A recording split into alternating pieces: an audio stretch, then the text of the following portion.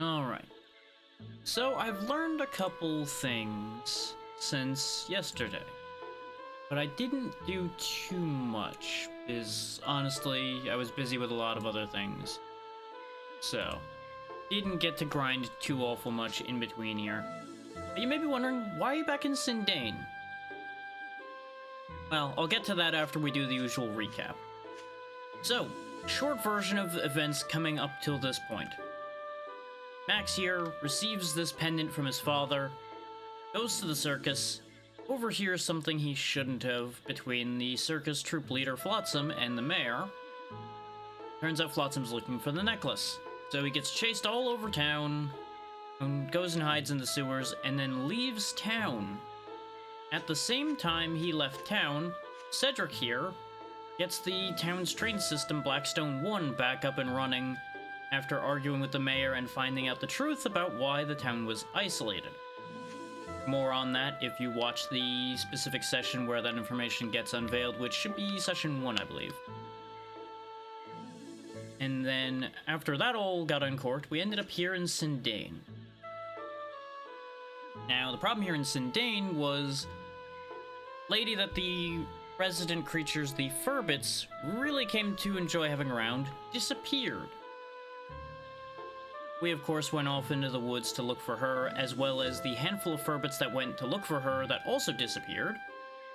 Turns out the lady was the rainbow butterfly creature resident into these woods, which the Furbits kind of knew, kind of could have been claiming that they knew. Hard to say on that one. But in the process, we resurrected the Elder Tree Jurak, which is what Monica was interested in doing. Monica being the girl from the future who has joined us on our little adventure here, having helped us get rid of Flotsam on our way to Sindane. Now, along our journey from there, we ended up in Balance Valley, home of the great sage Crest, who ended up being out of the picture, let's say, because of things Emperor Griffin did. Emperor Griffin being the main problem of this world at this point, who is removing things from history to remove obstacles from his path, essentially. More on that eventually when that gets proven to be the way things are and what the actual story there is. We helped out Crest and his apprentice Lynn. Lynn having taken over for Crest after he was destroyed, saving the Moon Crystal and Lynn from agents sent to this time by Emperor Griffin. One of which Monica had a personal vendetta against for killing her father. So that was a whole thing to end up having get unpacked. Then, going up to the area we are at now, Benicio, we have the Luna Lab, because we need to go, I think they said it was 100,000 years into the past, where Griffin is currently setting everything up. He's been sending his projection out into these times and leading those who are willing to follow him into all these attacks. We were told by Lynn that the only people who could help us are here in Venicio at the Lunatic Magic Laboratory, I think it was? It was Lunatic something, just called Luna Lab by most references to it, where we found a sea creature and a moon person who was caring for it, the sea creature having been separated from its herd, essentially, and injured. So, when we were abandoned by said moon person to keep an eye on the sea creature for him, the sea creature ran off onto the beach and was headed out to sea. That's the last we saw of that at the moment. We ended up jumping away from that because of ending yesterday's session, so we have not completed that sequence of events yet. Now, as to what I did between yesterday and today, I went and got some people moved around, went and fetched some people. So, the dumb thing that I'm going to tell you all about involves this sandbreaker right here. Now, as it turns out, the reason why Melaine would not join us is the sword I made was too high. I actually went too far. So since it reads for specific weapons, according to anything I could look up, it would not register the weapons I had made. That's why I could not get her to join. So I went and got Sheriff Blinkhorn from Palm Brinks in order to get the other weapon shop up and running, because I figured maybe I'll be able to find a weapon that she'll like there. Turns out the Sandbreaker is one of the qualifying weapons, so I bought this Sandbreaker from Blinkhorn in the future, came back, got Melaine on side, and now both Silence Valley and Sindane are 100% completed. I have saved what happens in both of those situations for this moment, so y'all will get to see it happen alongside me. I have not triggered either of them yet. I've only gotten them up to the 100%, and I'll explain how along the way. So let's head on into Sindane, and I'll explain to you exactly what the steps were I did since the last time we were together, so you can understand how I made Sindane functional. Yes, I know there's been a change in the future. So, one of the things I did is I scattered mailboxes around, as they added a little bit of culture points, because one of the things we needed was 50 culture points. Now, Melaine was actually really easy. She actually just moved right in. I didn't have to do anything with her house. She just had to be moved into a house. And I think she's in this one? Yeah. I did slap a warehouse on her house. She didn't need it, but it added culture points, and it felt like the right thing for a weapon shop owner to have. So I just slapped that on there. Everybody else is the same as they were when we were here before. It's literally just the mailboxes and that warehouse that I needed. So Sindane is 100% complete. So if we head on over to the Time Rift, we'll see the true form of the future there. And I assume be able to scoop up a couple items and probably talk to Jurak about a reward.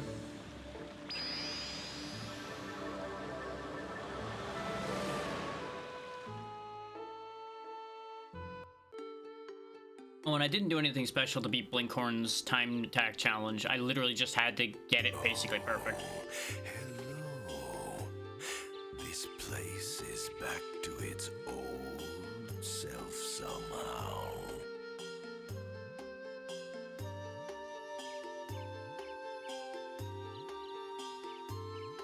You did it, didn't you? Here's a token of my gratitude. Perceptive one, isn't he?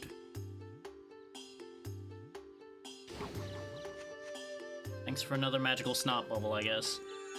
There's also a box in front of him that I'm gonna want to grab. I can see it in the picture. But what did we get? Jurak gun. This is what I was being nudged so heavily to get? Thanks, Okay. Master Jurak. I assume it's because it will be useless later, if it's not used now. Got a garnet, which is pretty nice.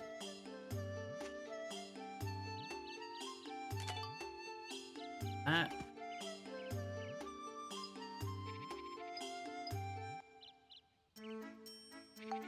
I think I actually wanted to read the rest of that dialogue.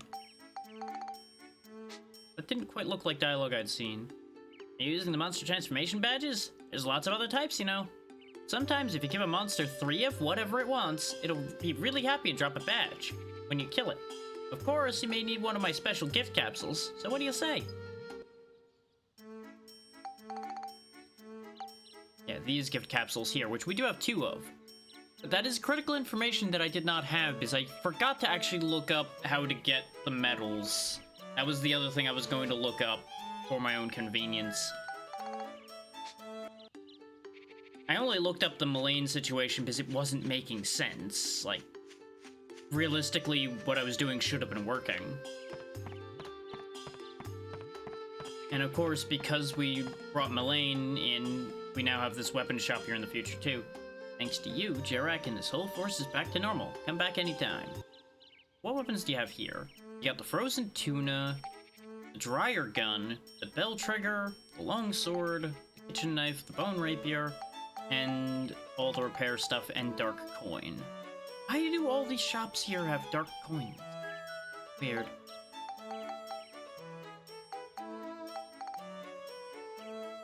I'm kind of tempted by the frozen tuna. But I have no money right now because I spent all my money sorting out the damn Mullane situation. I needed to buy the weapon and I needed to buy materials to get the stuff built. Because there was a couple things I was short on. I also needed to buy some clay for Balance Valley, which will explain that more thoroughly here in a moment when we head over there.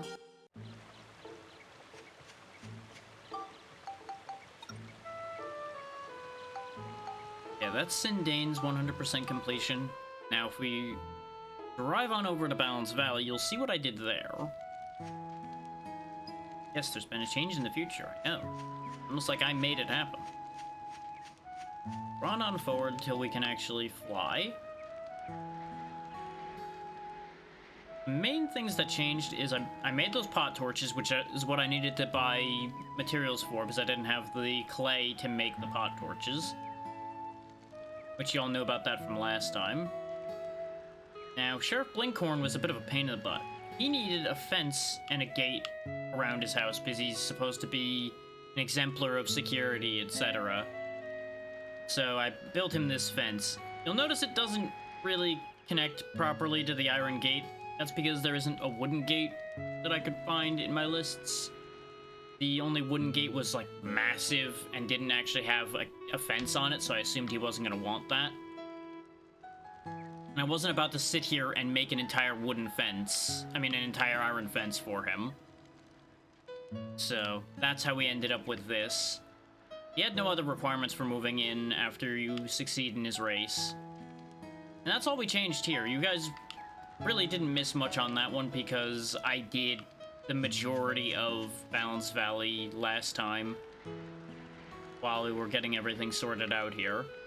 This place was actually fairly straightforward. Now, if we go to the future, we'll see how it's all unfolded.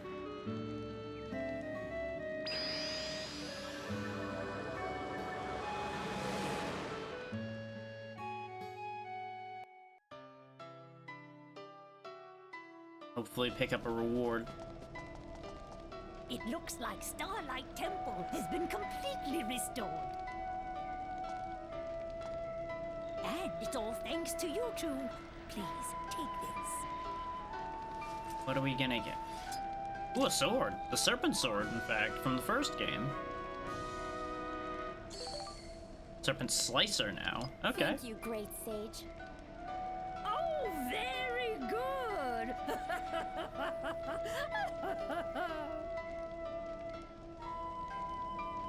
Okay. Not too shabby. Let's take a look around and see if there's a new chest that spawned anywhere. And then we'll head on forward to our actual intended destination in Venezia and finally get that dungeon started.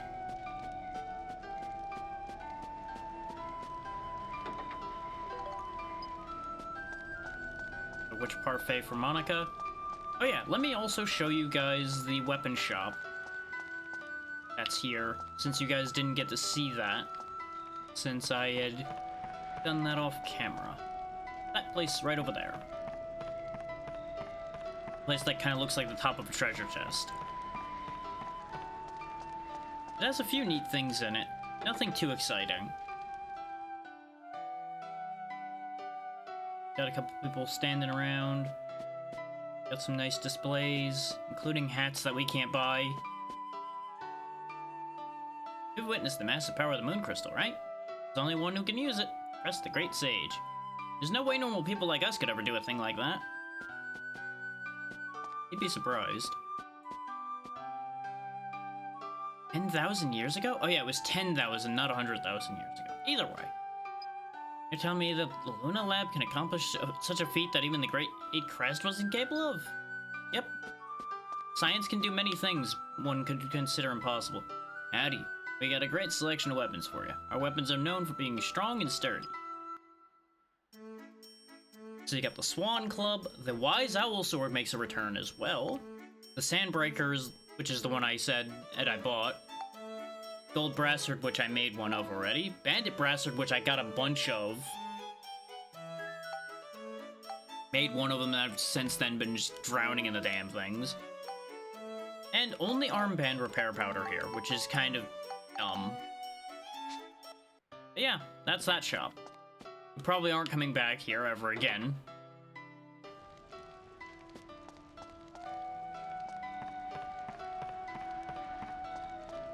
So that's y'all caught up on everything that has changed.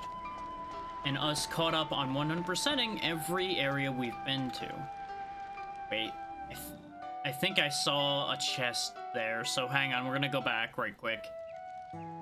Literally right as I clicked the button, I thought I saw a chest against the pillar there. Right next to the portal inn. Yep, right there. Can't fool me, and there's one over here too. The Fruit of Eden, sweet. Yeah, because the gate was something that got restored along the way when I was restoring Blinkhorn's house and everything. Have a look at what that gem does for us. It gives 10 Flame, 10 Exorcism, 10 Beast. And the Serpent Slicer, 54 attack starting, not bad. 55 lightning, pretty good. 55 scale, pretty expected. And 43 durable. Builds up into 3 different things. So that'll be pretty exciting to play around with. And the Jurak gun. 42 attack, 20 durable, 30 chill, 30 lightning, 30 cyclone, 15 exorcism, 30 scale. That's pretty good. It needs attack, lightning, exorcism, and scale to upgrade. And the Garnet, 10 chill, 10 exorcism, 10 scale. Alright. Monica gets her defense increase. And let's see. Monica already has more health than Max, so Max gets this one. Alright, and that's all of our bookkeeping cleaned up.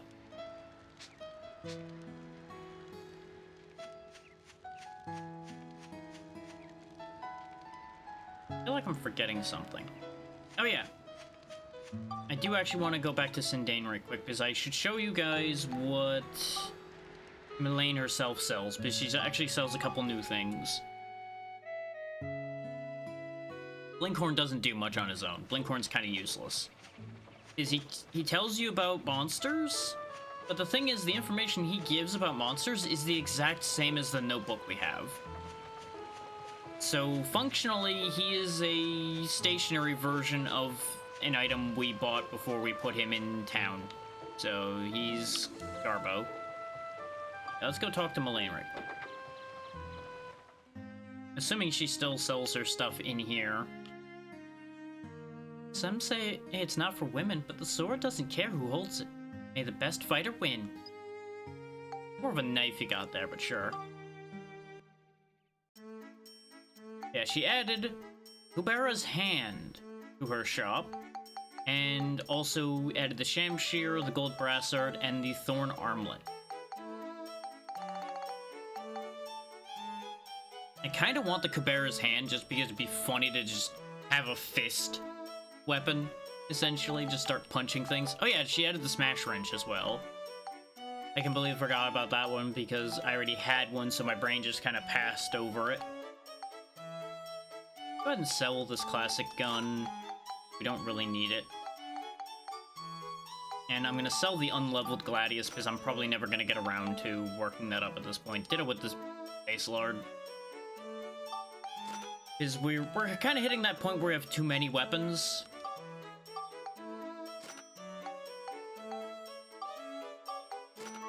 So I'm just kind of cleaning up my inventory a little bit.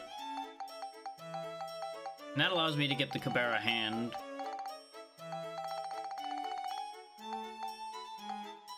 Which means no, because then we still have a lot more swords than we have wrenches, so I'll keep the drill wrench and probably level it up off camera to turn into a synth sphere. We'll grab the Kubera hand.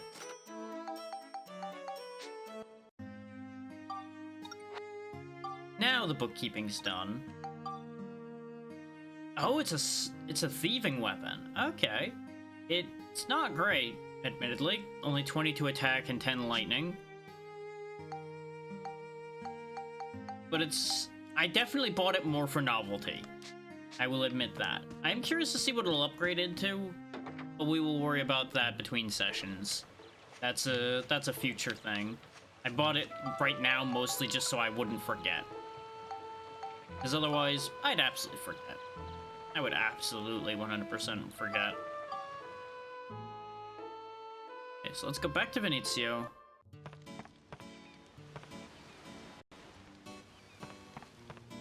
Oh, this is not a part of Venezio I was in. Let's do the smarter thing then, go from the station. This feels like I'm learning things I'm not supposed to know yet by landing here. Hopefully that doesn't break a cutscene or anything. That would be unfortunate.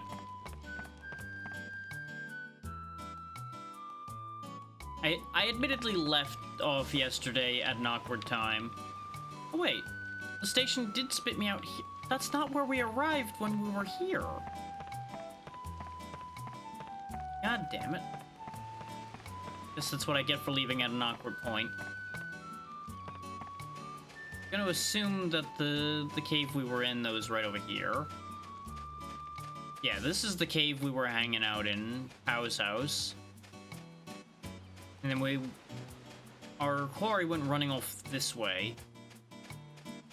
So I remember looking at that save point and going, I guess I'll stop here. Because my throat had started getting a little too uppity.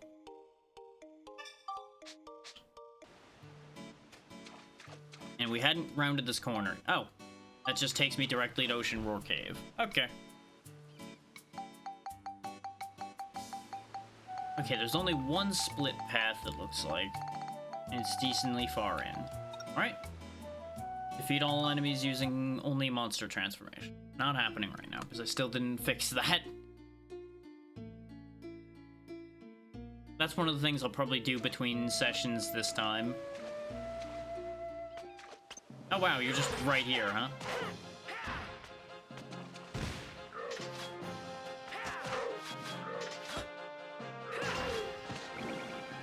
He did not care about the grenade launcher, like, at all.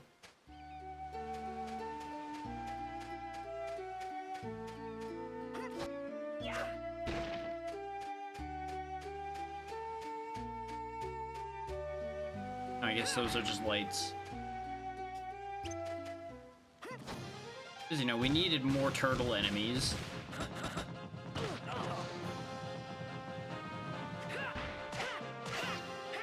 Yeah, hammer destroys turtle. My God. Huh? Hello? Hey there, Jay. Thank you, thank you. Figure, you know, may as well look like our boy Max here. Or for the time being while we're playing this. So far, so good. How about you?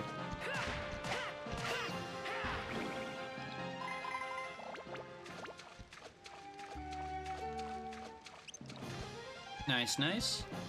Those are good now and then.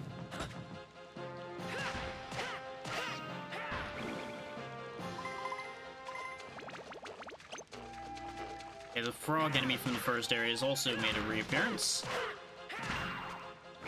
I'm very glad I made a hammer before I got here, apparently, since everything seems to be very vulnerable to blunt damage in this area so far. It looks like there's a series of caves in this area as well, based on the fact that I see another one of those white dots. I'm going to assume that's another interior area we can run in and out of.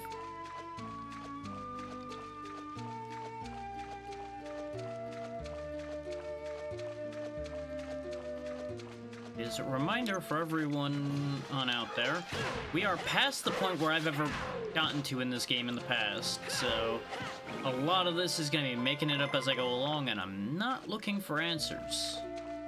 Unless I specifically say so.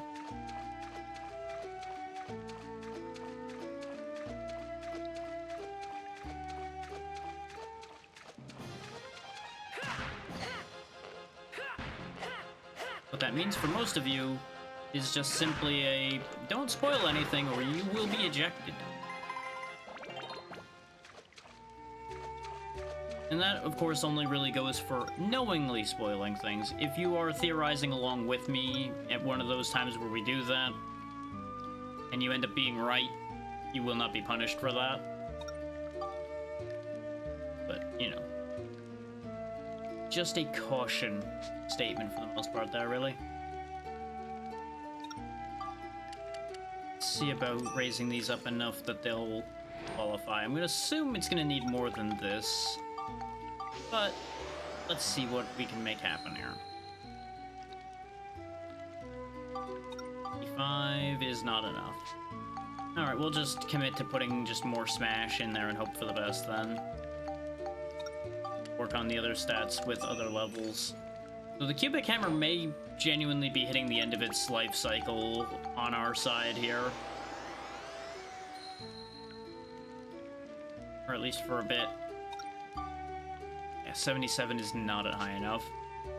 Running into the same problem that the USAC, which is now the Claymore, was running into. Where it's just, its requirements are just getting a bit too high. Like needing triple digits of things starts getting to be a little bit too much leveling required. Oh yeah, and this needed a Bloomo and a bunch of Exorcism now.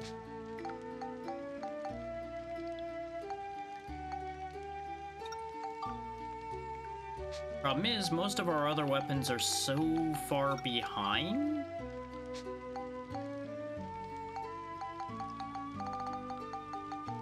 Because I turned all of the other weapons I was working on into synth spheres that have since not actually gotten put into anything. Because 5 points is a lot to wait for. And we've just kind of been in that loop this whole time.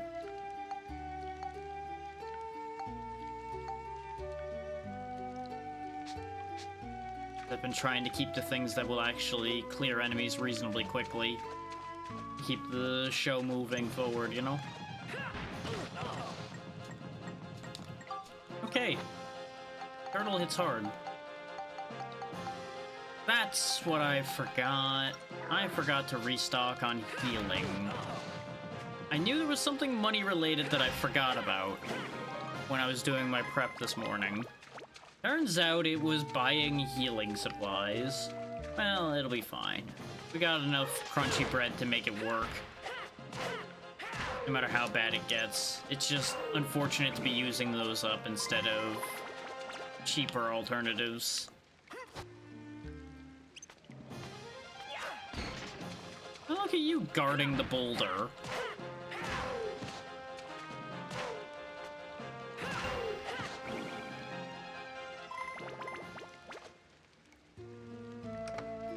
First treasure of the area, sugarcane. Hooray. Oh, the excitement of sugarcane.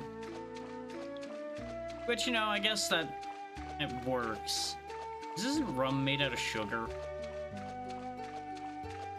Or at least in part.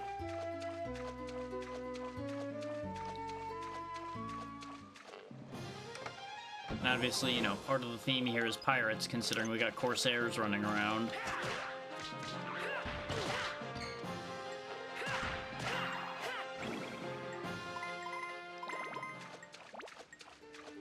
The hell am I looking at here? And there's a depression here where you can put something in. I'm gonna assume this is where the Luna Stone we got goes. Yep, sure is. Neat. Well, we now know how the door here works. Slightly confused by it, but one problem at a time. We got a lot of cleanup to do before we leave this floor, though, because we got a Geostone over there to go get, and lots of enemies to fight.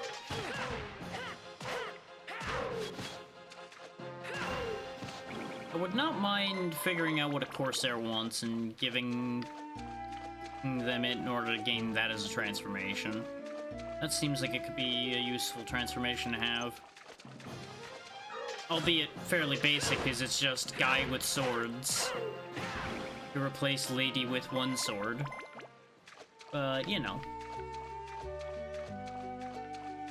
Mostly just kind of forming a mental checklist of, okay, who would actually be potentially useful to have? Not sure why that turtle was just vibing, but he had to go. He knows why.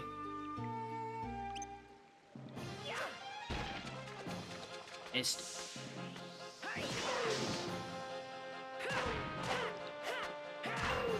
There we go. Another one down.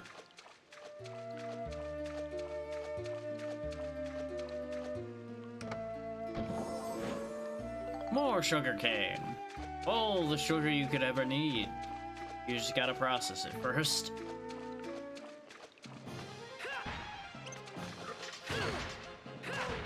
How did he manage to guard that mid-attack? Come on now. Shenanigans. With how injured I was expecting that to be a mimic.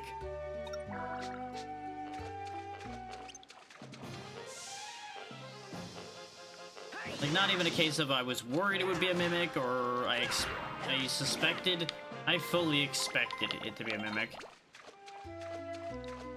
We're leveling this hammer up pretty fast, though. This might be a great area for grinding. As long as I can actually clear the enemies, which what'll more than likely happen is I will do that trick I was showing y'all about swapping characters in order to get them to kill things and then swap back to the one who needs the experience. Pick up the orbs themselves. Since that works.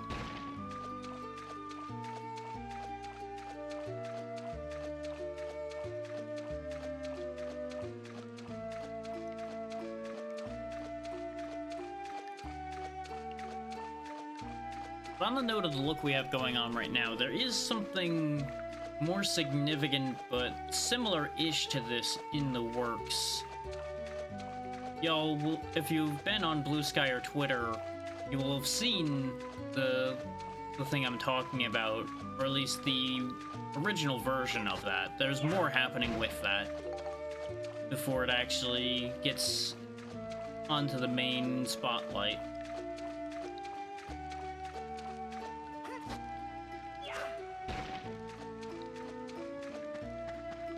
I'm being much more particular with this one.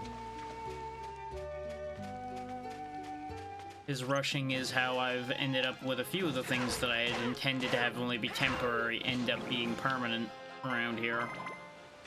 So one of my various intentions is clearing up all of the temporary things that became permanent and replacing them with things that are actually going to stay. So expect there to be a lot of changes in the near future. Admittedly, the near future is going to be variable. It may very well be the beginning of next year when some of this finishes happening. Alright, that takes care of you guys. And I've not decided if this is going to be something I roll out all in one, or if it gets rolled out over time. More than likely, I'll roll out a lot of it in pieces. Just because I doubt I'm going to want to hang on to the pieces as they're done. And I'm not really one for these big fancy debuts, particularly. Even if they can be a great way to drum up a lot of hype.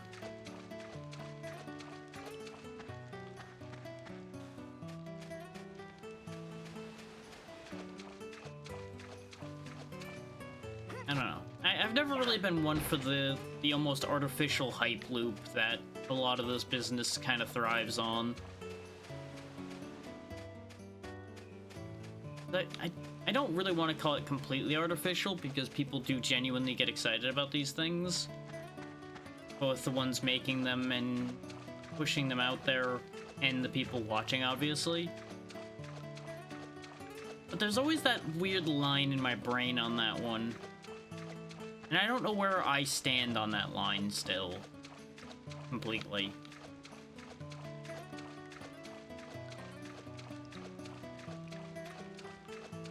I don't know if that entirely makes sense. But hopefully the main point gets through on that one.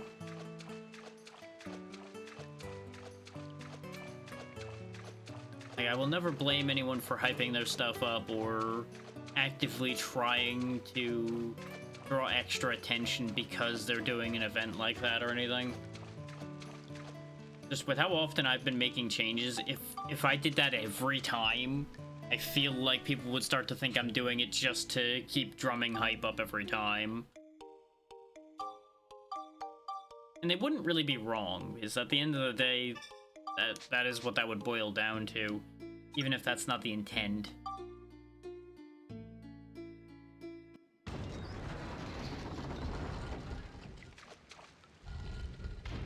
The sea. I remember now. You once read me a story about a turtle who traveled the 7 seas. Turtle, huh?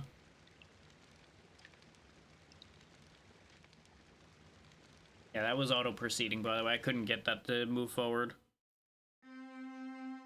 And so Tack the sea turtle made it back home safely. The end.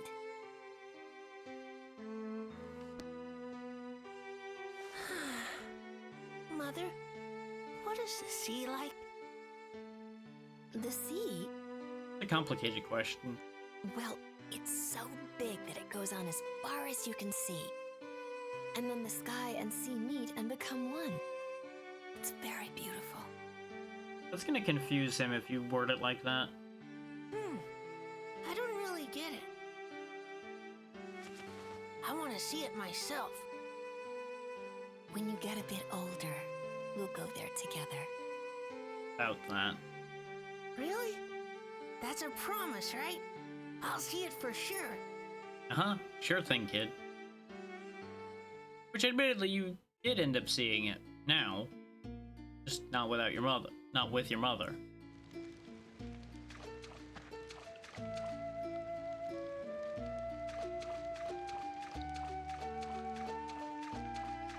Still don't know what happened to her yet.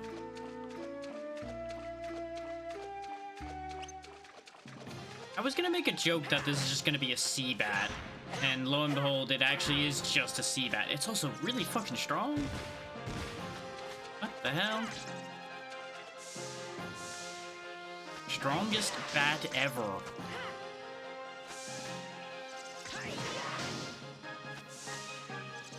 How is this thing stronger than the... How is a bat stronger than an undead Corsair? What is this world we live in? Oh, the Gilens are back. You gonna still drop flopping fish that I'm gonna have to use to get to a special area? Stop blocking my attacks.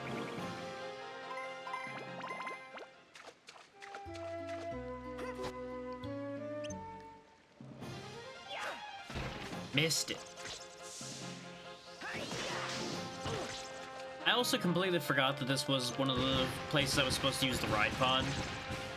So we're not getting that medal. This is, I think, the first ride pod medal we're not going to be getting because I just spaced out completely and just went and smacking things with my hammer.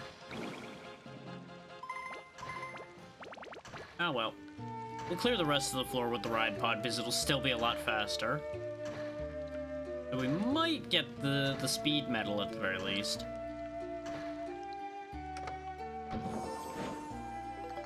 Especially now that I know where all the enemies are. But with how they're split up, I don't think speed's gonna be an option here. We shall see.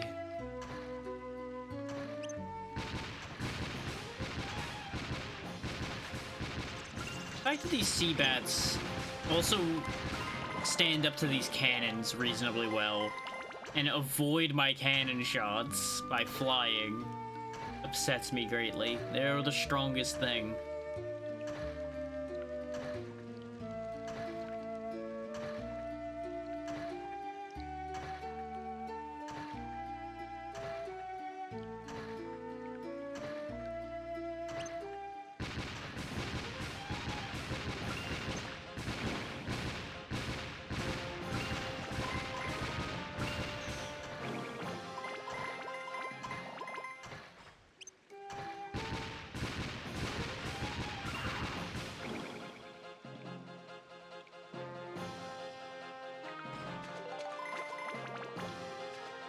Start filching some power for people. No, the statue enemies are here. They're from the first game as well. Look at that.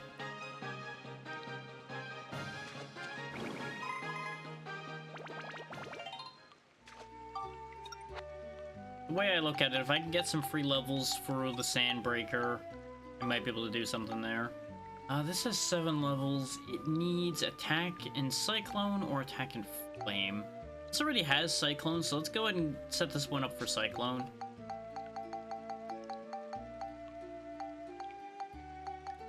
We also have a lot of Wind Crystals.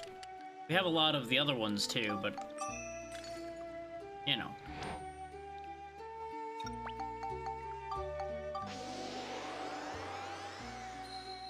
See if 30's enough for you or not.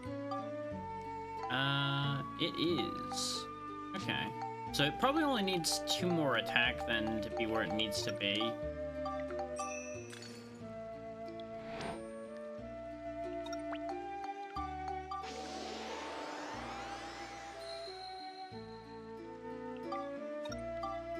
No, that's actually not in fact enough.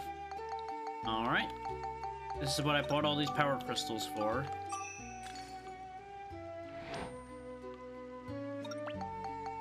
Not for this specifically, but for problems like this.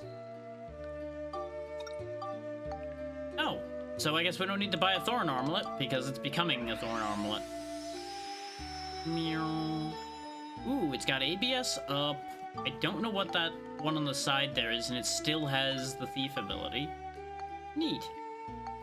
I assume the Thief ability carried over from the Bandit Brassard, so it may not actually have had this if it hadn't been raised up for from a Bandit Brassard. That's the word I wanted. Brain just, like, completely shit the bed for a second there. Sorry about that. I think we'll go with the Chill in the Scale for this one. So we only are raising up 2 things other than attack instead of raising up 3 things. Unless I really want to focus on pushing Cyclone higher, which I could. I absolutely could.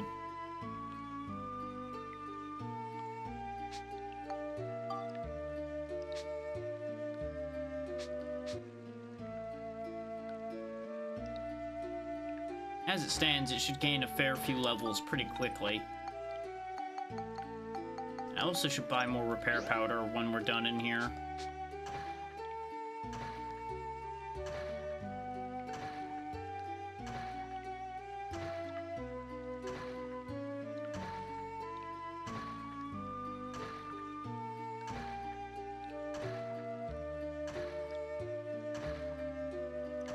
That's the long way over there.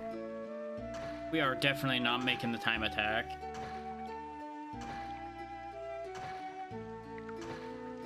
Especially not when I got distracted by the notifications steering this thing around. Sea Dragon crystals, always good. There's a lot of enemies here though, so we should be able to make a lot of headway on our weapons.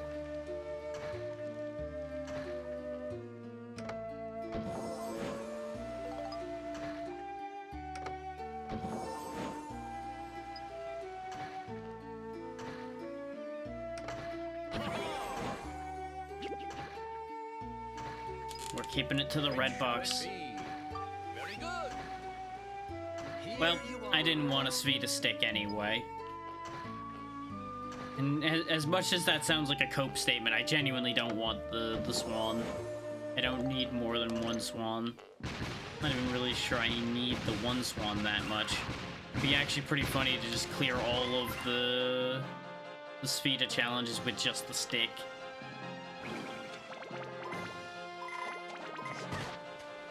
I wouldn't be surprised if that's not possible after a certain point. And I did get hit. Huh. Well, we'll fix that damage here in a minute.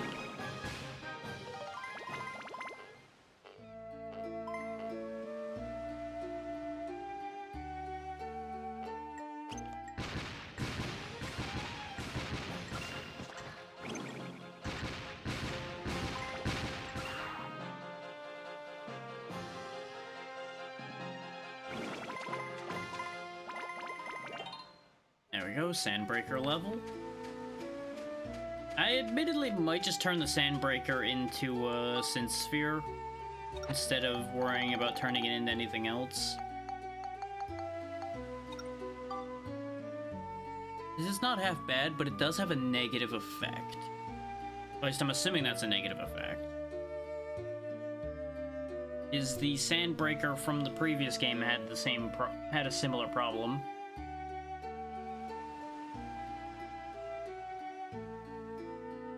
Is the Sandbreaker in the first game made you thirsty faster? This one apparently is fragile. Which actually... I wonder if that gets balanced out by an indestructible coin. Like, if you just slap an indestructible coin in it, will it remove the effect, or will it just turn it into the positive? We got 2 of these. Let's, for shits and giggles, try that. Because if I am going to turn it into a Synth Sphere, I don't want it passing that negative effect on.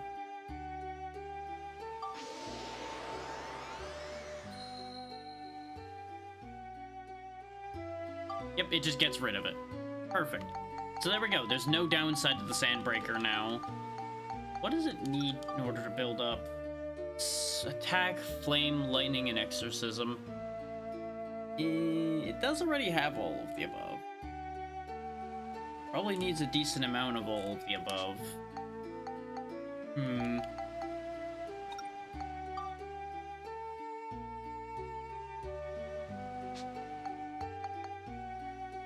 Well, thinking about it, let's actually put this Gladius back in her hand so it hits 5 and can actually be removed from contention first.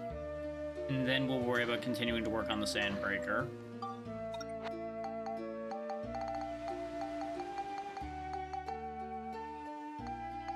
This way, that's one less thing for me to think about. We also have 20 medals at this point, but I have yet to figure out what to do with them. I don't know if you'll just automatically receive your reward for the thresholds for that or not. So 20 with the amount of medal challenges there are does not feel like that many either, realistically. As much as that's a thought that makes me sad.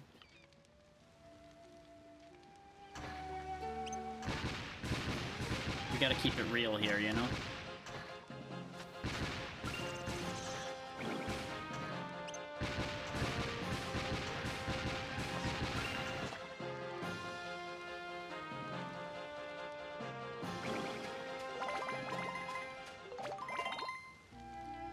Oh, bracelet leveled up.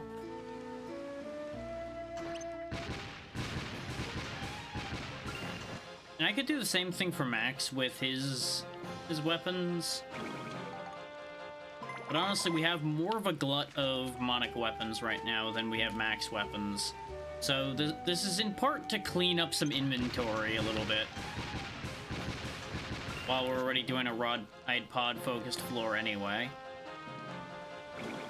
Is like I said, Steve already has quite a lot of experience under his belt that he does not currently need.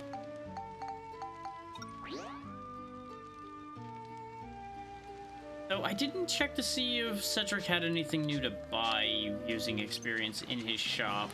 So admittedly, maybe there will be a use for it. But he is sitting on nearly 3,000 now. I was gonna say 2,000, and I saw the 7.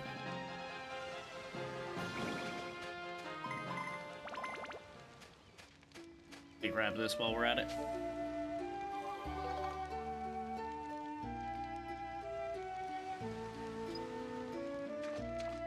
We know that that other room over there is useless, so we don't need to go in there.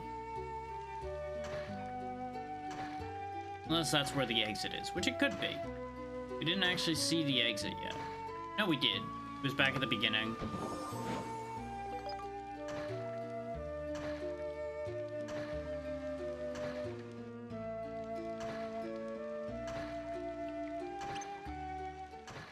I'm going to be paying a little bit extra attention to notifications today, both in case holiday-related things come up, since, you know, it's 2 days away from Thanksgiving at this point.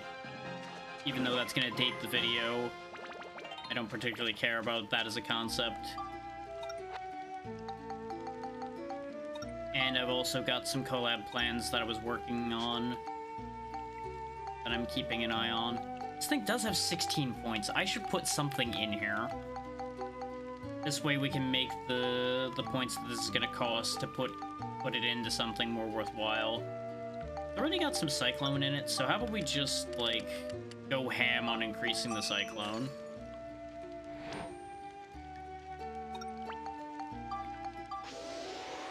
Because I forgot that this leveled up basically without having had anything put in it.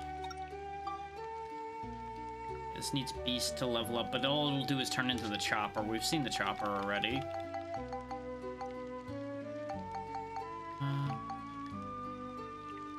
If I raise the power, we're gonna end up not getting the best return on investment from that, probably.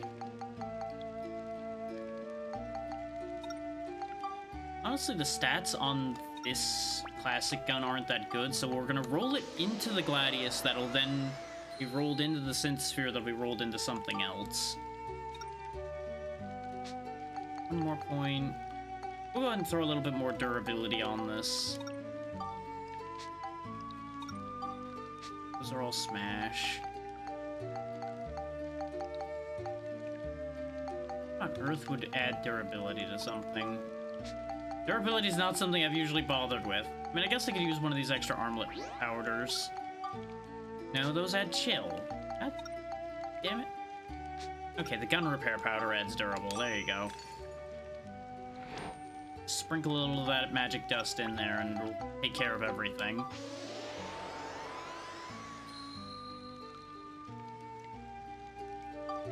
There we go. Now this sword's going to be replaced. This will be turned into a ball. Yeah, it'll add 18 durable, 20 cyclone, 9 exorcism, 3 beast, and an unknown amount of attack to something. That'll be worth the 5 points. Instead it'll take to put that into something. Now it's all wiggly. Wiggly. Which the Sandbreaker does have the 5 points available. But did this need Cyclone? It doesn't. So I don't think I'll be putting that in there. Do I have anything that has points in it? This has points in it. You need Cyclone? You just need attack. Which we could probably fix that, actually.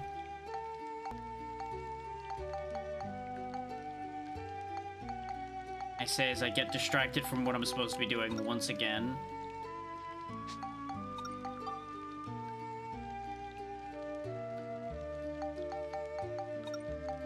Half the reason I made these Synth Spheres was to use them. We'll worry about the gold brassard here in a minute. Because she's already working on that thorn armlet anyway.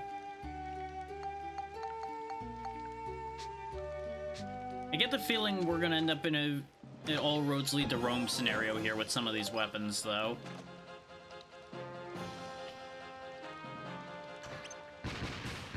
Where all the weapons are gonna lead into the same handful of weapons.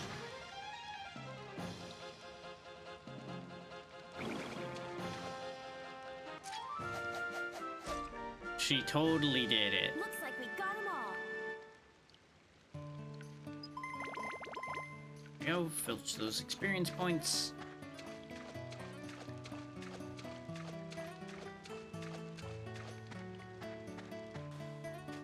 Also means we're no longer going to be on easy street as far as clearing enemies go, unless I want to keep using the ride pod that way.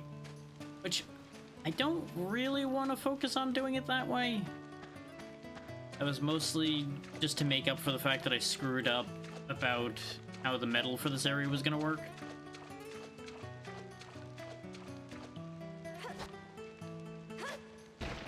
The argument could be made, of course, for the classic statement of start as you mean to go on and just do what you already had started doing. But that was definitely faster. Especially with those sea bats that are apparently very resistant to being hit with a hammer.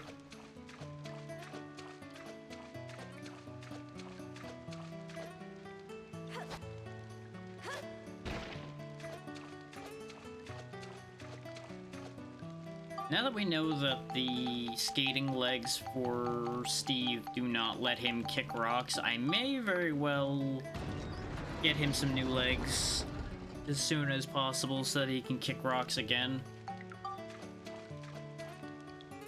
This is just a lot easier for getting those items if he can just kick all of those out of the way. Now, before we go diving into the next floor, though, we're gonna make a quick shopping trip.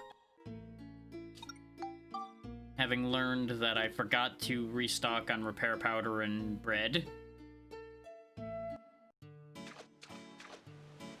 Also curious about something. We're actually gonna quickly pop back to Palm Springs.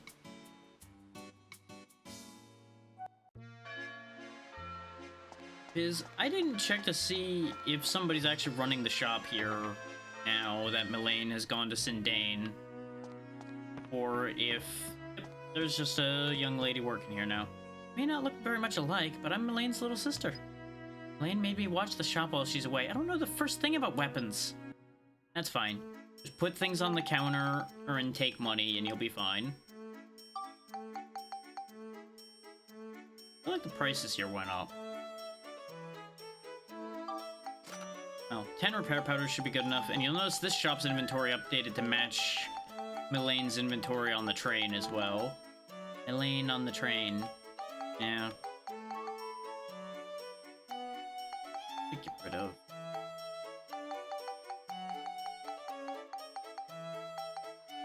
Don't really need all these buttons.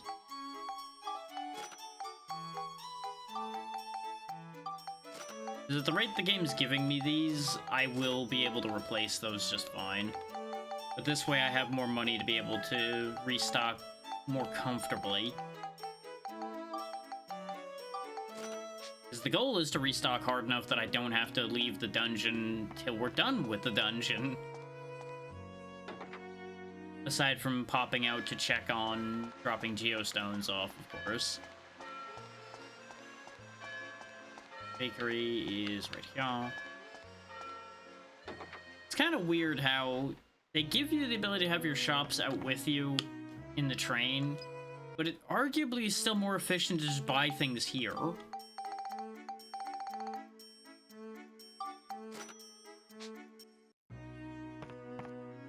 Since the shops are just right across from each other still. So I suppose on the train they are closer to each other. It's just the fact that usually you have to run from the entrance of a station to the train, go into the train, and then go running around in the train to find the people. I don't know.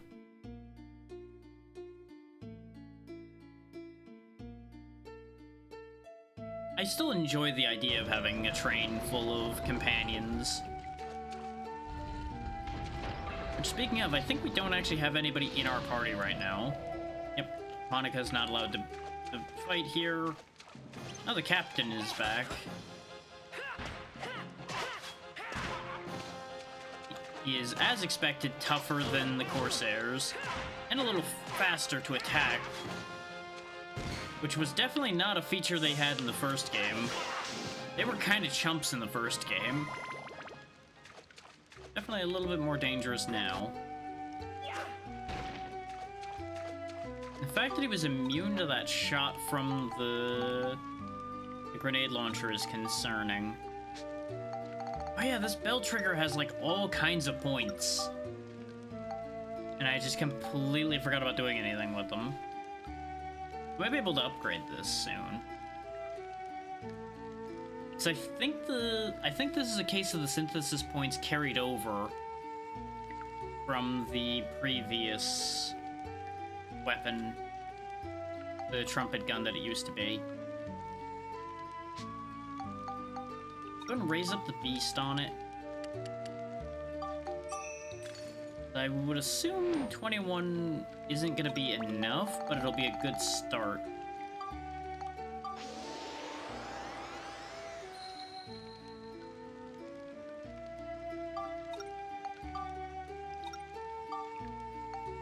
No, that actually is... No, this one didn't have beast. I was going to say, ooh, it is enough. No, it isn't. Don't lie to yourself that way.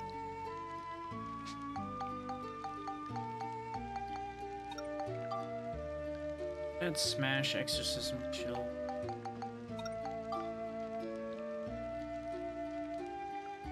Yeah, you know what? This bell trigger's probably gonna be sticking along with us for a while, so... Oh, so much for the question mark on attack, by the way, game. If you're gonna just tell me what changes when I go to put it on there, why even have the attack be a question mark in the first place? That is... that's a little silly, isn't it? Oh well, put it in there anyway.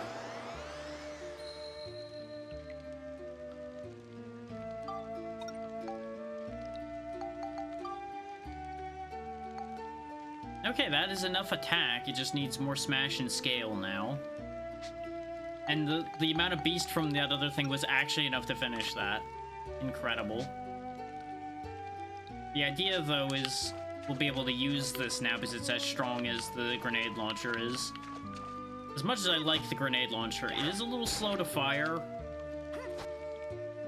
So I think this is a worthy trade. And we got a beach rat. Right, that's the downside to using not the grenade launcher, though. Grenade launcher has less drop-off over range. Walked away from my boulder. Oh, of course I get bread out of that boulder immediately upon buying it. I don't think anybody should be surprised by that one. Magic crystal. There's my bread. There's my bread.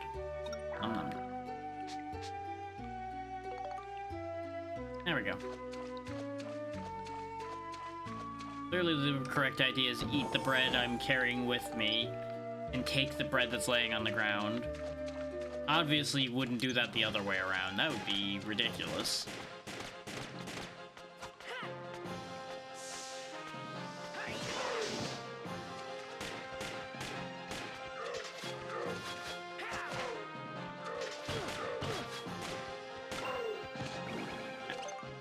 You know, the bell trigger swap may have been a terrible idea.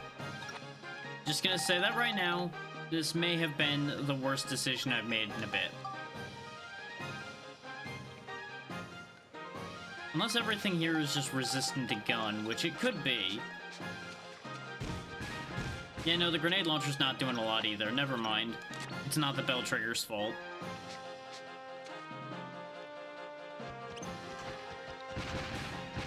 You know, I completely forgot to look at what the condition for clearing this properly was to get the medal. Just realized that after I swapped to the ride pod and started shooting. Oh well. Sounds like a future problem.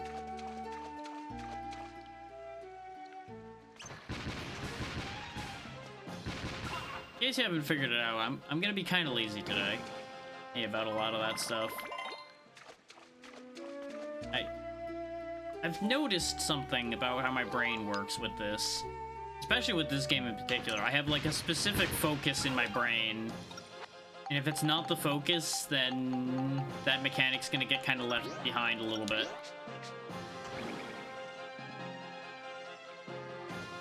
Today we're focusing on making weapons better. So, which is gonna be kind of foolish on my part, a little bit. Because if I'm spending the time making my weapons better now, then I'm gonna have less to do in between. After all, you know, the point is usually I do that in between sessions. But we're also strong enough now that I can kind of do it during session without it being a whole ordeal, and obviously, you know, ride pod power as well.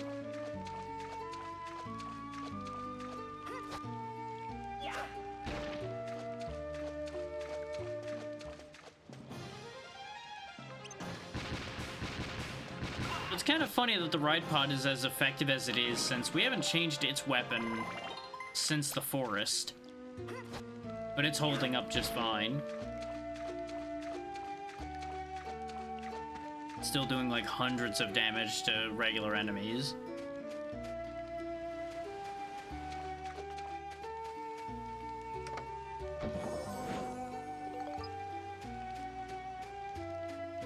mildly silly, you know?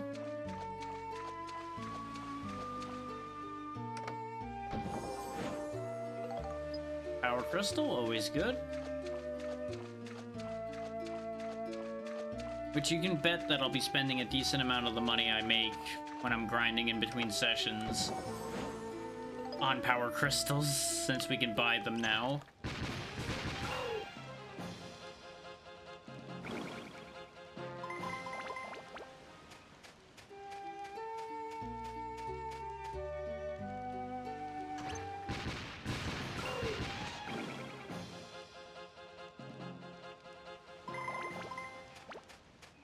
Oh, we got the cannons from the first game as well now.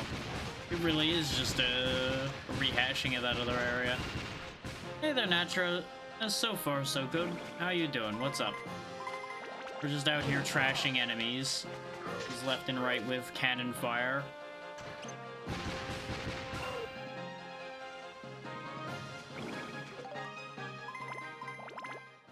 Seven stream streak. Incredible. Get you all them free points.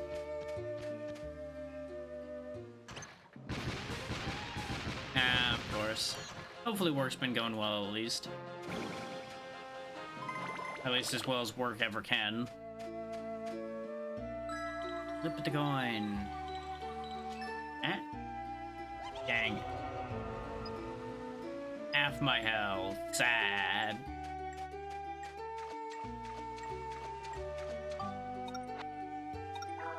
We have all that bread I bought.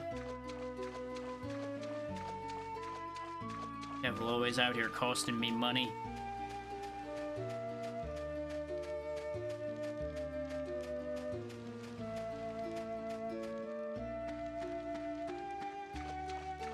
The exit's right there, but we got one more chump to blast with a cannon.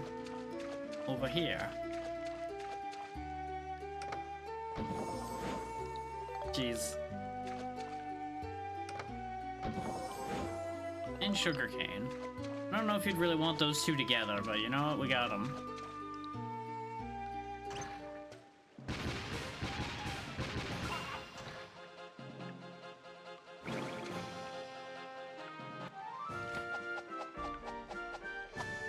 All right, that takes care of you guys. Blue seal broken. Jeez. It's replacing our bread as our healing item. We just don't have enough of it to consistently use. Even though I used up all the cheese we had when we were in here just a little bit. Don't worry about that part.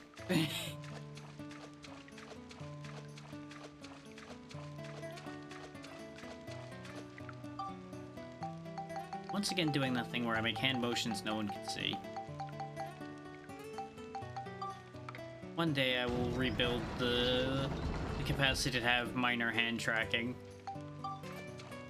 That involves me sitting down and actually setting a new Live 2D model up.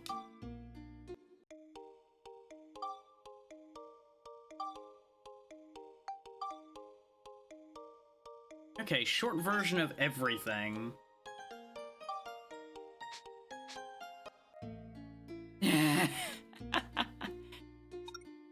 If you mean specifically the part where all the cheese got used, we kind of got, you know, stabbed a lot, and we had to fill all the wounds with cheese. So all the cheese got used. It was unfortunate.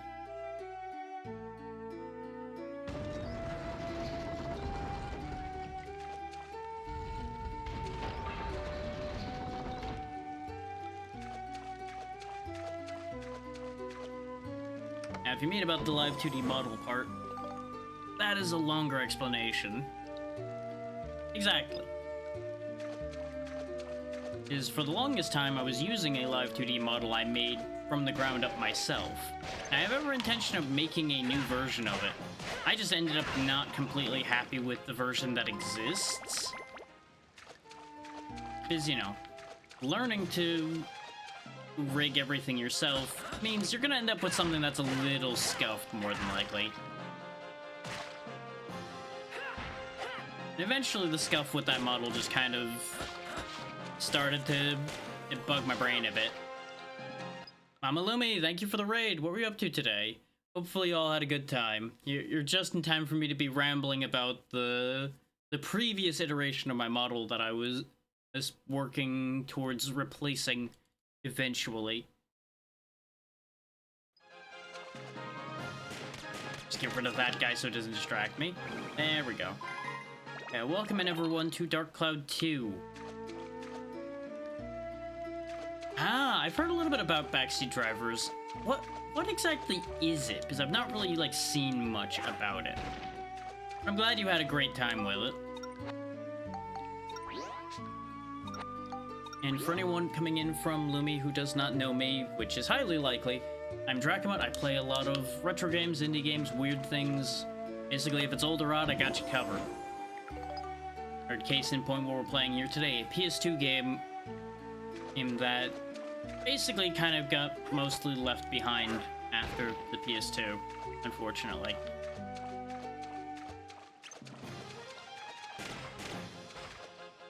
Let's go ahead and crack out the ride pod for you. You are too durable for your own good. There we go.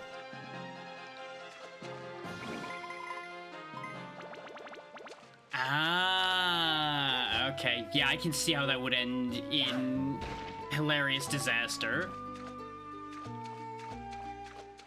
The one kind of acceptable backseating when you have to do it.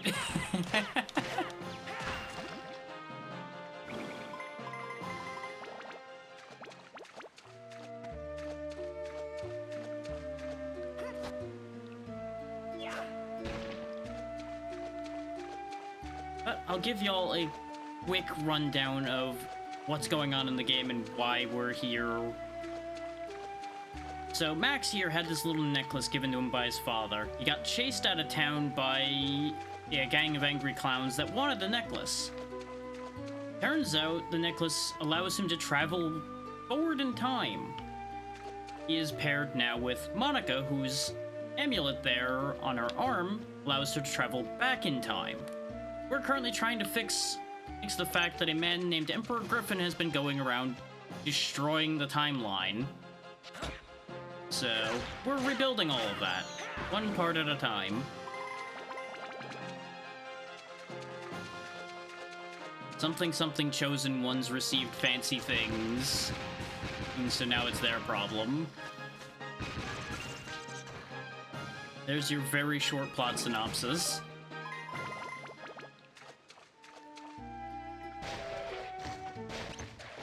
It is a very good game. I finished the first one a week or two ago, and I had asked my community, like, hey, would you rather I just go straight into Dark Cloud 2, or did you want me to start Breath of Fire 1? Because I want to do both. And I wanted to do whichever of the two before the year's over. And since both are kind of long, I wasn't going to be able to get both done before the end of this year. So here we are, cleaning up Dark Cloud 2 before the year ends. We may end up starting Breath of Fire right before the new year. Well, it depends on how this ends up playing out, because this is session 4 for those interested. And if you are interested to see how things had played out before this, all of the previous sessions are up on the YouTube channel. You'll find in the link tree through !tree.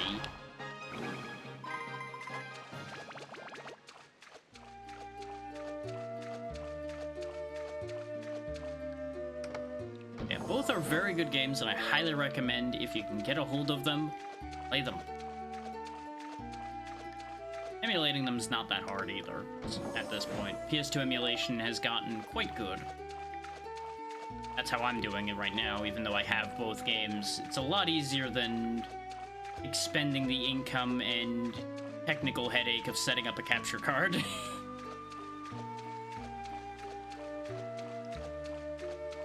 Especially when you're like me and basically don't have money to spend.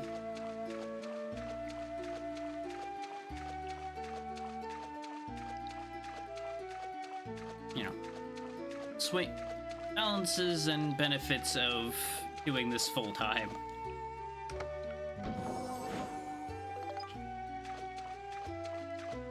Oh, I missed an enemy back over there. Well, we'll be going back to go to the side area in a bit anyway. Wow, this entire path over here is useless. Well, thankfully, they've done nothing but improve over time. And if you do need help setting anything like that up, I will be happy to help you. You know where to find me.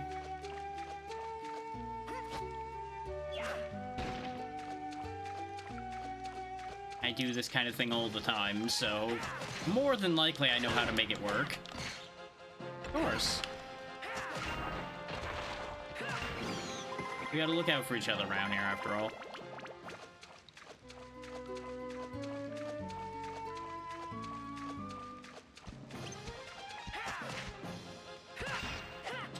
Crushing my enemies with a big ol' hammer.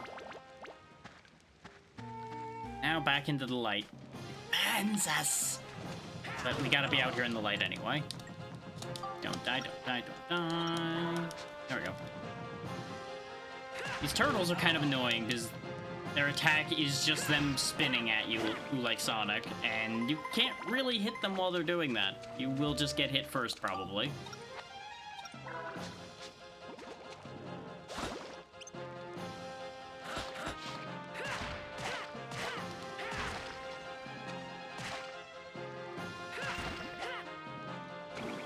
Crushing bubbles with my hammer. A reason for which will be explained here in a moment now that this hammer gained a level is quick mechanics explanation for those coming in. All the weapons in the game can be improved using those synthesis points down there. Any of these items in my inventory here can be turned into synthesis spheres to upgrade the weapons, including other weapons like this Gladius here. It'll add all of those stats you see in blue there when I add it to the weapon. The goal of doing that is so that it transforms into another weapon and becomes a better one. Particular case, let's see if 70 chill is enough.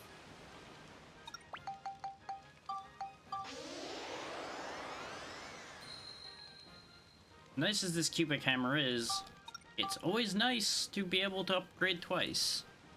And this is... yeah, I remember now. I said I was going to probably not worry about upgrading this one right now because it's going to start eating a lot of resources. But it's got a lot of points, so you know what? We'll see about trying to make it happen anyway.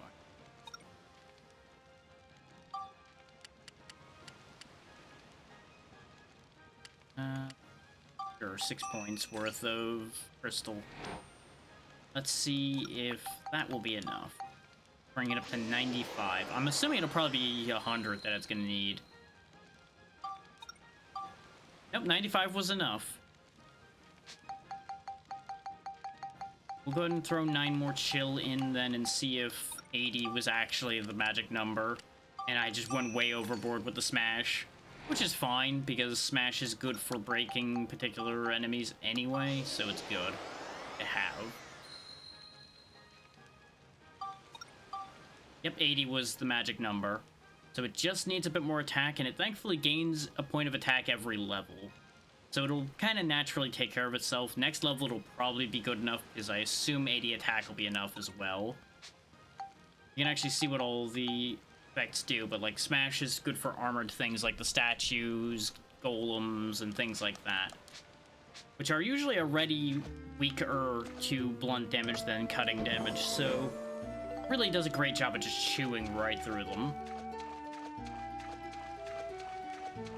Now on this floor, I was supposed to be using Monica's magic, but I'm not worrying too much about getting the medals right now. Because we still have yet to see any benefit from collecting medals. I have 20 of them and nothing's happened with them yet, so I have filed that under a future problem.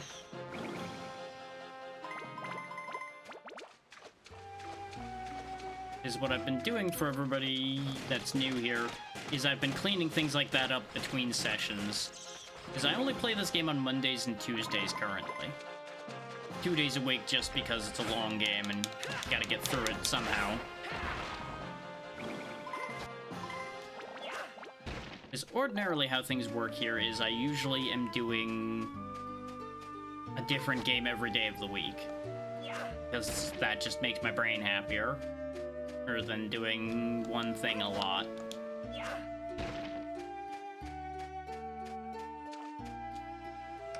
Is the usual way the schedule plays out is I do a long game on Mondays.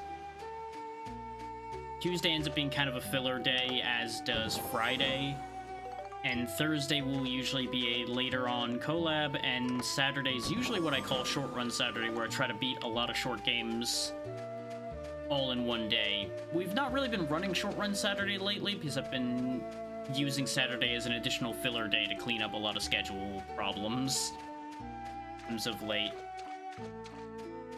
including it being part of how we got through Dark Cloud as quickly as we did, to try to make sure or that we could actually get both games done before the end of the year. Not to mention, when October was rolling through, obviously fitting in enough things specific to October was tricky.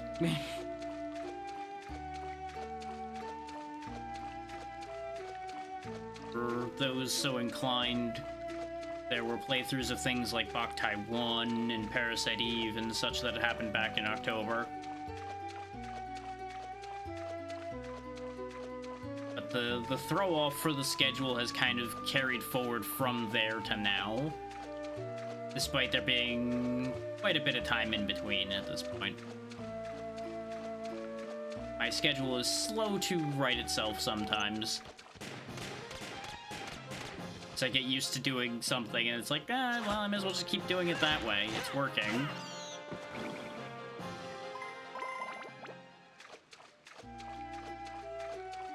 I'm going to assume the Luna Stone piece that I got is what I need to open this.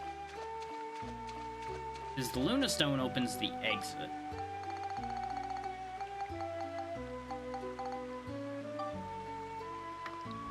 Yep, that satisfies the clam for reasons it allows me to pass. Okay. Sometimes it's best not to question too much.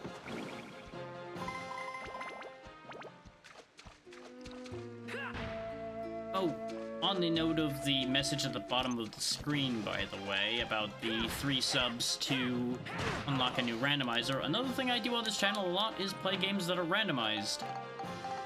It's usually a lot of archipelagos, specifically, but I intend on starting to rotate in some new randomizers. Alright, that takes care of you guys. But to make it fun, I figured I'd make a small sub-goal to unlock the first new one. I did not tell anybody what said new one is yet. But since the sub-goal is just to get to 10 subs, all would need to do right now is raise us by 3.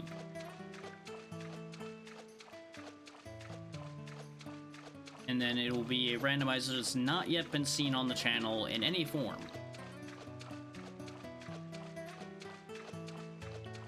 In fact, it may very well be one that not very many people have seen at all.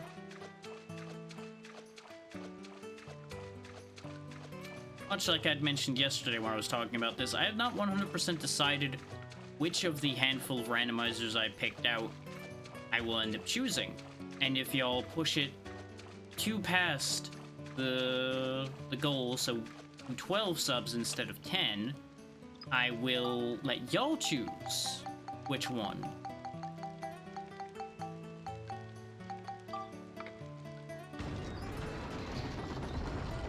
So there's all the information on that for those who are so inclined.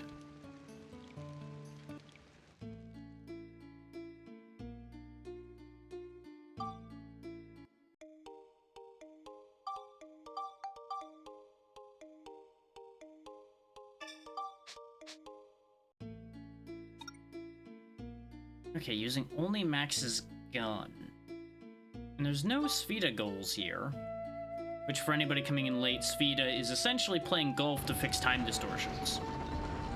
And no, I'm not kidding. That's actually exactly how that mechanic works. You bounce a weird time ball around until it hits the distortion, and then the distortion goes away. Let's try going back to the grenade launcher. See if that's more effective against these guys. Nope. Guns are just not very effective here. But my guns have fallen behind a bit.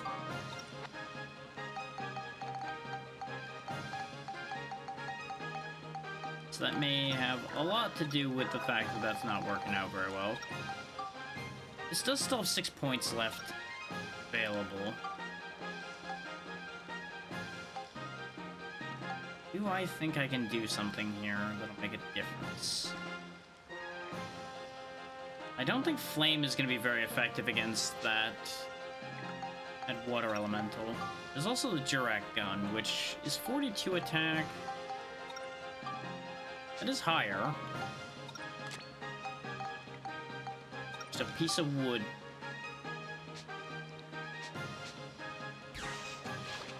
Oh, it's a laser! That does count as a different damage type, and it's working, so you know what? We're gonna go with it. This is the weapon we received for fixing Sindane completely.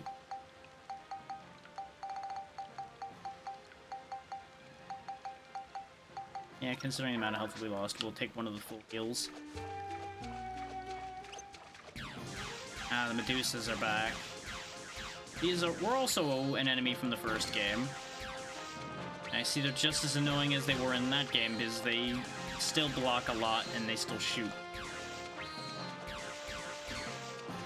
Now, it's important to be careful not to hit enemies too many times, because you notice she's glowing now. Once those red circles above their health bar run out, they get kind of pissed. So, it's an issue.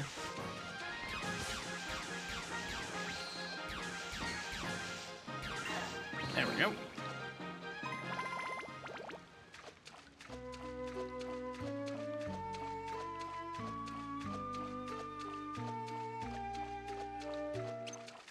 Got a Shiva, an upgraded version of the Spider Ladies from the Forest Dungeon, which are not anywhere near as much of a problem, it seems. So you know what? I'm fine seeing more of those. Give me more of those. They are weak to my laser gun, or at the very least not resistant to it. Hello, Frog. Face the power of Pew Pew.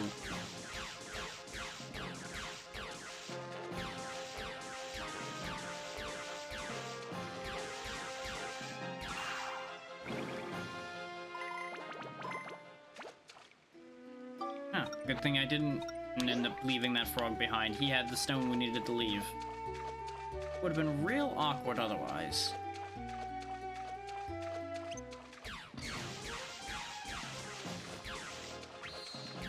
Now you notice I've changed nothing about this gun, but it's doing 11s to this Auntie Medusa instead of the 9s it was before.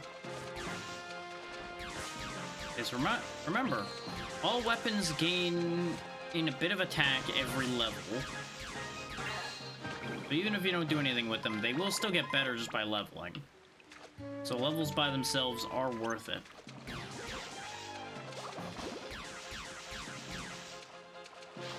Because even if it, say, only gains like 2 attack per level, since they can be turned into a Synth Sphere stably when they hit level 5, that would still be like 10 extra attack for it. Which one could say is worthwhile. Let's see, I got 7 points. And yeah, it was at 42 attack, and it went up to 46, so it's gained 4. Needs Lightning, Exorcism, and Scale. Exorcism obviously being good against undead and things of that nature. Scale being good against reptiles, and I presume fish as well.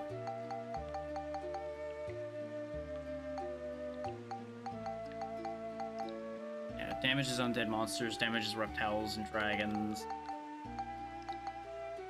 Anything susceptible to lightning. I feel like adding lightning to this would be the move right now. We'll just go ahead and put 7 points of lightning in, why not? And there's that link tree I mentioned coming up automatically for anybody so inclined. There we go, that's all the lightning it needs. In fact, I think it didn't... I think we missed a little bit of it because I think we hit the cap for it. Because every weapon has stat caps that it cannot pass until it builds up into its next form.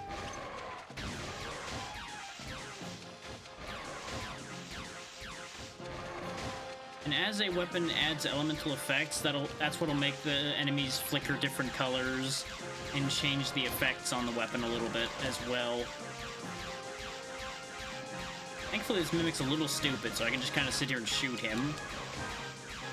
We are burning through the durability of this gun very rapidly, but it'll be okay.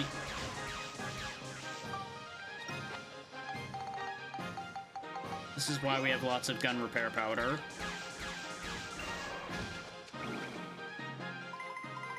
This is one of the floors I'm going to bother doing the metal for because we were going to be training the gun up anyway.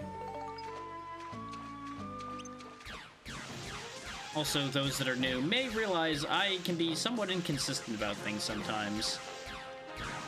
That's just a character flaw of mine, where I will say I probably am not going to worry about something, and then I'll end up doing something about that anyway. Just because it clicks in my brain at that exact moment to do that. It's not really am I lying or anything situation, it's just I am inconsistent about things by my nature sometimes.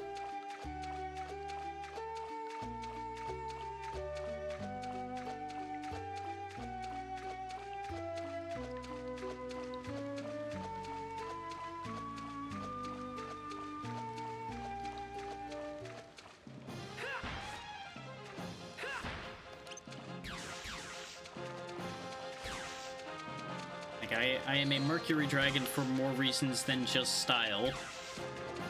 It is fitting to my nature as well. Since one of their characteristics is also being... well, mercurial, really. They are inconsistent and will change their mind at surprising points.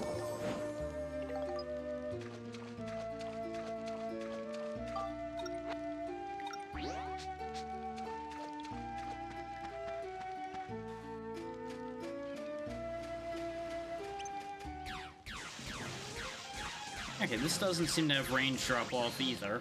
I guess it's only standard guns that have the range drop-off problem particularly badly.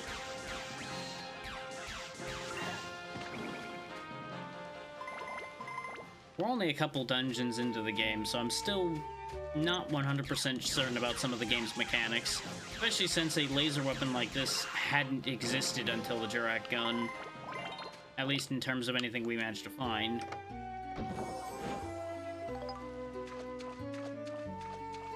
These geostones are how we're fixing the world. Allows us to use the construction robot we received a few areas back to rebuild the world as we need it to be rebuilt.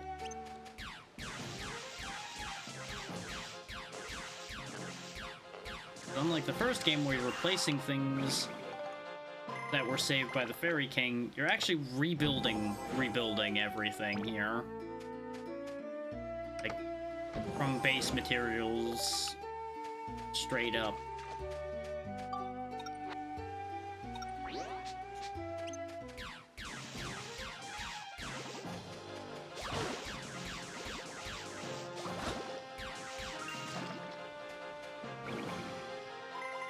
Base the power of my little alien pew-pew gun. Which is totally magic and not technology, huh? Yep.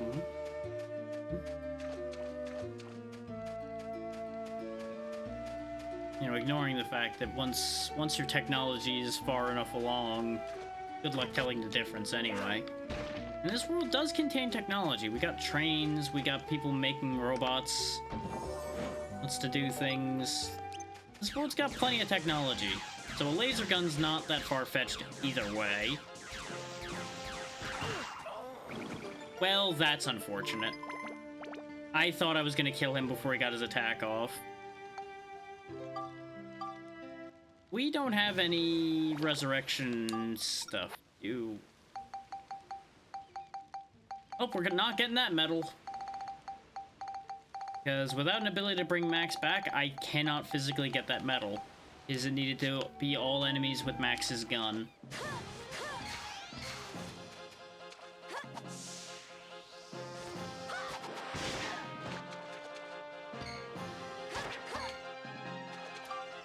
Let's also switch to a stronger weapon, considering we are now in, I wouldn't say emergency mode, but we are at risk. So I'm going to play it safe for the rest of this floor. Because if both characters go down, the game is over. You do not get kicked out of the dungeon or anything, you just lose.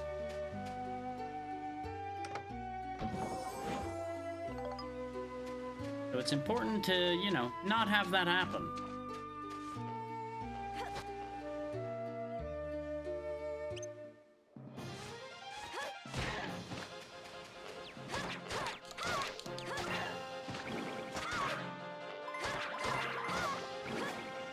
Claymore also could do with some levels anyway, because it had only recently gotten transformed into the Claymore.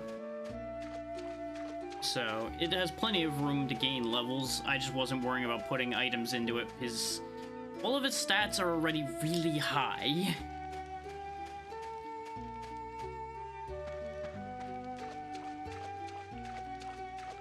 And I was not convinced that it was going to be particularly viable to upgrade into its next form, compared to getting the other ones caught up a bit.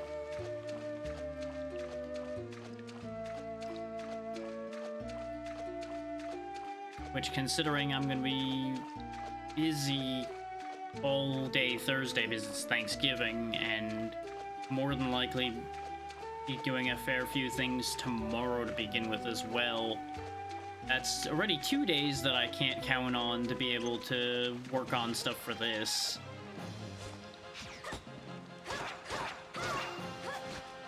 So that would leave me just Friday, which obviously I'm going to be streaming most of that day. Saturday, same problem. And then Sunday, I'll probably be able to get a decent amount done.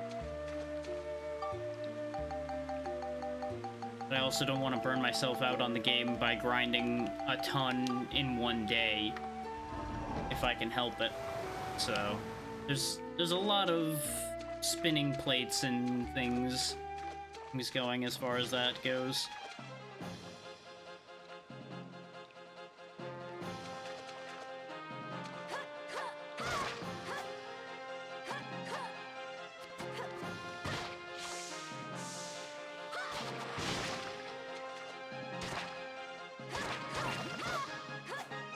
There we go.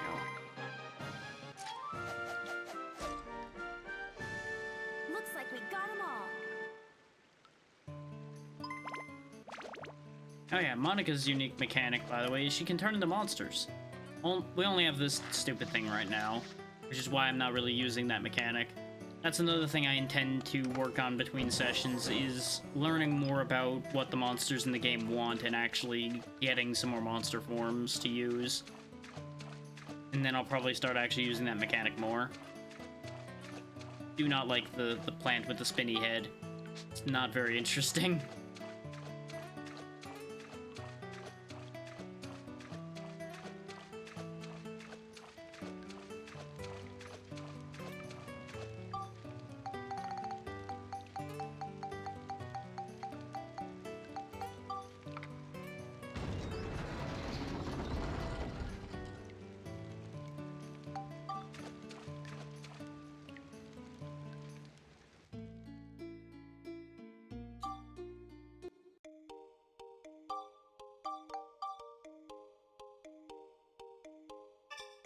Always save, because of what I was just talking about before, about if you make a mistake and die, you have to redo anything up to that save. There's no autosaves. See that red circle up there? That's the time gate. That's what allows me to go into this specific area's future and find out what impact the changes I will be making will have had. And how we find out what we need is by downloading these geostones.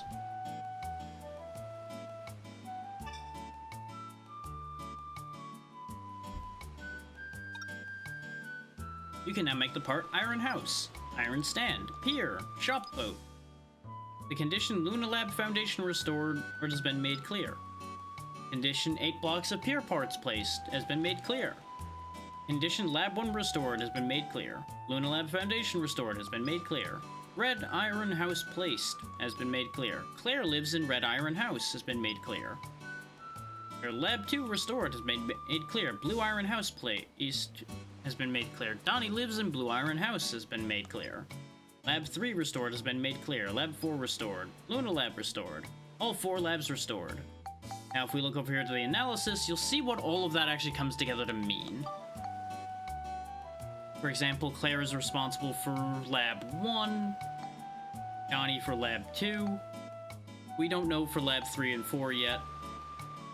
And obviously, all 4 labs being restored means the Luna Lab as a whole is restored.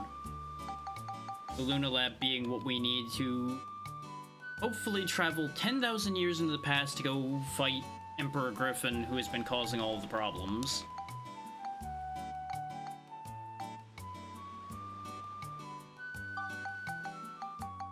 So we need a couple iron houses. Assuming that's just gonna take scrap metal? Yep, scrap of metal and glass. Okay, we don't have enough for that, so I'll need to go buy some. Some stone blocks, we got pier pieces. Got enough rolling logs for a few pier pieces, so we'll go ahead and make some of those.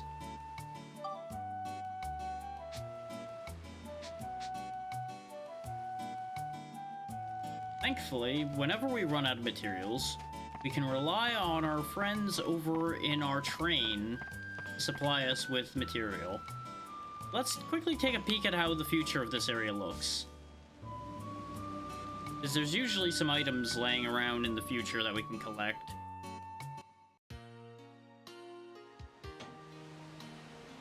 Like this one right here. Fruit of Eden, which is a health max increase. There's a whole lot of nothing going on here, huh?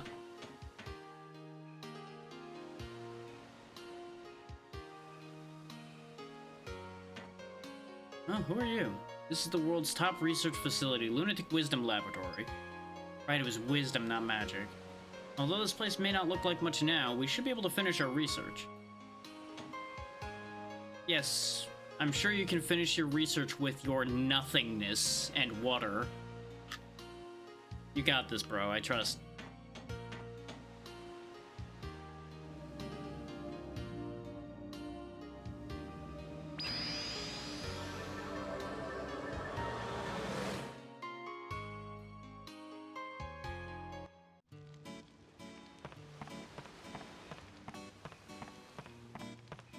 Anyway, onward to the train. Which is how we're getting from location to location to begin with. Without that, we would have been up the creek without a paddle already. Nope, that's the front of the train this time. We head on down to the back of the train, also stop off with Cedric here for a moment to get the ride pod repaired. And see what he's got to offer us. Ooh, a samurai arm. You really like my cannon, though. And he's got another defense upgrade for the ride pod available. Should probably take that at the very least. The ride pod's unique in that it trades experience for its upgrades.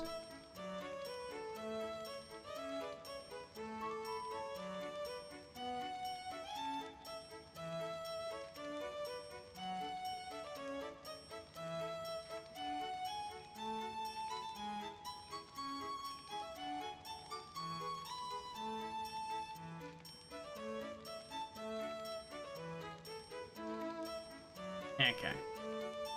Yeah, that was relating to the thing I mentioned that I might be joining after this. Which, with how I'm feeling so far, not looking great on joining anything extra afterwards. So hopefully nobody had their heart set on me doing the bonus thing. My body has not been necessarily in the most cooperative of moods of late.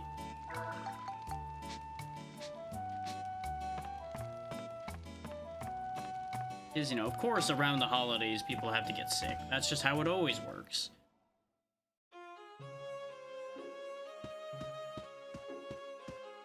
Yeah, Conda here sells you all the stuff you'll need for most building material requirements. Just go ahead and get, like, I don't know, 50 scraps of metal. That should do for building all those houses. And we need more rolling logs as well for the piers. I'll just get like 40 of those for now. That should do the job. How are we doing on glass? At 27, we'll go ahead and get an extra 13. Make sure we're covered there. If it ends up being more than I need, I'll just use it in the next area, more than likely. Because you can use any of the buildings you can make. Oh, I guess that door doesn't open. Oh yeah, Parn got moved into one of the houses. I was like, wait, Parn's here. Parn's not here, but Julia is. For those that are wondering why that's weird, Parn literally created Julia using magic paint. It's a bit of a weird one. Oh, I can't go out the train on the other side. Here, right. You know what? That makes sense. Because there's no available exit on the other side because there's a mountain there. Sometimes things just make sense.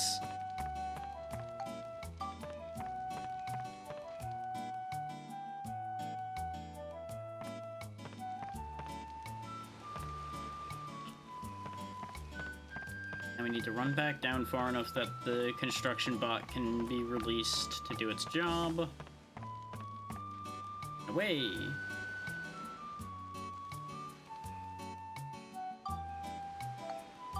So we needed 2 iron houses. At least 2 iron houses. Also, yeah, it was 40 scrap metal to make those 2 houses, so I made the right call getting 50. I should have gotten 60 since I'm willing to assume... Well, no, I should have gotten 80 because I'm willing to assume I would need 4 houses, 1 for each lab. But we'll work within what we know at the moment. I'm going to assume I need enough pier to be able to build the houses on. Okay, these are bigger than I thought. Okay, that's not actually that bad at all.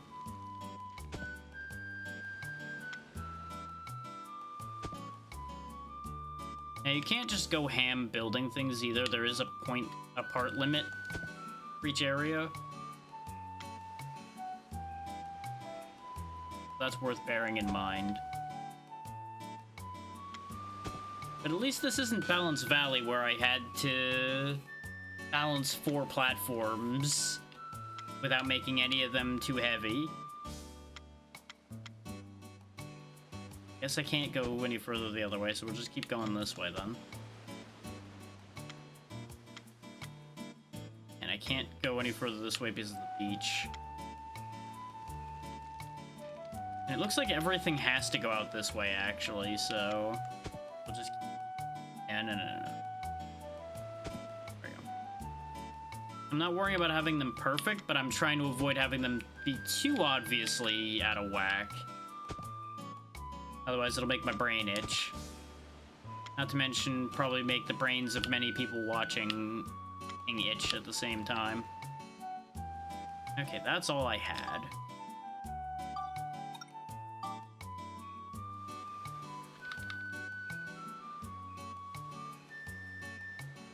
Just place these houses down here for the moment. We'll clean it up more as I get more resources sorted out. So it was a red house and a blue house? Yeah, red and blue. There we go, that house is red now. This house is more blue. So we need to find somebody named Donnie and somebody named Claire. I don't remember seeing either of those people.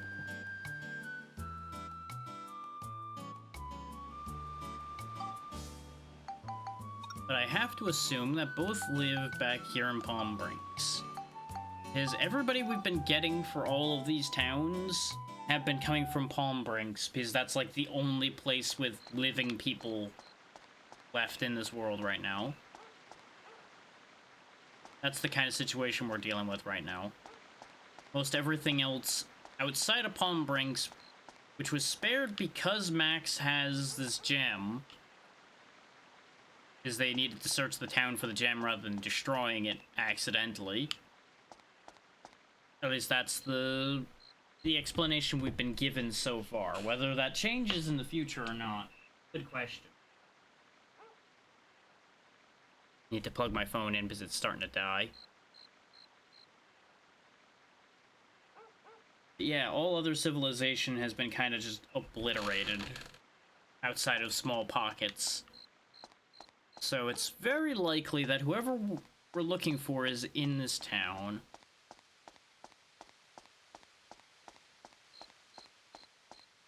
Are you Claire? Nope, you're just babbling on about coffee. Are you Claire? Monsters sure are interesting when they're fighting. I bet you could get a lot of great pictures. I think she's the one who had tipped me off about the Night Stalker spin being a picture to take. This is the station. I'm sure nobody there is important. Romanattis and Puno don't get along very well, do they? Not that you'd know, I guess. Yeah, you're just gossiping with a random girl who wandered in with Max the one day.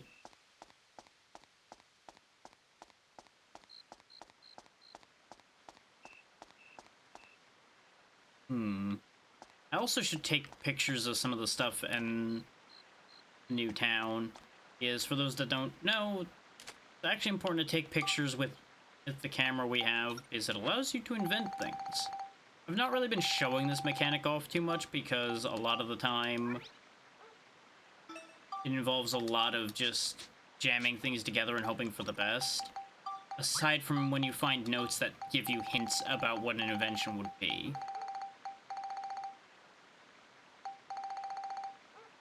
And these star ones are specific important ones, like this one was the Night Stalker spinning I was just talking about, and this was from one of the bosses we faced.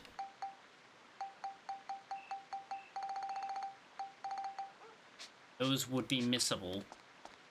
Well, at least the boss one is. The regular enemy one, obviously, you can just go find that enemy again. Let's see, we took the priest from the church already, so it's unlikely there'd be anybody at the church. We already got Parn from the art place. Let's go to Max's house, because that's where a lot of the people with names seem to be still hanging about. I feel like we're running out of people to take from there at this point. Wait, hang on. Check your notes, you silly man. I think we might have met a Claire already, now that I think about it. Yep, Claire needs a picture of a rare flower. Be interested in going anywhere. So we do know who Claire is already. And Rufio is in need of a picture of the moon. Corinne wandered off somewhere and we have to find her.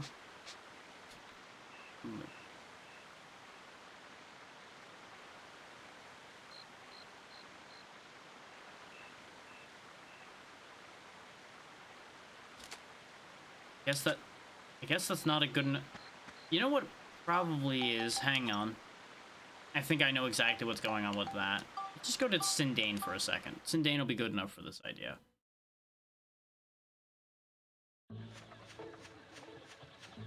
What I'm assuming is it's the same reason you can't get great pictures of things like the moon in cities in real life. And there's too much light pollution. And then just shit in the way of you getting a good picture.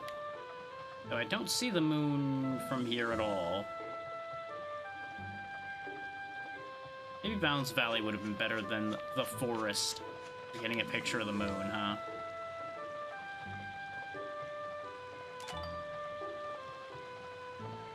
Yeah, let's get a picture of a weather vane as well, because I don't have a picture of a weather vane yet. Assuming that's going to be a thing. Yep. So, was I, like, too late? Yeah, it's getting lighter, so I think I was too slow. Oh, we'll worry about that in the future then. Wait, no, I remember who Donnie is now. I'm silly. If you were playing this game all the way through from the beginning, you would absolutely know who Donnie is, because he's the one who saves your life when you're being chased by the angry clowns at the beginning of the game. He lives down below in the sewers. How am I gonna get...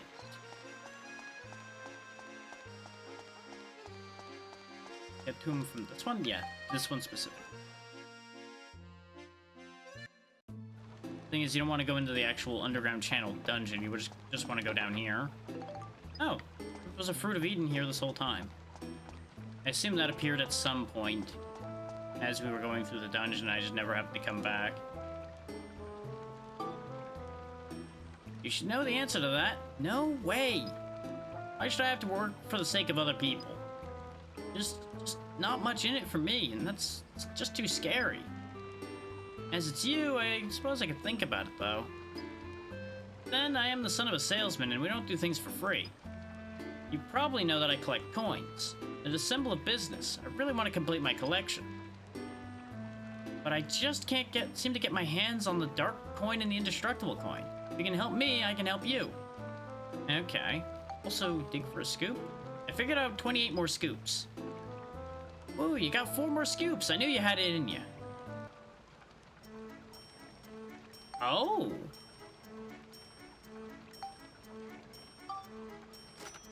So we got an explorer helmet and a diamond. I should have checked in with him a long time ago.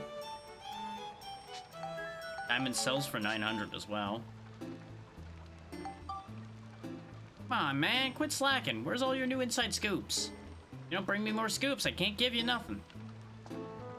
See, the thing is, he never mentioned that to us before when we were leaving initially. You probably were supposed to come back down here and talk to him at some point to find out about that.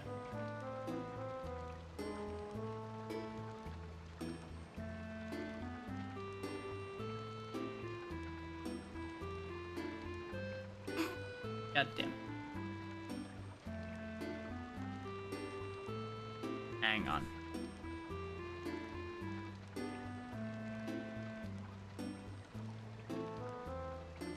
Yeah, I have no idea how to get rid of that without ending up joining that by accident. I'll deal with that later then. Boom. There we go. Mark all is red. I'll deal with it later.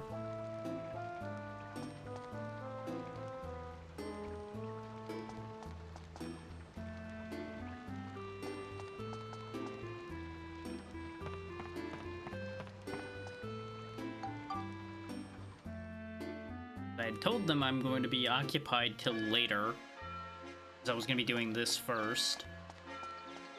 And I was getting pinged about said thing I was talking about potentially doing later.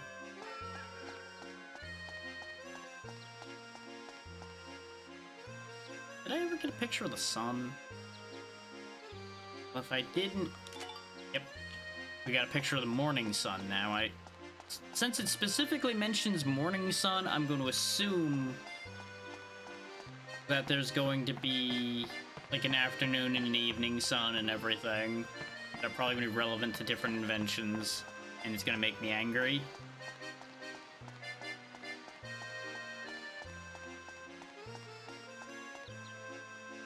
So let's see. We need to get the dark coin for Donnie. It means we're going to need to make some money.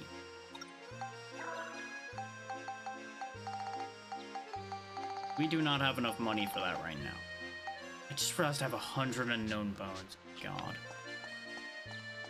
Well... Let's go to one of the places I know I can buy the dark coin. And then we'll do the math from there. Because we have an indestructible coin still already. So I'm just going to give him the one I have.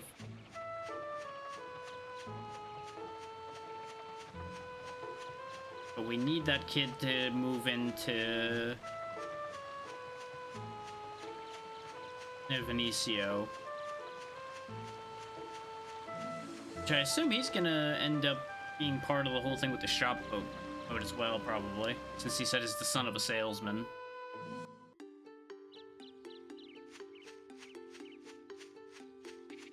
since I know for sure that the shops here sell the dark coin, I'm just gonna go ahead and go here.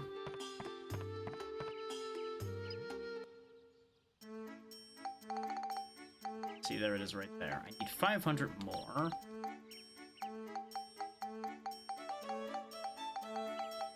I guess I keep ending up with so many of these holy gems, I can afford to get rid of some of them. Sell down some of my fire gems. Because when I do my farming, I'm gonna end up getting a bunch of these again anyway.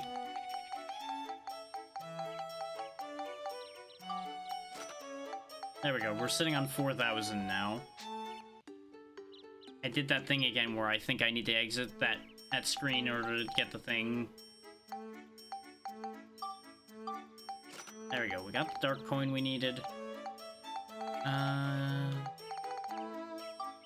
It's a pity you can't look at the stats of a weapon before you buy it. Kinda tempted by that hairdryer gun, just because I'm curious to see if that's gonna be a different type of weapon. I'm gonna run over here right quick. I think there's something else I wanted in here.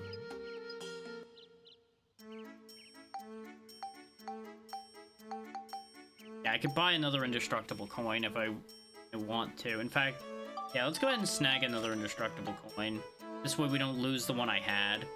And we'll snag an extra gift capsule for the future, so I don't have to keep making them. I think I had gotten confused and thought there was another monster medal in there, because that's where you get the monster medal that we started off with, the little plant dude.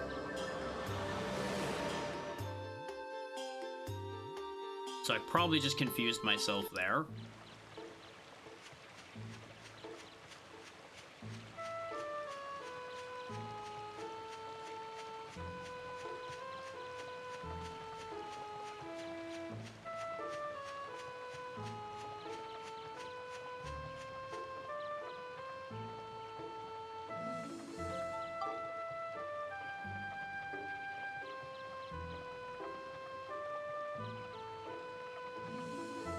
Okay, the ad is running, so I'm gonna get up for a quick second. I'll be right back.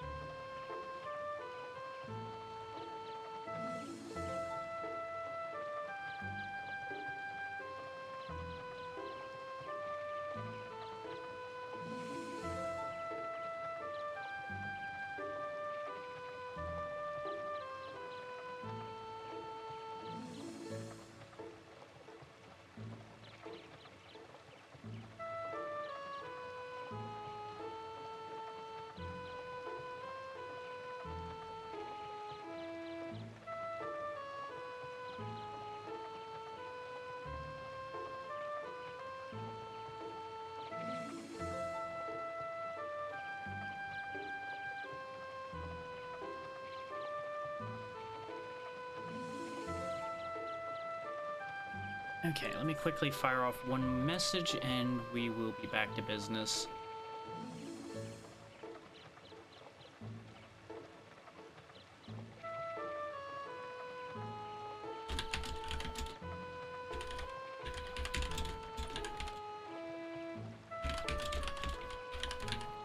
Welcome back from the ads. I'm just taking care of one last thing and we'll be right back to full activity here in a moment.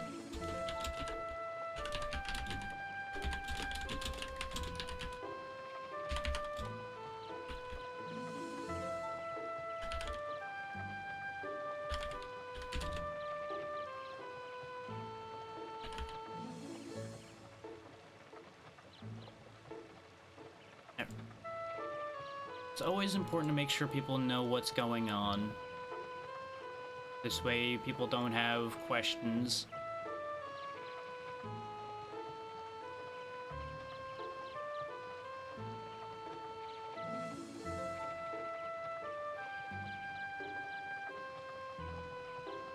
There we go.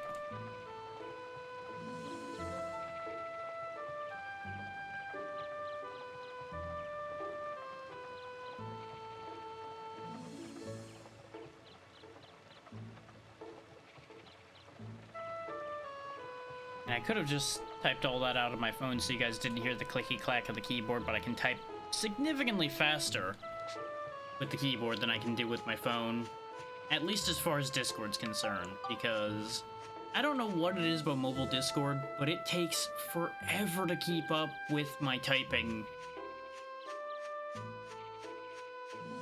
And don't get me wrong, my phone is old at this point. Like, I got it when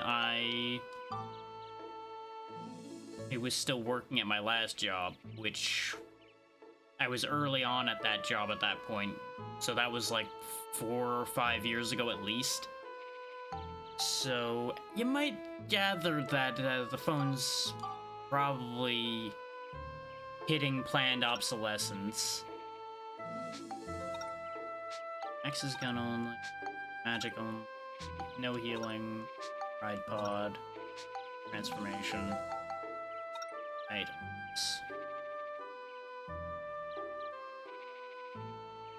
Now this one has speed as well. I'm gonna go ahead and just go in. I was debating stopping off somewhere to save, but since it's not gonna be one of the ones that I'll be completing, I'm just gonna fire off with the ride pod and play it safe.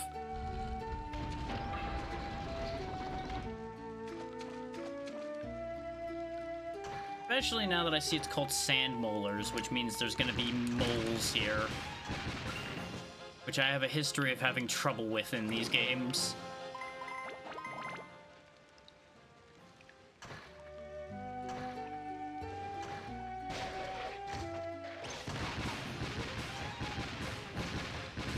One way or the other, Steve has the specific advantage of if he dies, it doesn't matter. Like, it's unfortunate. I like Steve, the ride pod, but unfortunately for him, he is just an extra. Kinda figured you were gonna die from that hit. There you go. Oh, nope, still not dead. There he goes. That way at least it put all the experience in the gun, so there's that. Speaking of, if I'm gonna be just blasting things with the ride pod and giving it to Max, give him the punchy hand.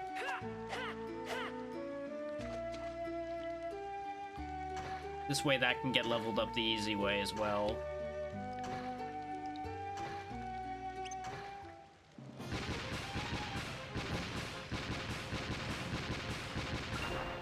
Something I really should invest in is a new controller again, I think. It's either that or I have to take this 8BitDo controller apart.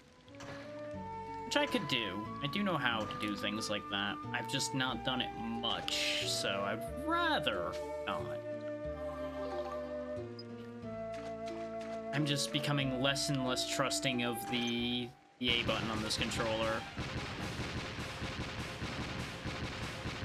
Everything else on it works flawlessly for the most part still. But bear in mind that the bottom face button, or the A button, depending on how you want to look at it, is probably the most pressed button on any controller ever.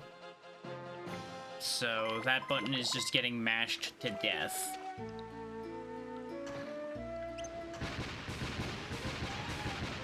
Because not only am I a button masher to begin with, I have played a fair amount of games that kind of rely on button mashing in relatively recent memory.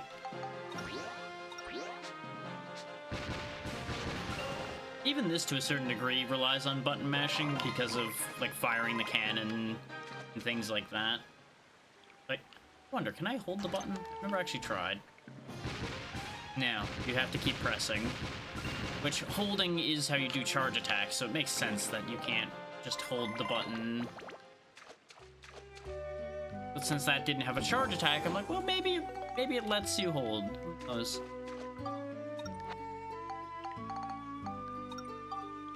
Let's see, this has 4 points and it needs a lot of things.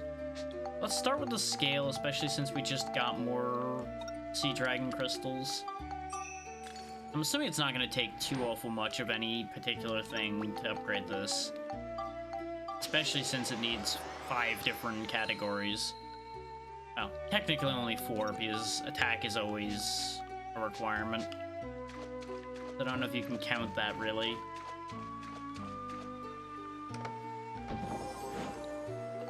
You know, barring specific circumstances where you already have a lot of power from, like, a synth sphere or something, putting it ahead of the curve.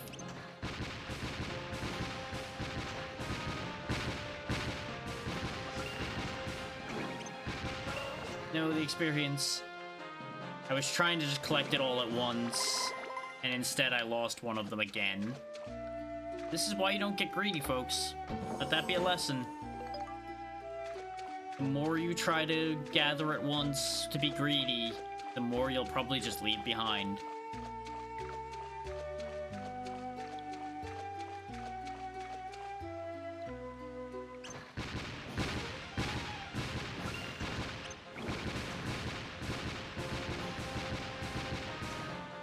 This is why I hate moles in this game.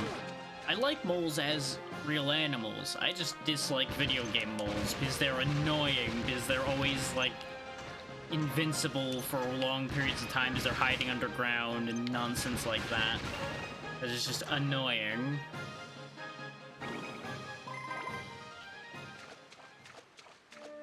But I need to make that a clarification because I do like moles. They're fun animals.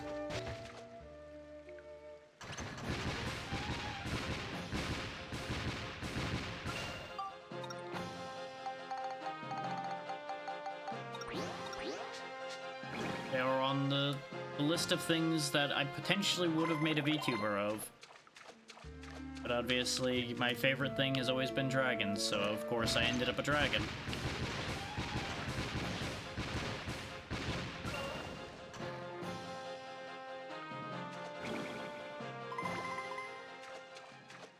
I don't know why there's all this peek behind the curtain into why I've designed myself the way I have, happening today in particular.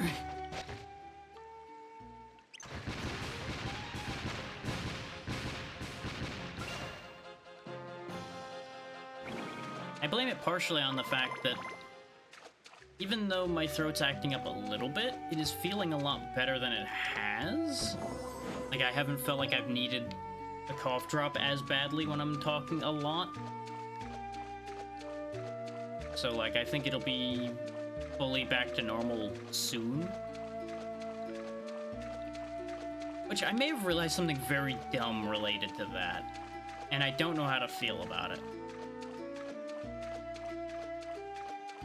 I had been eating a lot of these crackers with peanut butter during this whole saga. But I noticed that the day I didn't eat one, my throat felt better the day after. So I decided, okay, last night I won't eat one either. And my throat feels further better again today. Now, I don't think that it's like an allergy to any of those things or anything like that. But I'm wondering if it's just like, it's something coarse enough that it was just irritating it. And that may have been slowing the recovery.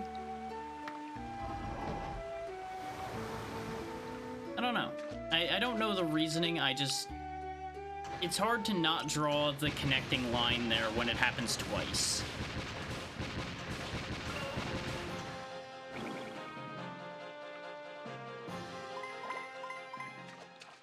And there's any number of reasons why it could be true. Hey, I can't just open the other box. I was gonna try to open the other one just to see if that one was also a mimic, to save myself some time.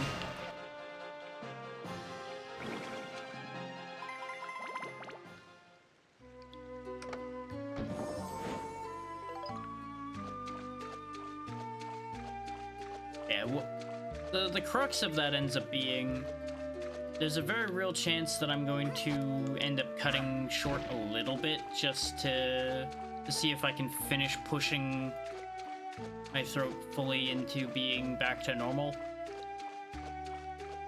Since one of the main irritants for it is all this talking I'm doing.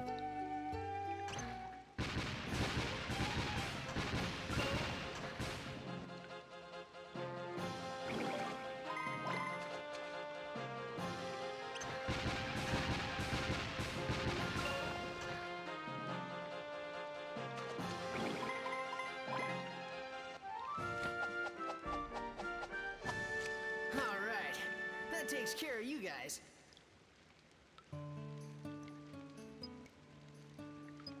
Yeah, sure, we'll play Sphida. So you guys get to see how this works. So I have 2 shots, and the goal is around the corner. And it's a blue goal. So I have to bounce it only once. Or bounce it enough times that it'll change again. That's what we have this Swan Club here for, by the way, is playing Sphida. And the stick's there, because I didn't feel like getting rid of it. Yes, clearly I would want to hit it into the wall far away from anything I would ever want to be doing. Yes, clearly game, yes. Absolutely. See how this works out for us. Ah, no perfect shot.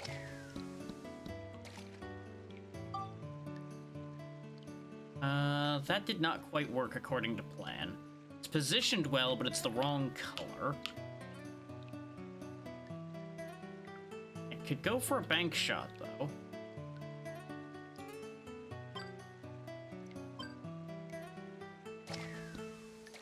That's what I was afraid of, because of the shapes of the walls. But it worked out. It bounced around enough that it worked.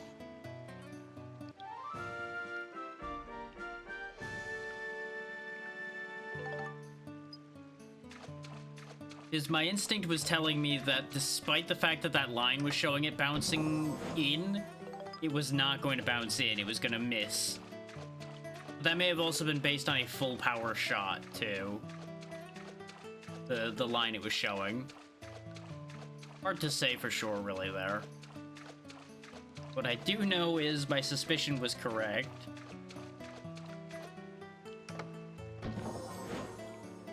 Play... Makes sense that in a watery place like this, we'd be finding a lot of clay. There's a lot of sand here, so the glass makes a degree of sense, though I'm not sure how it's getting melted into glass.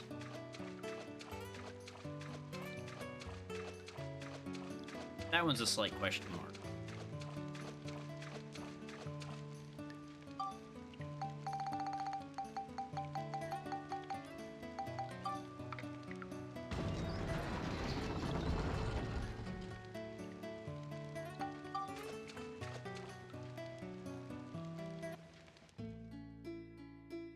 Now we can save our progress.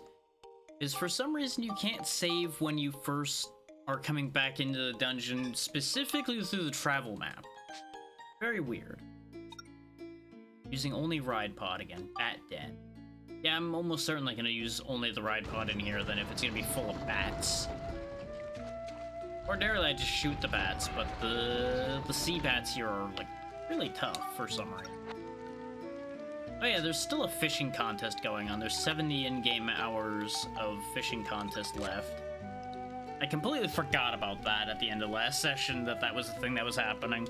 We'll probably just wait and let the next fishing contest happen. I don't know what the rewards for those are, so I'm not particularly compelled to care. Okay, just need exorcism and scale.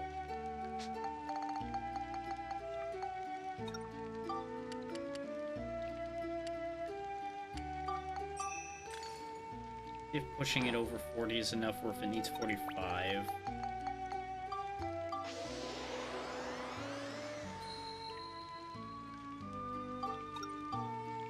Okay, 42 is enough. It may have actually needed less than that. It may have only been like 35 or something.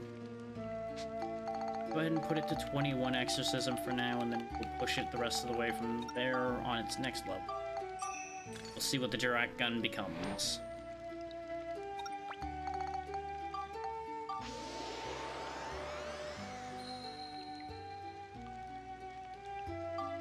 Nope, not quite enough yet. Next level should do it. I wouldn't be surprised if 30 is going to be enough for that.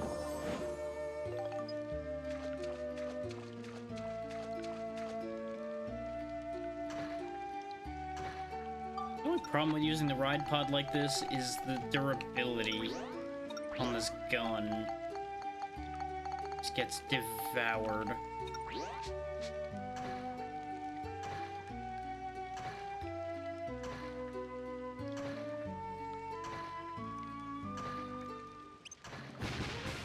Hey, what do you know? It is, in fact, living up to the name Bat Den and being full of sea bats. Right side, they're not going to take too many shots from the ride pod to kill as long as I don't miss.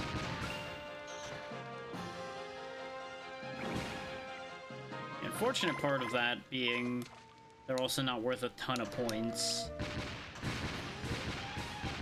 The good news about that, though, is probably going to be there's going to be a lot of them. There we go, the club gets a boost. I think it's Weapon Destroying Trap. Haha! You can't fool me, game. Like the game's listening. It's like, oh, he's complaining about durability? Weapon Destroying Trap. Haha! See, I see through their clever plan. As you see, I see that they see that I see that they see that I see that they know that my plan to defeat their plan is designed to defeat the plan that they made about the plan.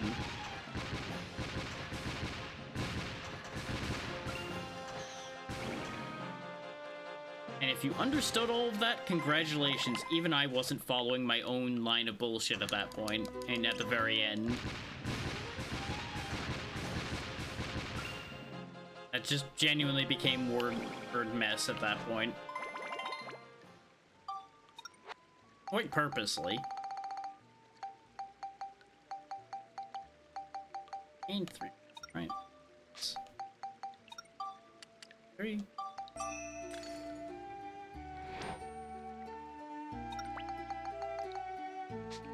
Oh yeah, I forgot to give Donnie the coins. Realized the dark coin was still sitting there. I was like, wait a minute. Okay, 30 is not enough. So it might be 35? Might be 40. I would assume it'll be the same amount as the scale was. That would make sense.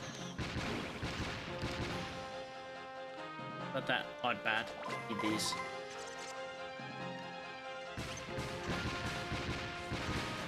It's always funny hearing those shots just collide with a wall randomly after missing an enemy.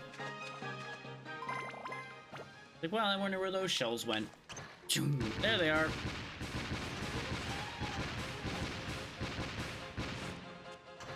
Oh, out of ammo. Reloading.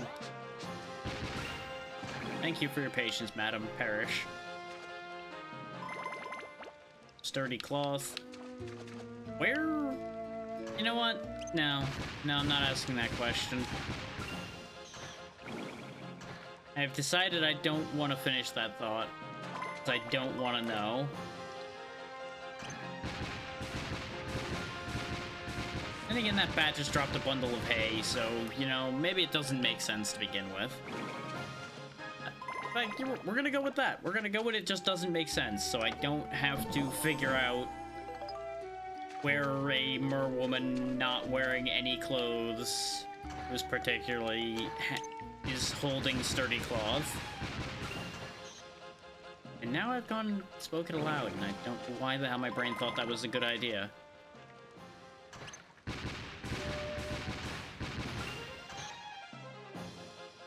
Because we all know the rule is ask a stupid question, get a stupid answer, and yet I went ahead and asked a stupid goddamn question.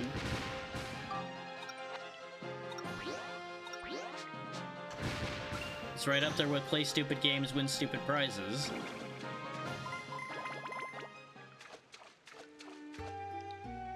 Which in many cases, for those who don't know, is the equivalent of fuck around and find out.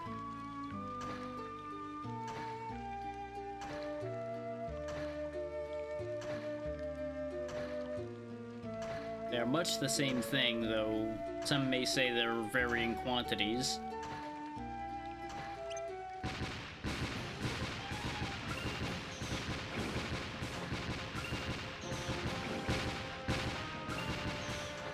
Fired a cannon indiscriminately into a colony of bats, and this is what we get.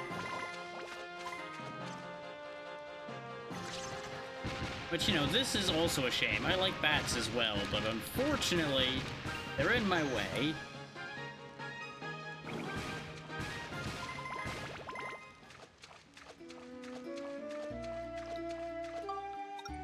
The punchy weapon, though. 9 points.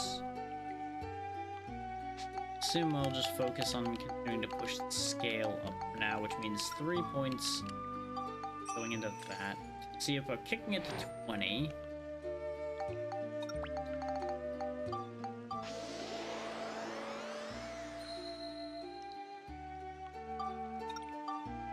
Nope, that's not enough. Okay, we'll put in 3 more and go to 30 then.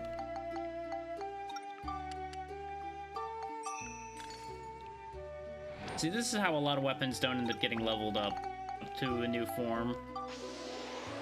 Is because this thing's already almost level 5, and I start getting that itch in my brain, like, you know, if it's gonna take more than level 5 to get it upgraded, maybe I should just turn into a sphere and add it to something else instead.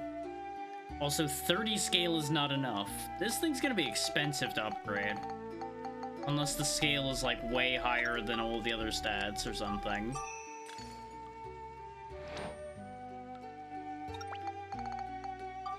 Which I have to remember, this is not a base level weapon, so of course it's gonna cost a bit to level. Even 39's not enough. Problem is, I don't know what tier that weapon is, since I did not make it.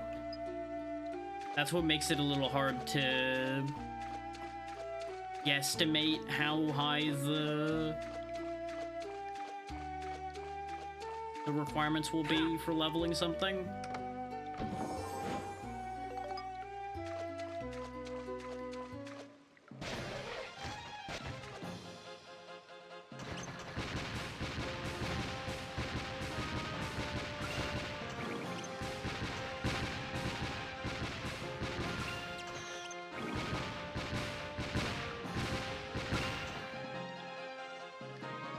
No.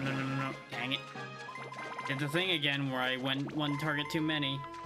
Ah well. Out of the options there, the Mimic I think was the least experienced, so it's fine. Gonna have to go buy more repair powder though after this. We are setting our repair powder on fire. And I guess I could check these rocks. See if any of these have repair powder in them. Which is part of why our supplies have been dwindling of things like that. Right, pod fuel. We do need that, because we were getting a bit low on that. We had, I think, like 3 left, and I can carry 5. This is why I need legs that allow me to kick rocks again, though, so I don't have to keep swapping to Max or somebody else in order to be able to move those rocks. I don't want to risk accidentally hitting something or anything like that, where we end up not getting the medal. Because these are such easy medals to get, as long as you don't space ace out like I did before. This bat, though, is such a fucking nuisance. It's spaced just right that I can't hit it.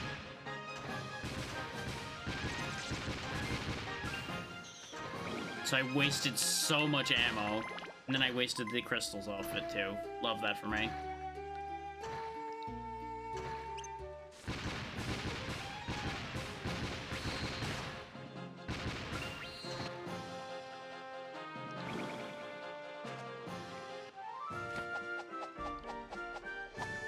Alright, that takes care of you guys. There we go. Ride pod only, wipe out. Note goal get. Don't move me to the sphere yet. I wanted to collect all this.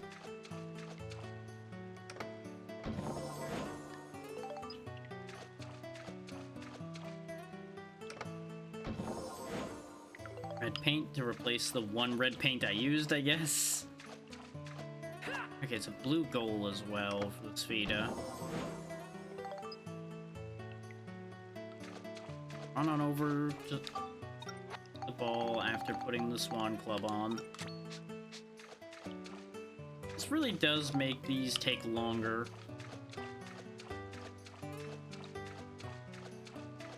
These dungeons, that is.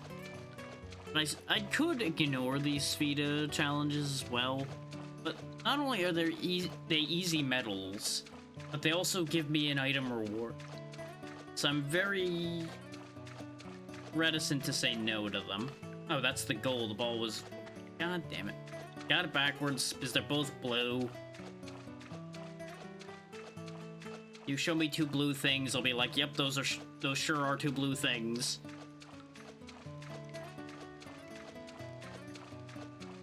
And I get 4 shots. Okay, that's not terrible.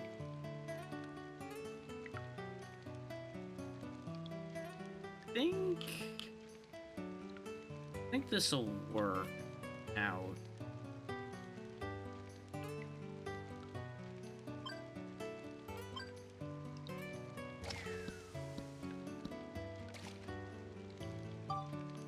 Yep, that's pretty good. That's pretty close to what I wanted. This position's a little awkward, but it's okay. We just shoot down the hallway. Really?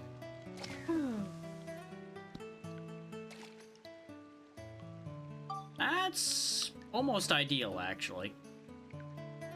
Because now we just shoot it right in. Not quite full power.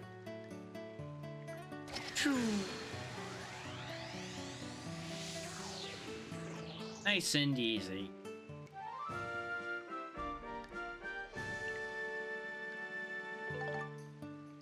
You won a Spheda, you get a medal. Hooray! Ooh, a pearl. Always good. Anything that gives me gems makes me happy, since gems are a good source of a lot of points for your weapons. It's for the cheap. Is they take only one synthesis point, unlike weapons that take 5.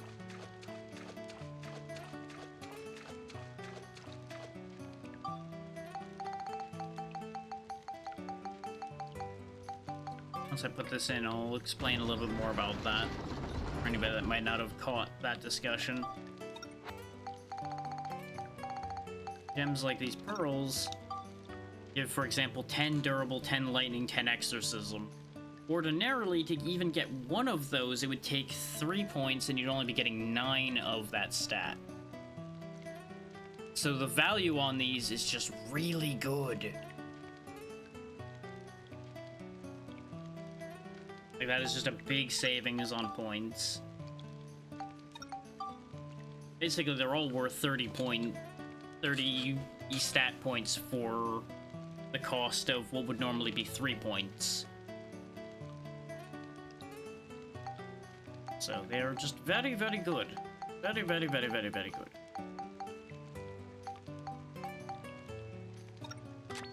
Gold Explorer hat. Explorer reporting. You like the hunting cap. I'm even wearing it on the model. So I don't know if I'll keep the Explorer hat, even though I do like these hats too.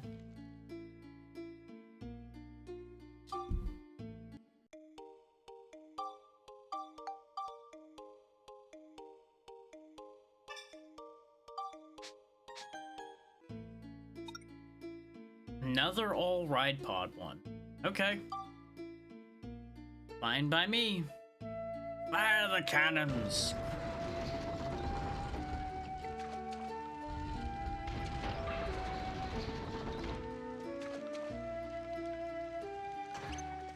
Avast, ye scallywags. Prepare to be blasted. Don't you mean boarded? Nope, blasted. We ain't boarding, we're only hitting them with the cannons.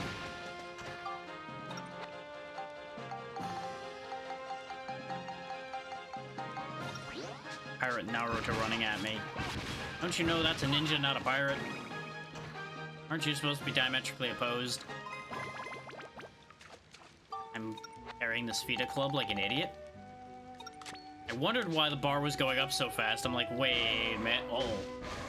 That's a King Mimic. So here's gonna be our biggest problem.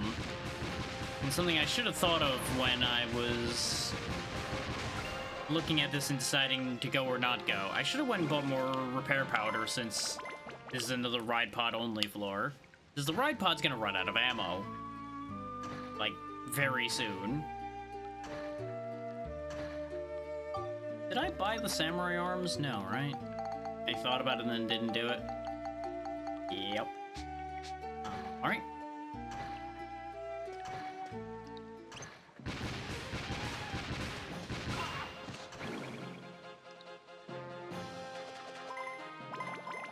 But when the ride pod inevitably runs out of ammo, we may very well have to forego that medal for the moment.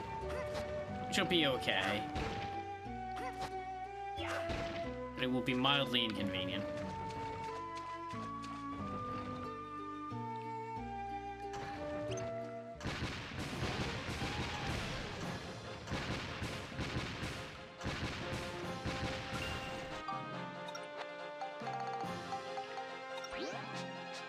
Five shots left. And supposedly I can't set them up ahead of time with like boulders or something to weaken them.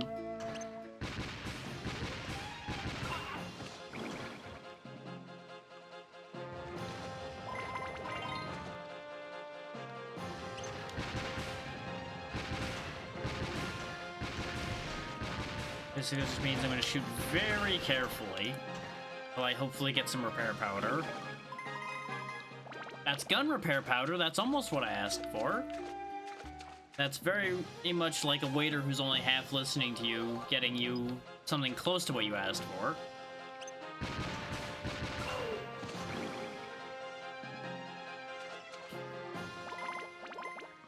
The Jurak gun did level again, so let's see if we can make this happen. More exorcism. Alright. Of truth. Further, give some. That does give 10. You know what? The Jurak gun's been serving me well. No, because that'll waste the lightning, though. Yeah, this gives 5 to everything, as the diamonds always have. This gives other things and gives exorcism. This also gives exorcism. Let's use the garnet.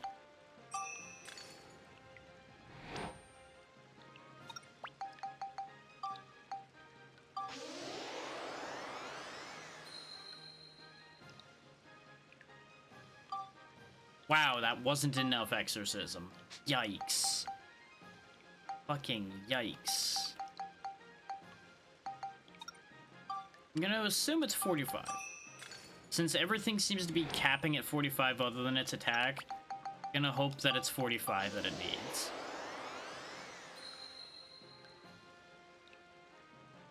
What did I tell you? 45 was what it needed. It becomes the question shooter. I'm interested.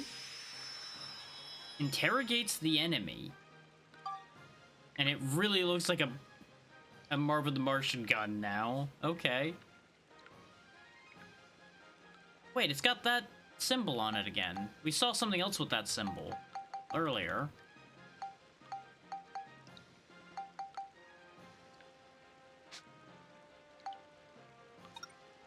What was it that had that symbol?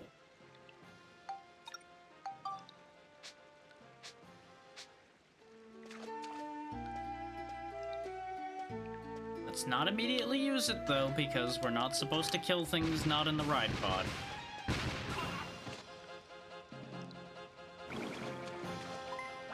As much as I'm very tempted to just fire off with it immediately.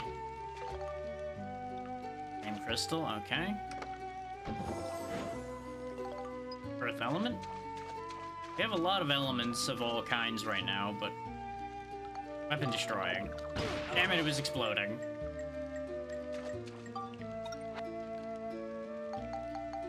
Part of me wants to just consistently always go exploding trap. Just because exploding traps are the only ones that remove the chest. So that's the only one where you're losing out completely. If the trap triggers, poison trap hurts quite a bit. Explosion trap, as you saw there, also hurts quite a bit. Weapon destroying trap's not that big a deal. All it means is burning more repair powder, which right now we can't afford. Which is why I went weapon destroying trap. Because I assumed that that was the most likely option, just because it was the worst option.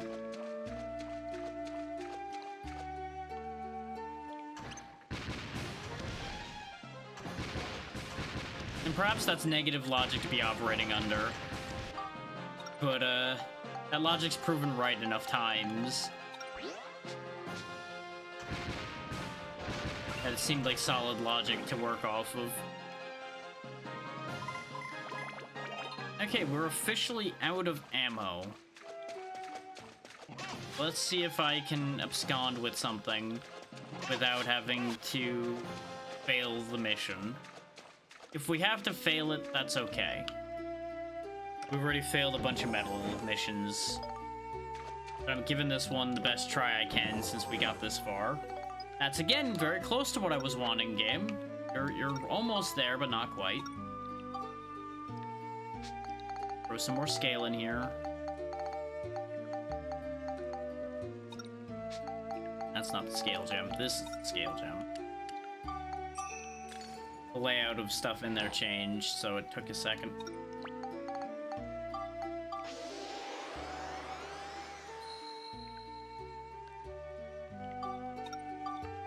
Okay, 45 is the magic number. So I'm going to assume everything in there is going to need 45. Which is going to be annoying. Because 45 divided into 3...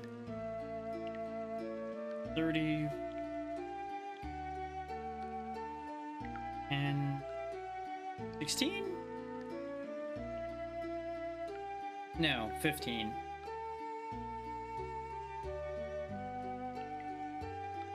Which, that's an easy one. I don't know why it took me a minute on that. That should tell you the state of my brain today. That it took me that long to do simple math. Because 25s, 15s, and things like that, I usually know off the top of my head pretty fast. As it goes 15, 30, 45, 60, etc., etc. That's pretty easy. Because literally all it is the same as the 30s, except it takes extra steps to get to the same values. Okay, we found a repair powder. Let's go.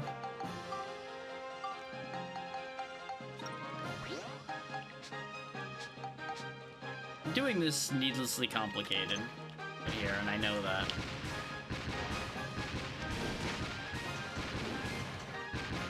I'm willing to bet I could probably pick up the cannonballs those guys shoot out and throw them back at them. That'd be very funny. But unfortunately, we're in ride pod only land here, so I don't dare do that, because it will fail the thing. Make me sad.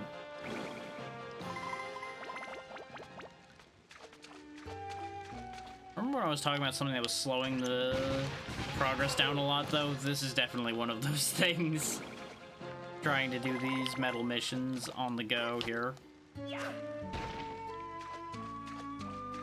It's looking like it's not gonna matter because I only got the one repair powder and there's definitely too many targets left.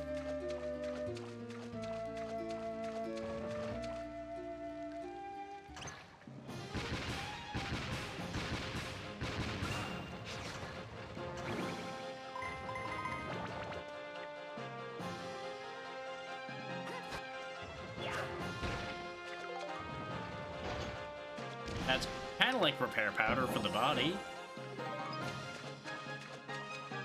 Yeah, see, there's 4 of them in this room alone. And then 3 others elsewhere.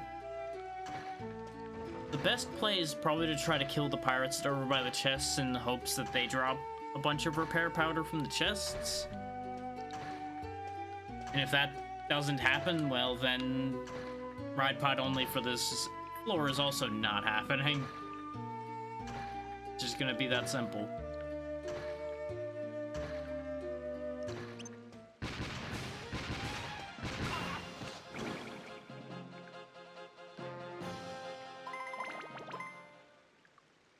I think I've got just enough ammo to kill him too.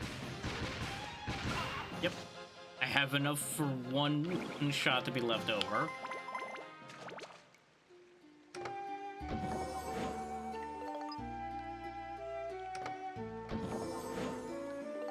Hey, what do you know? None of these are in fact repair powder.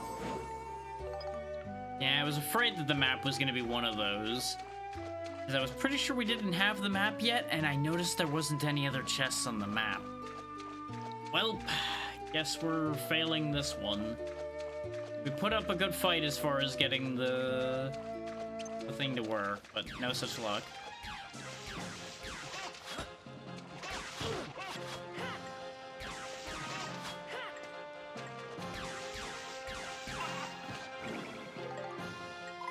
I was waiting for that to be a repair powder, and I was gonna cry. It'd be one of those, like, you're telling me I did all of that, and now you give me the... Ah!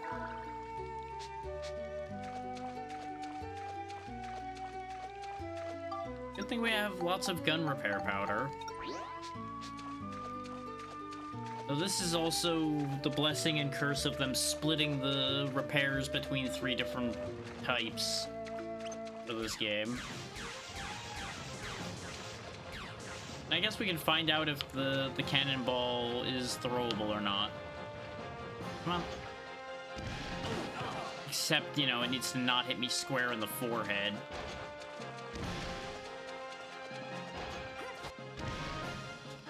Eat.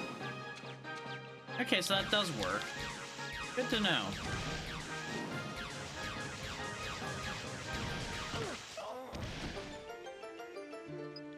Laser they shoot hits really hard and travels surprisingly quickly. Suddenly this is all going horribly wrong.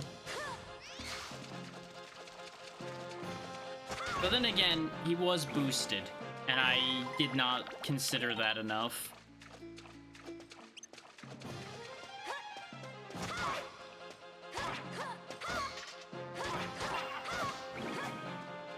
This is why you shouldn't bring a gun to a sword fight. Other than it being incredibly rude to begin with, the sword usually wins somehow. Peach, I don't want to think about in this context. On guard, sir.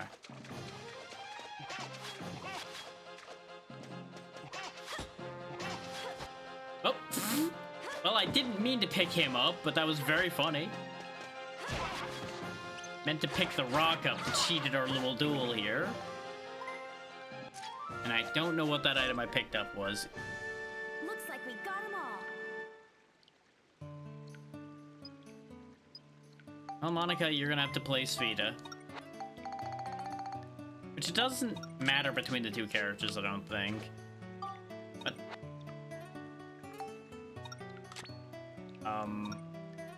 did she not equip the Sfida stick?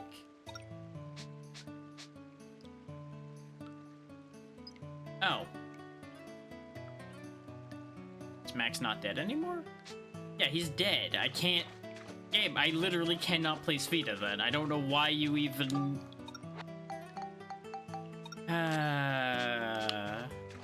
Okay.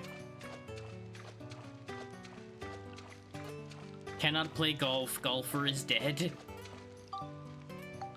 Which it's interesting she can't play Sfida, considering she's the one who taught Max about it. Seems a little weird to me.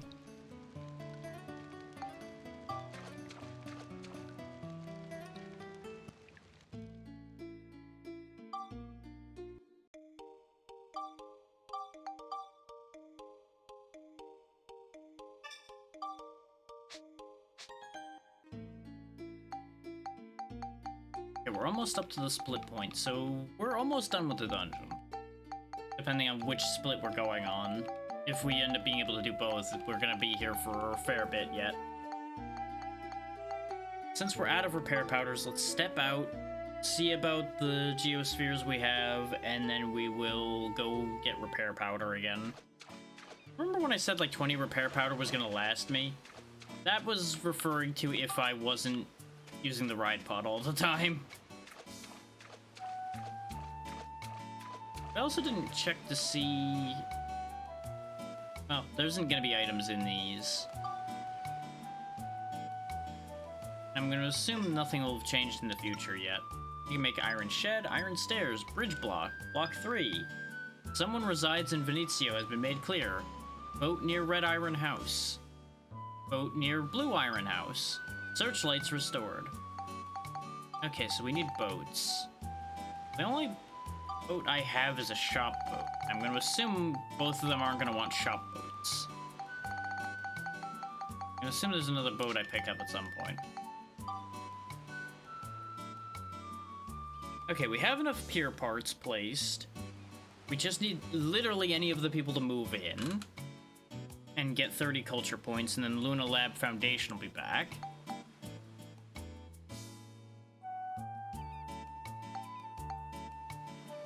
Okay, on the basis of that... Actually, no, these are already placed properly. I thought I had them in a step further. We'll put the boats right here behind the houses. That should work itself out just fine.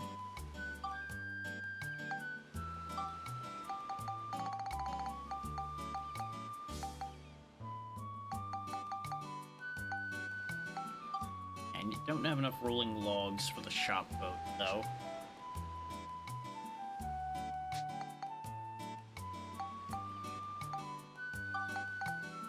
And I don't know what the other house colors are yet.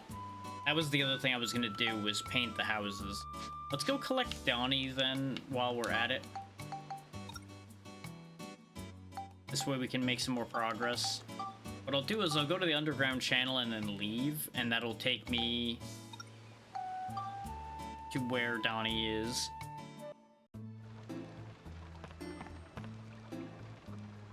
Max, because talk to Max. Hey, you got him? Unbelievable. Don't just stand there. Gimme, gimme, gimme. Okay. I got them all. It was impossible. Well, I guess I got no choice now. I better go with you.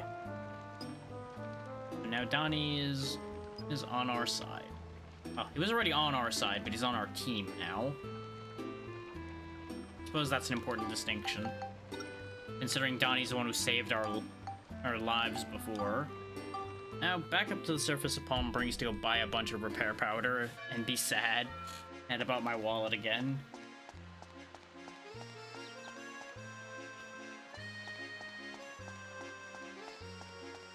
Rain. Rain, please. I just kept missing the pumpkin, so I'm like, where is Morton's? Help.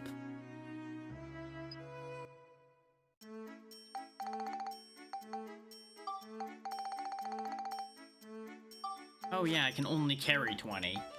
Oh, 20 it is then.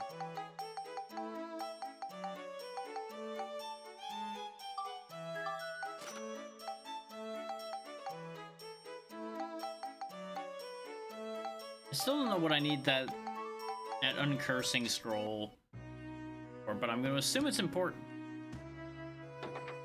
Because 1, it was new and unique. 2, it was expensive.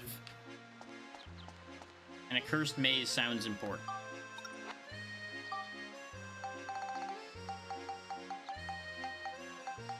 I have so much shit. Really need to, like, clean this inventory up somehow. The downside to having a lot of space is ending up with a lot of crap in that space. Anyway, back to Venezio so we can put Donnie in place. I'm not sure what the rare flower Claire wants.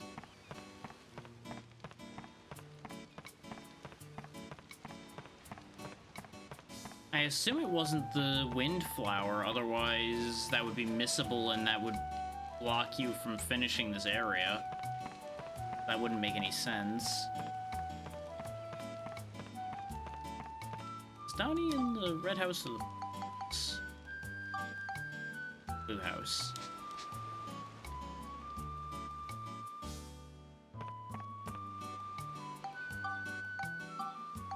Okay, and he just goes right on in. He doesn't need anything.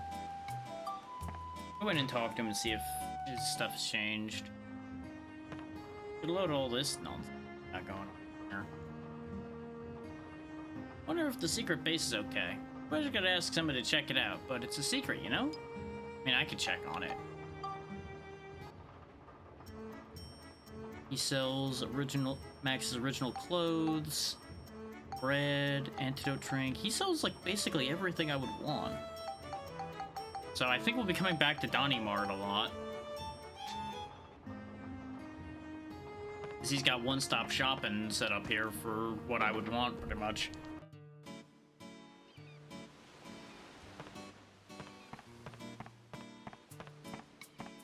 And he needs a boat. Quickly go back to the train and go buy some materials to make a house with. I mean, make a boat with, rather.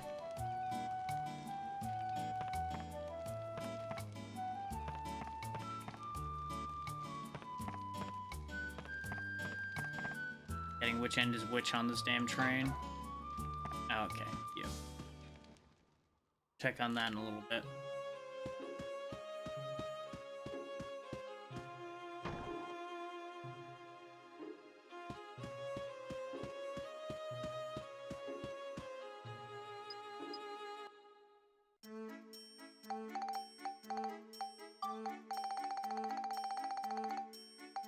Go ahead and just get another 30 rolling logs. That should sort out everything I'm gonna want.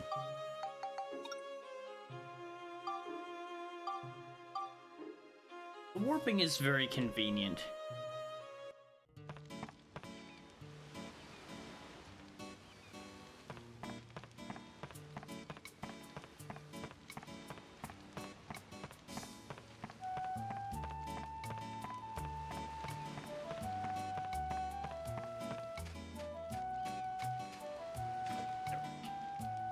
I don't know why there's weird spots there where you can't actually lift off with the machine.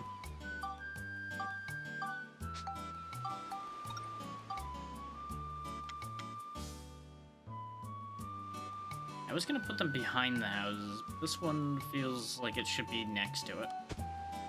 Oh. Obviously there's nobody in said shop boat right now, though. Does that count as a boat near Donnie's house? It does, okay. Oh, and that counts as a boat near Red Iron House, too. Okay, sweet. So I don't have to make multiple boats. Turns out I didn't need as much wood as I thought, then. So I just need the foundation restored now, which just needs 30 culture points, and then we'll be sorted as far as Lab 2 goes. Our next goal really should be collecting Claire if I'm going to worry about getting this place sorted out. Because I need 15 more culture points, and that seems like it's going to be a lot. Again, you can potentially... Nope. These chimneys do not go on these houses. They are not a valid combination.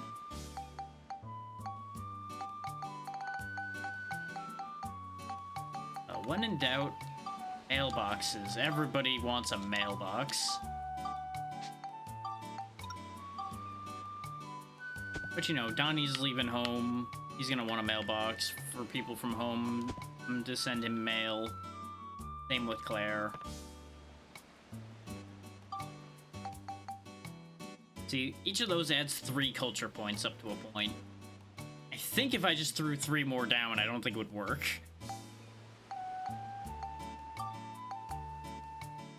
These are wall lamps.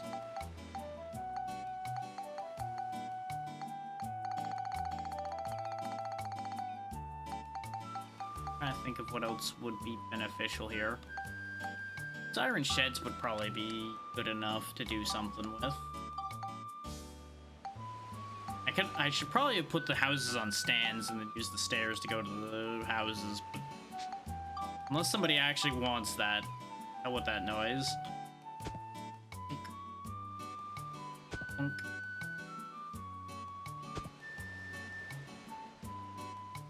didn't cause anything to change in the future, so I'm assuming that wasn't enough. Yep, I'm 1 point short. Hate it here. Can I put more than one of them on one house? If I can put more than one of them on one house, I'm just gonna do that. No, I cannot.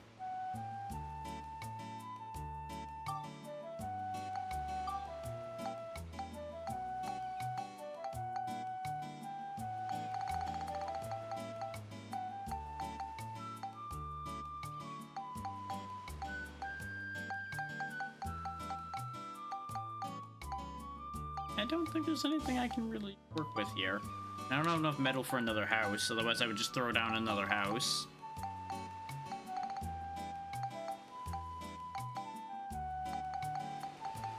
You know, everybody could use a cart.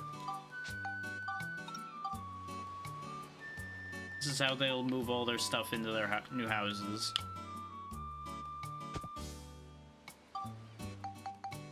There we go. That was worth 4 culture points, as it turns out. There we go. There's been a change in the future. So now Luna Lab is restored and Lab 2 is restored. We just need to go get Claire and we can restore Lab 1. Let's go see our handiwork, shall we?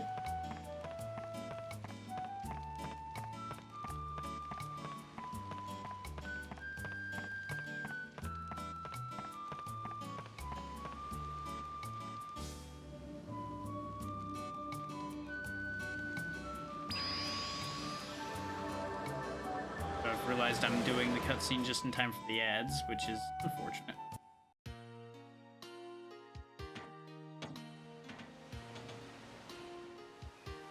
Looks like there's another lab now. Oh, there's a lab Let's now. go inside. Maybe someone's home.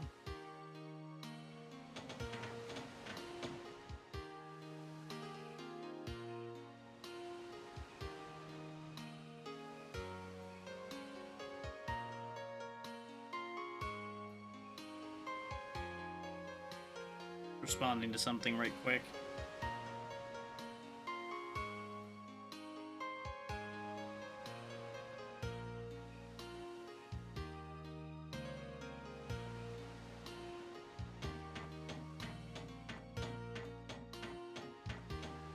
That lab definitely looks a lot better than the little metal ball I put down in town, huh? Just a little bit more advanced. This is lab number 2. At Luna Lab, each laboratory has its own area of research. Very good. It won't open. Let's try again later. Are you fucking kidding me? You say to go check to see if anybody's home, but the door won't open. Ran all the way over here for nothing. Nothing. Nothing. Chests, prizes, things, stuff. Stuff! I see a thing. Give thing. Thanks for Monica. Is there anything else here? I think I see an item on the other end. This is huge. For it being just a flat plane, this is pretty big.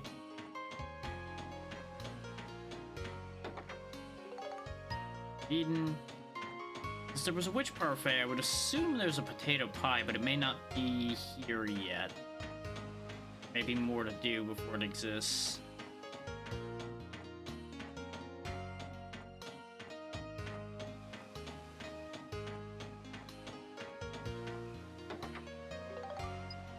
Fruit of Eden, that'll get both of them up a little bit on health. That's good, that's good. Good. No, there's a box there, though. That might be my potato pie.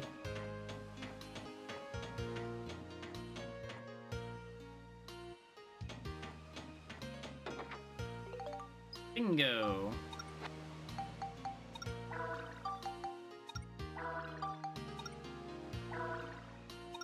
They're now both over 100 hit points. Both have 28 defense. We're getting there. We're getting there.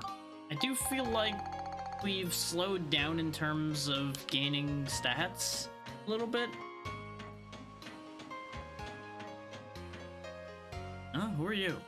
This is the world's top research facility, Lunatic Wisdom Laboratory. Although this place may not look like much now, we should be able to finish our research. Don't worry, we're the people that are gonna make your research lab actually function. Bye! I also keep forgetting to actually get somebody back in the party. And there's actually somebody specific we're gonna go get.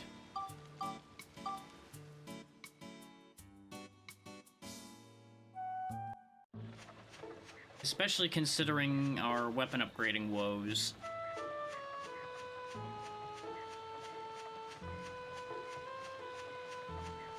I meant to do this when we were bringing her here in the first place.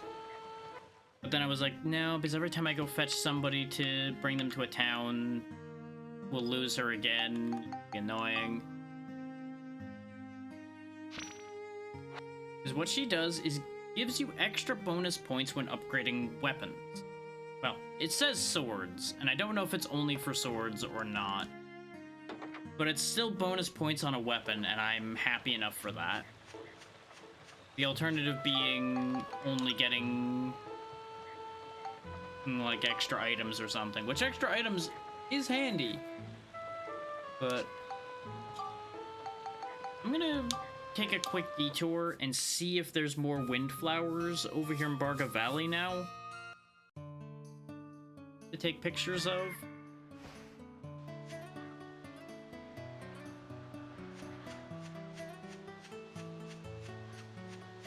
Not looking like it. I'm assuming that that's the only one. We also never took a picture of the condor, though it looks like the condor is not a valid picture. So where would I find a unique flower to get Claire to come to Venezio? It would be kind of fucked up irregardless if you think about it. It's like, hey, look at this neat flower. I'm gonna send you somewhere where there's no flowers, though.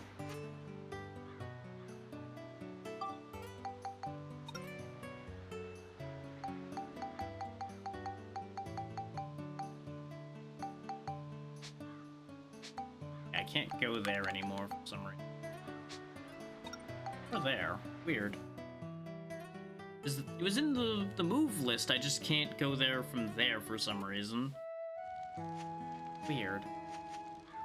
The valley itself I don't think has any fancy flowers.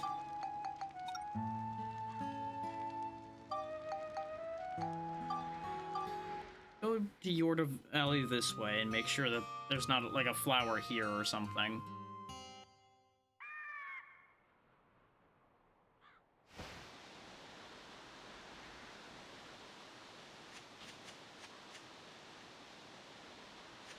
For a split second there, when I looked at the condor, I'm like, that's a really big fucking flower right there. It's just a condor.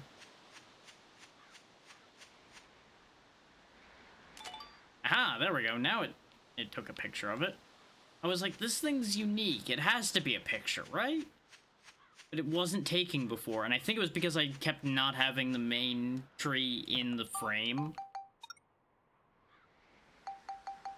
There was no flower to be seen there, so I'm going to assume that's not it either.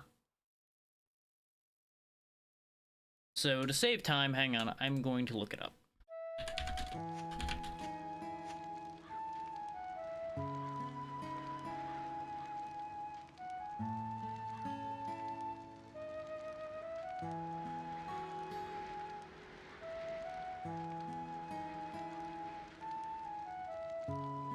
Oh, you know, that makes sense.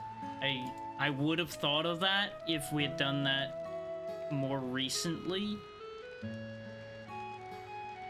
But that's the week between when that happened and now kicking in on that. That makes perfect sense. We actually need to go back to Rainbow Butterfly Wood. Because if you remember, in order to trigger the boss fight with the Rainbow Butterfly, we had to grow a special flower.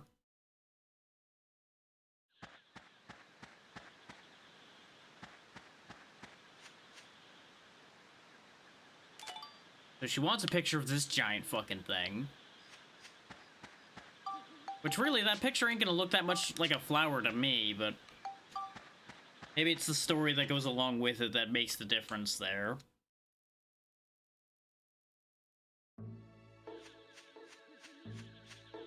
Apologies for just looking that one up, but let's be real. I probably would not have remembered that anytime quick. And in the interest of moving us along, that made more sense.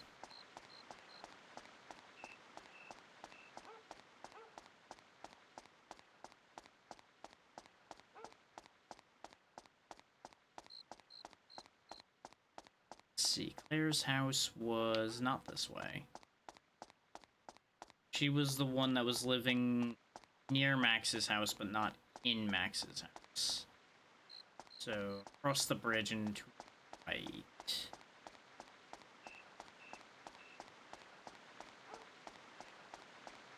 I had to think for a moment on that one.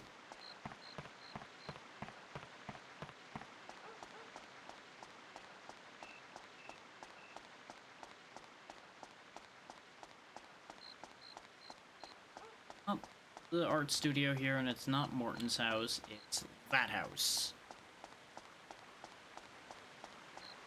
This was the one where I randomly found her upstairs. I was like, oh, right, you exist.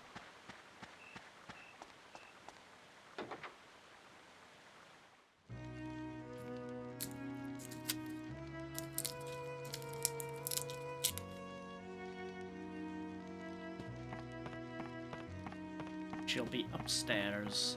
That's where we found her before.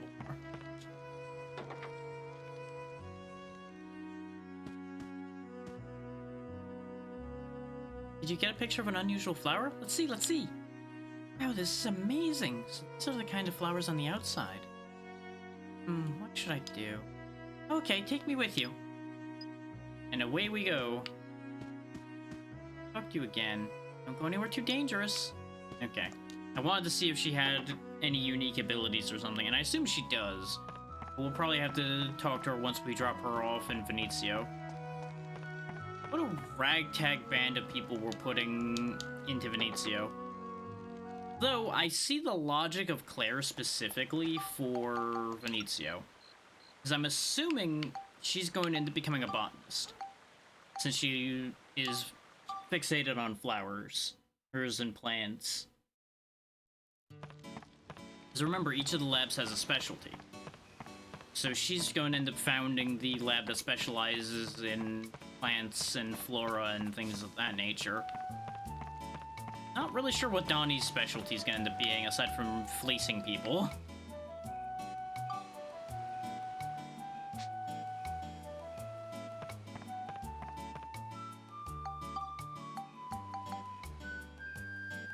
Add 2 to enemy rage chip. We'll sell you gift capsules.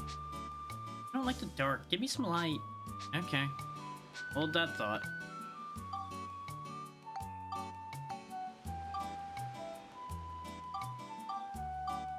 Hopefully these lamps work. Answer is no, that lamp does not work. Okay.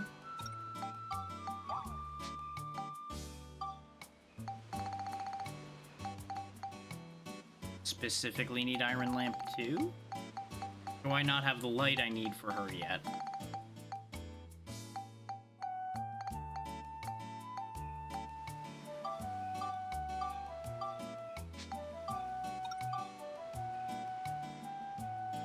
Yeah, nope, that one won't go on this building either, because these stupid round buildings take these things. I kind of figured.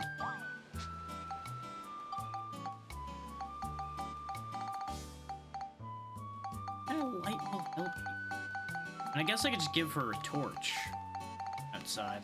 Hot torch.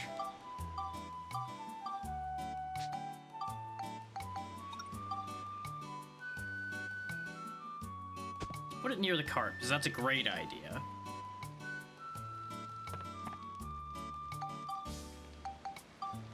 There we go. That is apparently enough light to make her happy. Now, is her price on gift capsules any better than the other one? When it comes to houses, the sturdier the better, right?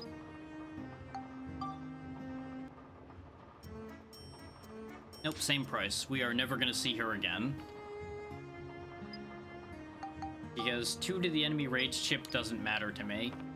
The rage chip being the red dots that are leading up to the enemy boosting its strength. But she's fulfilled her purpose, because she's now given us Lab 1. So we've got 2 out of the 4 labs restored, and a solid bit of work towards getting this all sorted out. That also brings us up to 37 culture. Let's go see if we're allowed to go into Lab 1.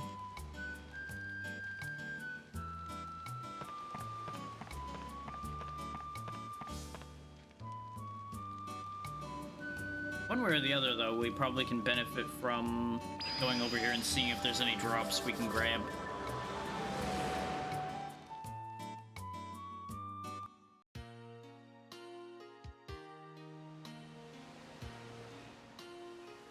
Hey, a building! Yeah, this is the one we were supposed to have sorted out first. Let's go check it out.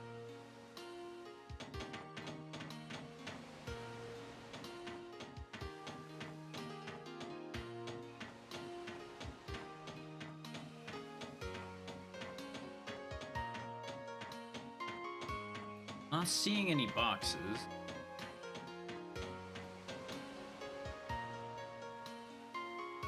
View of the sea.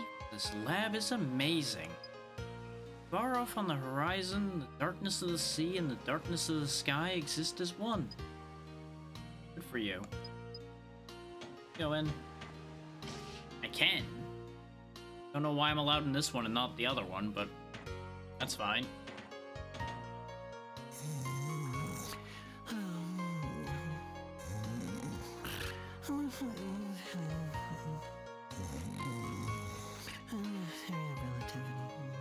Very helpful.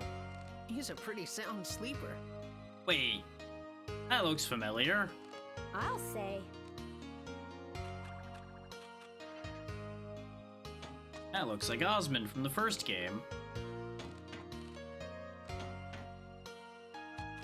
Whether it's Osmond or the head of the lab, there's just way too many weirdos here. It is Osmond. Look at that. Can't lie. Yes, I too had a hand in the electric worm research. Now I'm working on a new project. Hey, I can't tell you what it is. It's top secret. I can't just go blabbing it to the whole world. But I'm the guy fixing your lab, though.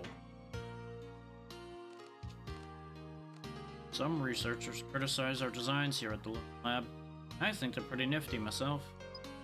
At any rate, I seem to be in the minority on this matter. Very good for you. Wakey wakey.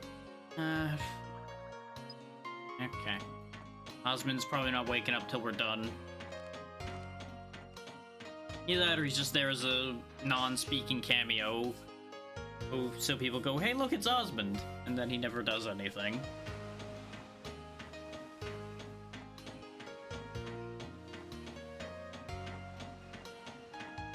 Maybe now that Lab 1's active, we can go in Lab 2. Let's take a look.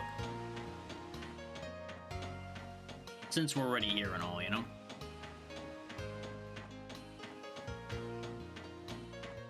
Nope. Lab 2 still will not open.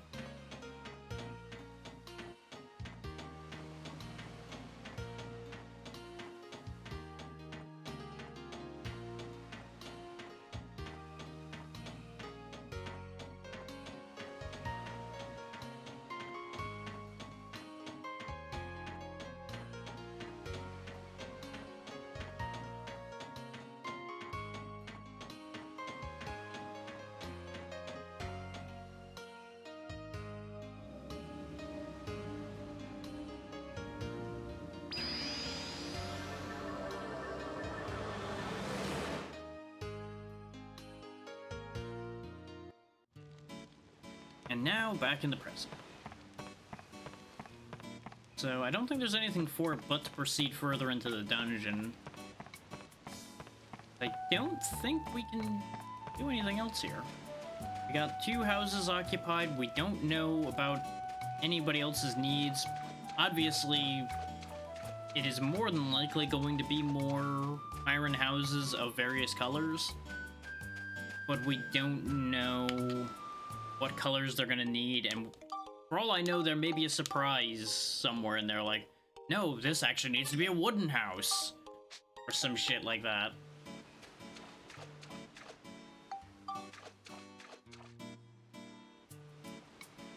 More likely, though, it's gonna need to be like up on a stand or something. Cave of Ancient Murals.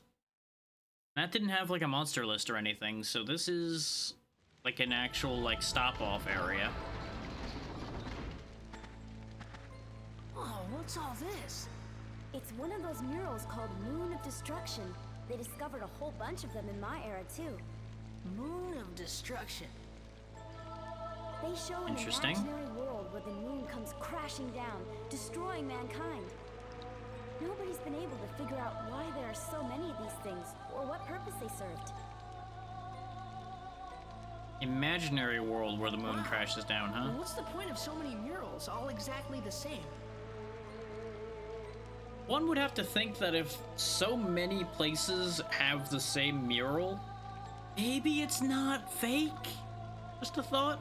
You know, maybe somebody's actually genuinely concerned about the moon crashing down. It is interesting, though.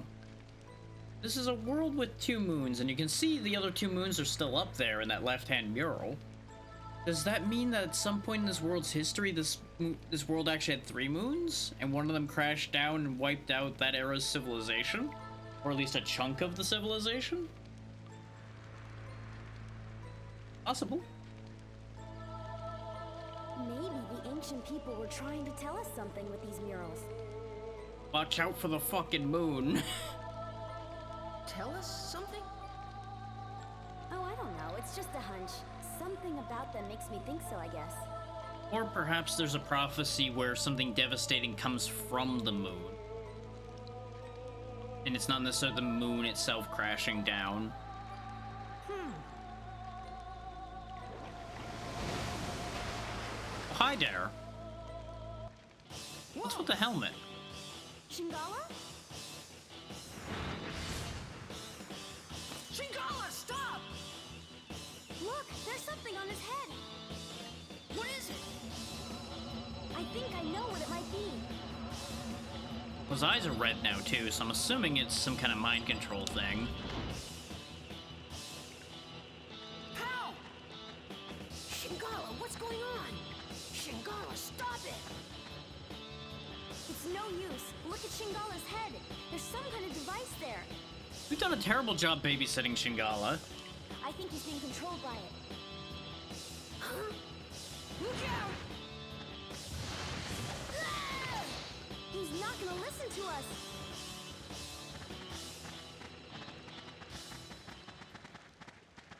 Shingala! Run for it, pal! We're gonna have to regroup and figure out what to do about that, which I assume is what the two areas of the Luna Lab we have access to now are gonna be helpful for. What's happened to Shingala? He doesn't recognize me. It's not that. You saw the strange device on his head? I'm sure that it's controlling him. We've got to think of some way to get it off of him. Maybe the people at Luna Lab will know a way. Sure. Yes, exactly. They might be able to help us. Let's go.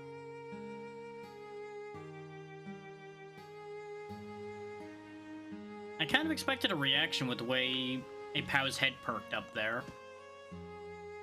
You asked that Luna Lab person about the device on Shingala's head? Not a person, it's a place. Ooh, Fish River Lafretia stem. Well, it's a good thing I found that stem. Do I have fish? I have river. I have fish.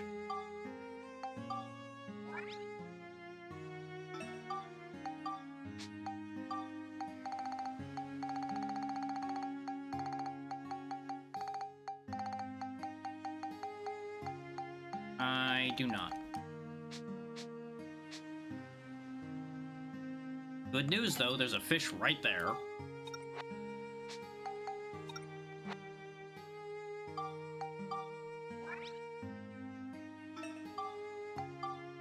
We're going to finally invent something new here, folks. Fish.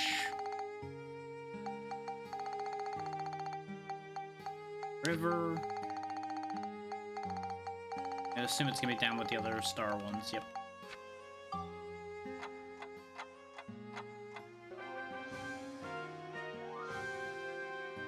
Oh, hooray! Yeah, it works. It's a new fishing rod. God damn it. I was excited for a moment there. Don't get me wrong, I'm sure that lure rod's important for something. But god damn it, I was very hopeful for something cool, considering he was using something as unique as the Lafretia stem.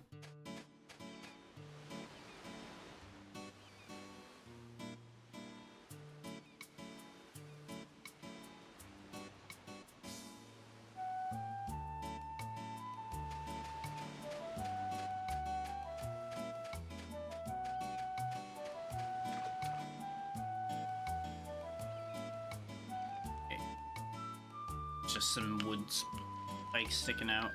I thought for a second there that there was something weird near the bridge.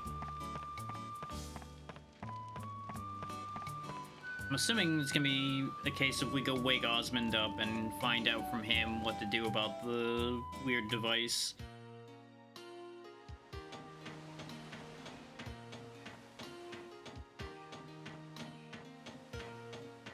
Osmond's useful that way usually.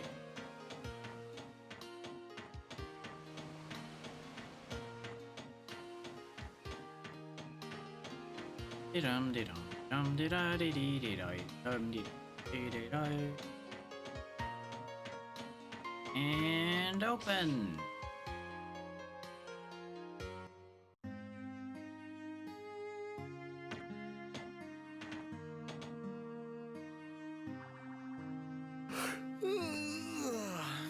Oh, he's awake this time. Oh, who are you? He's changed a little bit, it's just the same hat. Are you a Luna Lab researcher? Indeed. The voice is also different, I think. I'm Osmond, and I'm one of the top researchers at Luna Lab. Can I help you? Really? That's great. We need your help. Could you lend us a hand? My hand? Oh, here you are. Damn it, Osmond.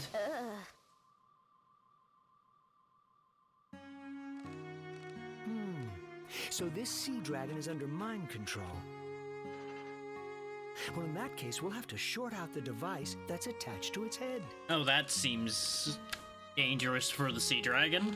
Yeah, shorting it out would work, but how? To do that, there's an old invention that I think may help. You know, in hindsight, we probably should have taken a picture of the device as well. That might have helped his planning.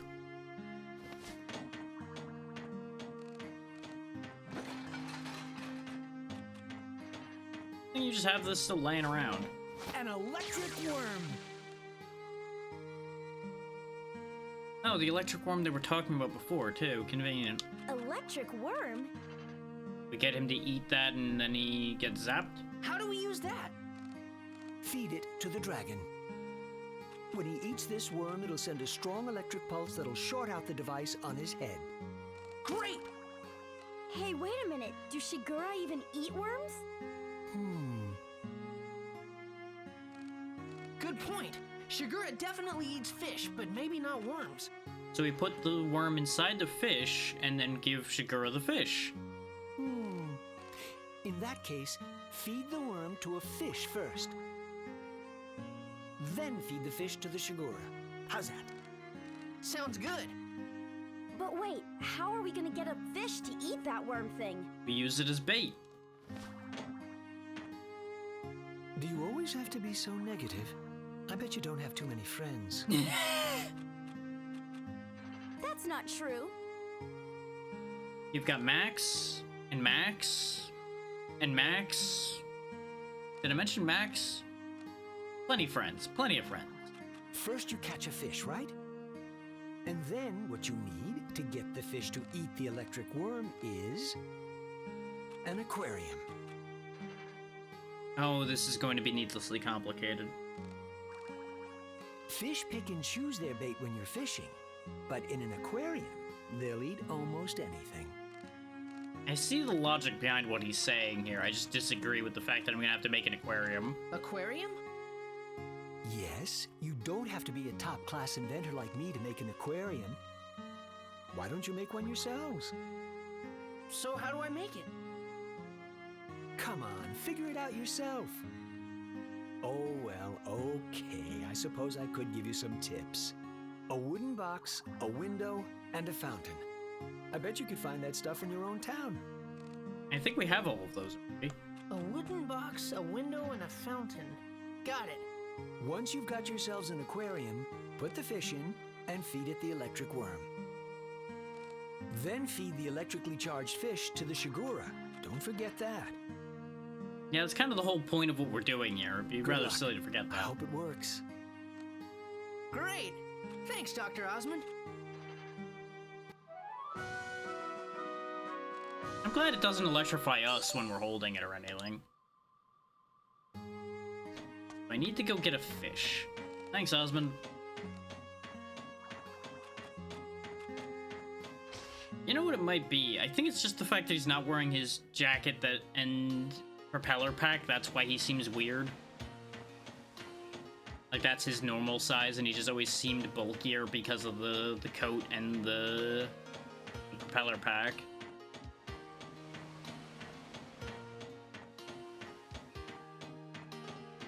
That would make sense. Yeah, we'll go with that.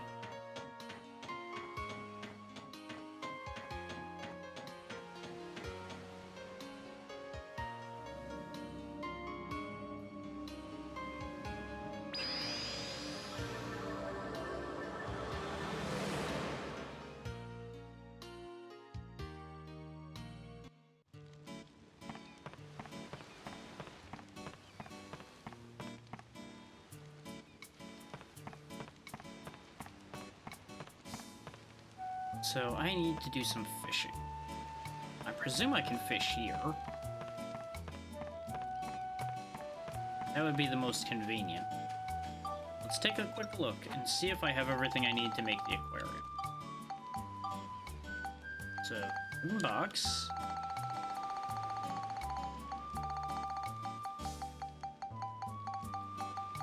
Fountain. Forgot that it was a window. Just that quickly. Window. Which makes sense. It's just a box made out of windows, basically. And the fountain, I guess, is just for the water recycling. And yes, we have everything we need to make the aquarium. Alright. So let's catch us a fish. Put that fish in the aquarium.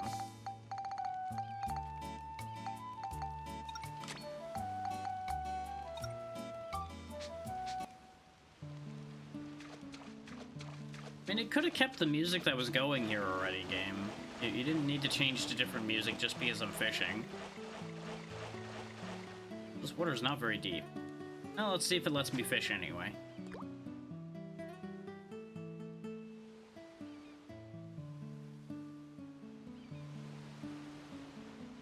Now we wait. Oh, the excitement of waiting. Now I'm getting action. Ah, I pulled too soon.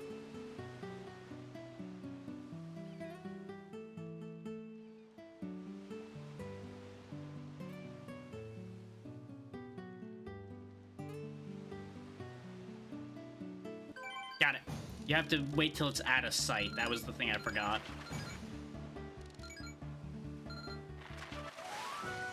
But Bobo. That was easy. And yeah, we can roast them on the cooking stove as well. So let's actually take a moment and catch a couple more fish and test out the cooking stove too, I guess, while we're at it. Or at least catch a other fish to see what the cooking stove does. Since that really did not take long at all.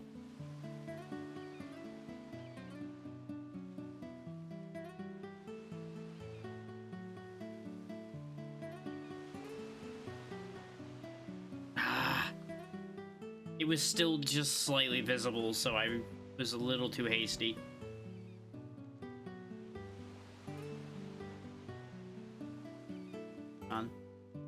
Take the bait.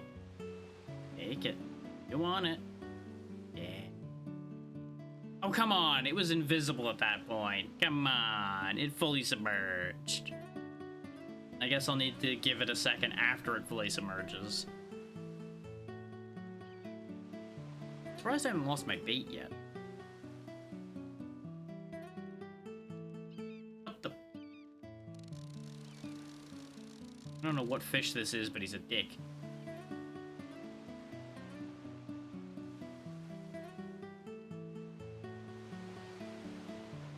Little chicken shit fish is what he is.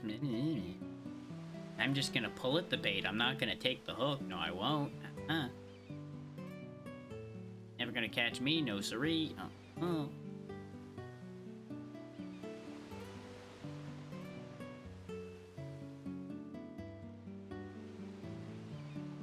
Let your guard down.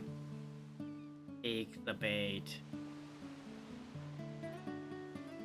Rat. Do it.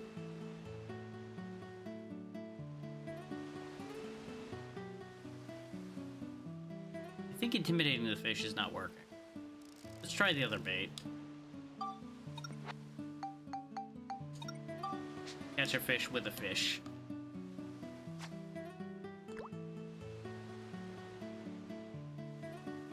Guys, we want to catch something good to eat anyway, right? Right.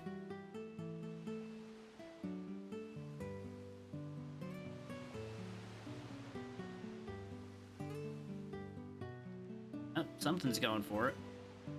What? Why is that not working now?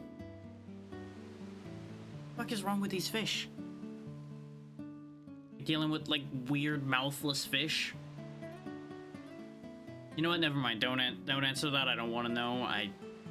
As soon as I had the concept of mouthless fish appear in my brain, I do not want that idea in my head anymore. There's so many different things wrong with that as a concept that I don't know what else to do with that.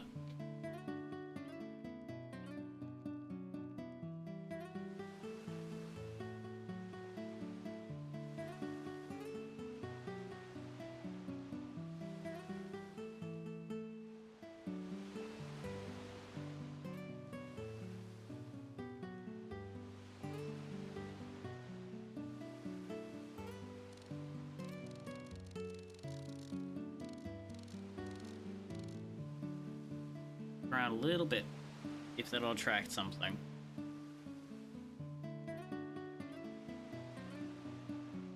Doesn't seem like it, but I think I might be better served by moving. I think when I lost the fish that I lost there, it was over. Not that running around in the water like this is a good idea, because that would absolutely scare every fish within quite a hefty distance away.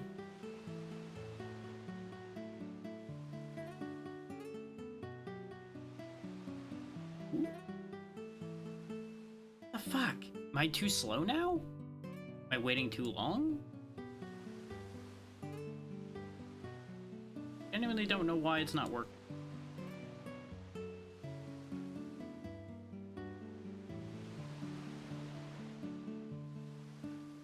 See if he strikes again. It'd be very funny if when I looked away to click on something, to check something, that he had already struck while I wasn't looking. Ooh. The fuck? Why is that not working now? There has to be some variety of, like, timing mistake I'm making now. I just don't understand.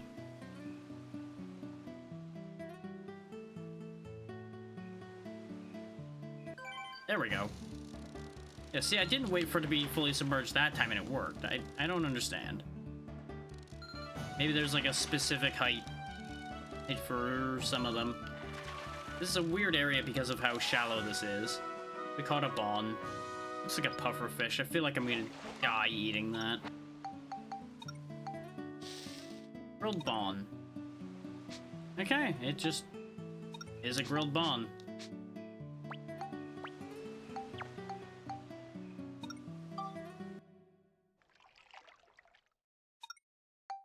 Feed fish. Feed it electric worm. Here you go, bud.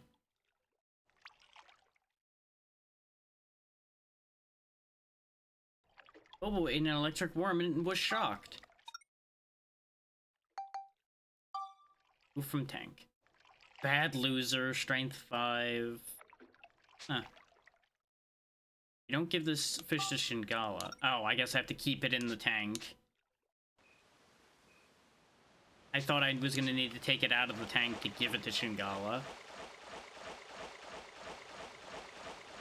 But I assume then that'll be automatic. Alright. Let's go do the thing. Back to the Cave of Ancient Murals.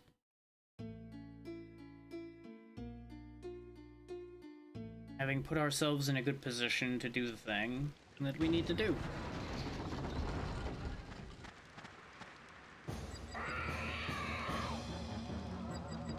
Max, put the electric fish in Shingala's mouth. I'll do my best. Is this actually gonna be like a boss fight where I need to beat him up a bit? Oh. Oh, do I need to like Spheda club it into him? Well, this is gonna be kind of awkward if that's the case.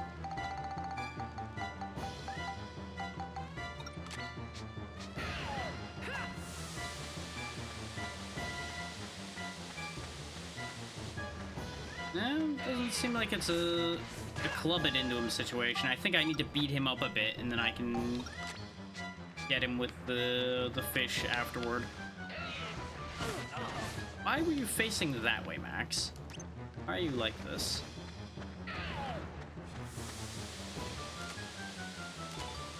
Up at Shingala. Okay. If you hurt Shingala, he'll get angry and head right for you. He'll have his mouth wide open then. Oh, I need to throw the fish in. Okay. Thank you, game, for actually clarifying that, since there was multiple options for how you would be expected to do that.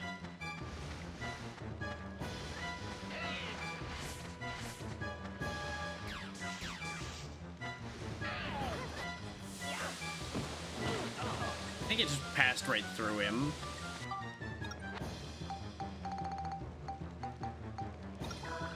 Which, honestly, relatable, buddy. I've had plenty of food pass right through me, too. But there's the fish over here now. Yeah, got it. Even though it smacked him in the side of the mouth, it counted. This seems unhealthy. It worked. But also kind of, you know, knocked him for 6. Shingala! It worked! The device is off! Yeah! You've been having a rough day there, buddy, huh? Is he alright? He's really exhausted. We'd better get him back to the water.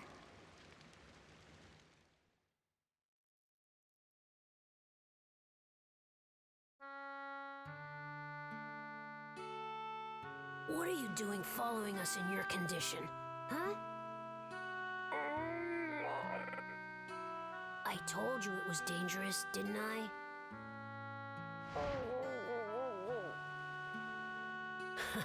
What am I gonna do with you? Max, Monica, I have a favor to ask. Go to the seashore where the other Shigura are and bring back some medicine that will work on Shingala. I can't get away from here myself.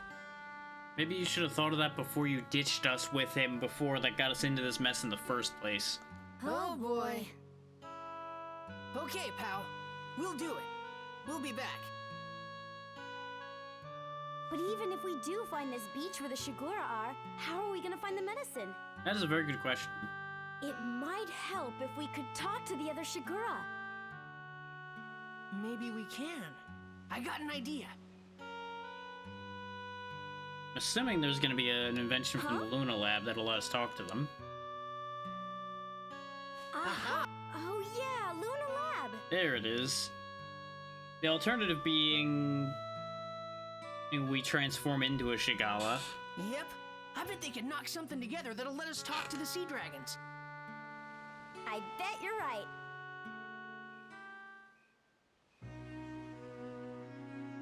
Alright, we have a plan again. Time to go badger Osmond for another invention.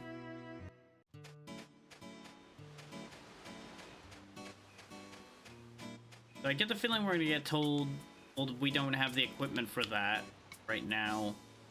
And I may have to go further into the dungeon first. The plot seems to be steering me back to Luna Lab, so we'll go back there first. Unless this is something Lab 2 will do for us. Which is possible. Like, Lab 1 may have been the solution to this problem, and Lab 2 is the solution to the current problem. I feel like I would need an animal lab of some kind. To have somebody that would have invented a means of speaking to animals. But we'll find out in a moment. I will ask questions, and if it doesn't work, we go into the dungeon. Nice and easy.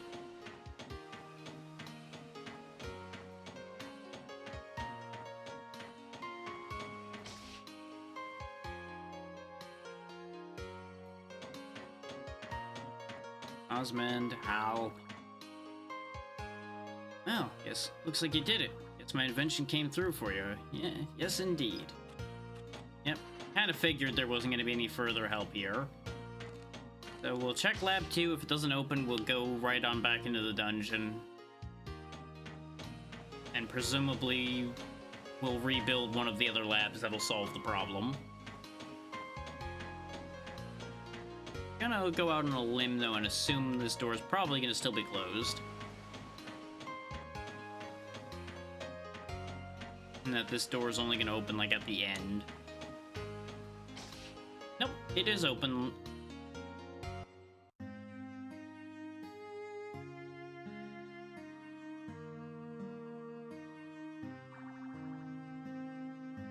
Quite a lot of people in here.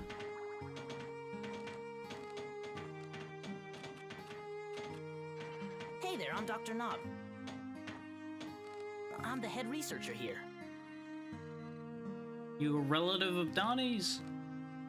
You kind of have that vibe about you. But you're a...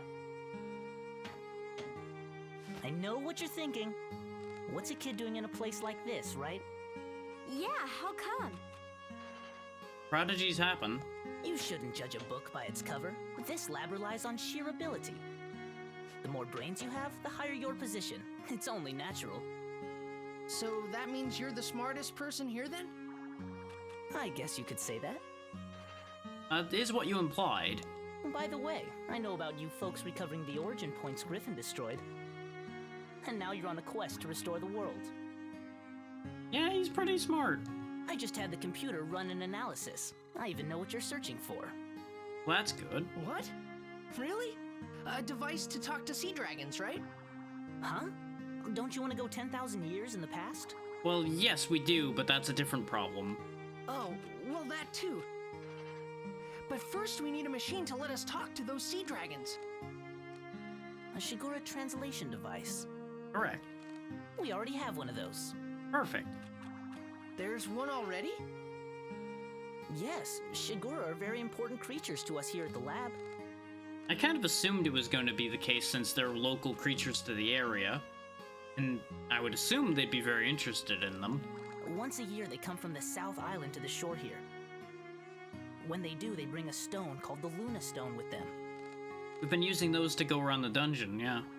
That stone has the mysterious ability to rapidly increase human brain power. Huh, we haven't noticed any increased intelligence when we had it. That's concerning. Thanks to the Luna Stone, this lab is home to the world's best thinkers. So you're cheating. So it's vital that we be able to communicate with the Shigura too. And that's why we've already developed a Shigura translation device. Hey, you! Yes, sir? Go get me the shell talkie. That's what you named it? Yes, sir.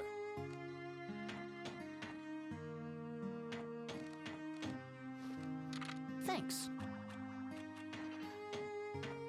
Here you go.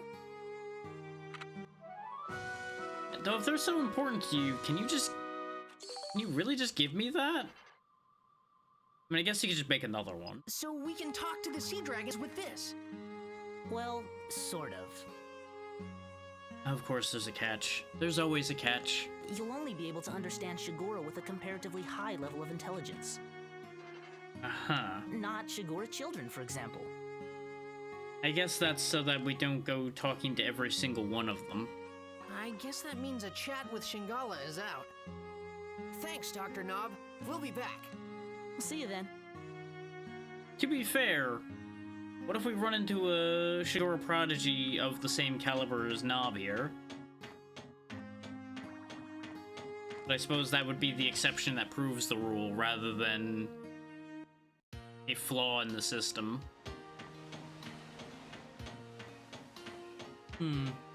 Oh well. We have what we need, and that's what matters. Time to go put it to use. So I assume one way or the other we're still gonna have to go further into the dungeon in order to get to where the Shigura are. But I figured getting the item from the lab first made more sense. Goddamn hiccups. This way we can just go straight through and only have to deviate in order to actually go restock if I need to.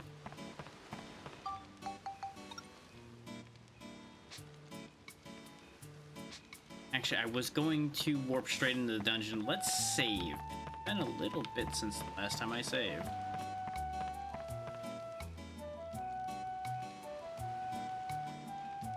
There we go.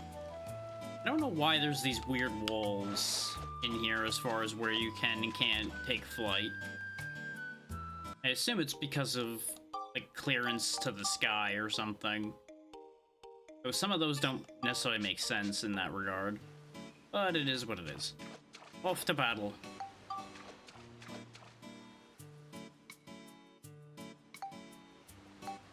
Of course, we gotta go back in here again. You know, if I was just gonna... Forget about it. Everything's fine. Don't question it. My brain works in mysterious ways.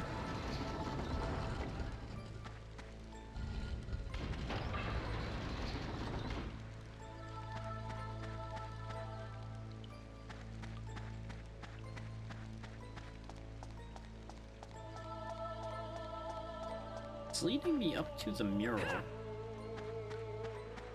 But I assume the path is actually over here. Would have been very funny if the goal had been to just smash a hole in the mural.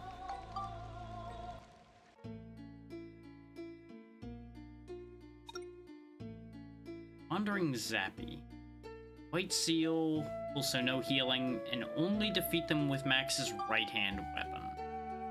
That might not happen. In fact, I'm gonna say right now, it probably isn't going to happen.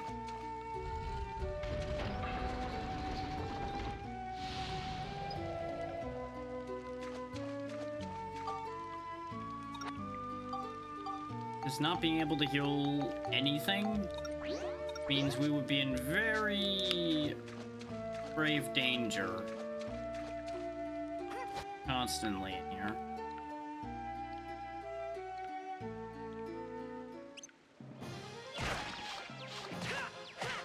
Case in point, the amount of no damage that weapon does. So then again, the gun does a decent amount. So Max could still do the job, for example. Though based on the amount of health we immediately lost, I think I'm gonna play it safe and just ride pod us through here.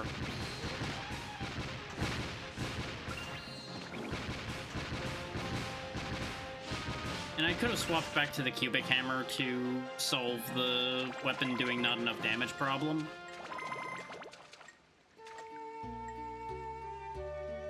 That's not really the priority at the moment.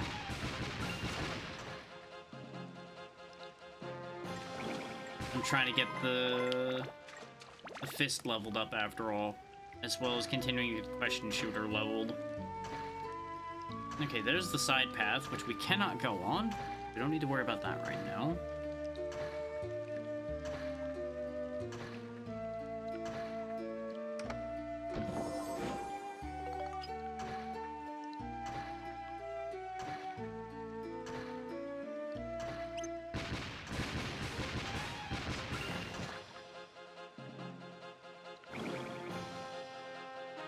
Reminds me, I want to switch Monica back in for a bit too. We can keep leveling some of her weapons, especially now that we have the bonus points on swords. upgrades with us. I'll switch into useless plant form. I suspect that that plant will become something less useless. Just would take time and energy that I'm not putting forth right now.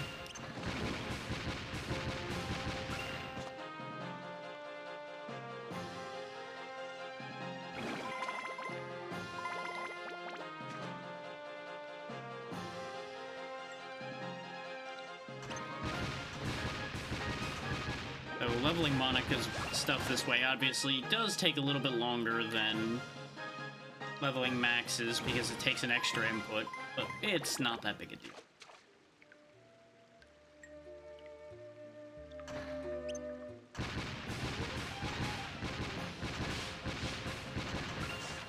Especially considering how aggressive those Zappies are, I'm much happier not fighting them in fisticuffs.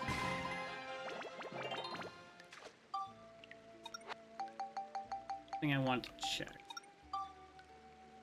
Yeah, it has 5 points, so I'm going to assume that my logic was correct in that it's every level gives more points. Yeah, this was the one that had the same thing as the question shooter. I forgot it was the Thorn Armlet that for some reason had like 3 effects on it. Need Cyclone, Exorcism, and Attack, or Chill, Scale. Work up your Cyclone. Start by just kicking it up to 40, see if 40 is enough.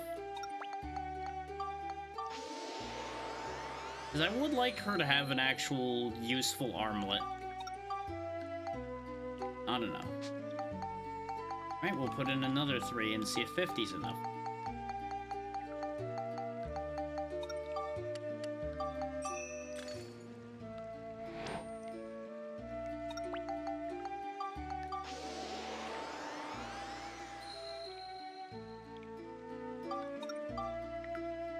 Is not in fact enough.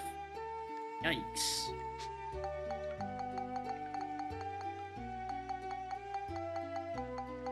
My goal is to make her have a more effective thing. Fortunately, none of these match more than 1 item. Unless I want to just give it the diamond. But the 10 smash this gives wouldn't benefit it. Not directly, anyway. Yeah, we'll just stick to continuing to raise it this way and hope for the best. Just means it's going to end up with a lot of levels required for it to make this happen. Which, you know, such is the way of things. Okay, 50 is the magic number. So it's gonna take a bit to get to that. The good thing it's only level 2. Otherwise, it would take a lot to make that happen. Grand repair powder. It's almost like they're telling me something. I need to get out of this to use this.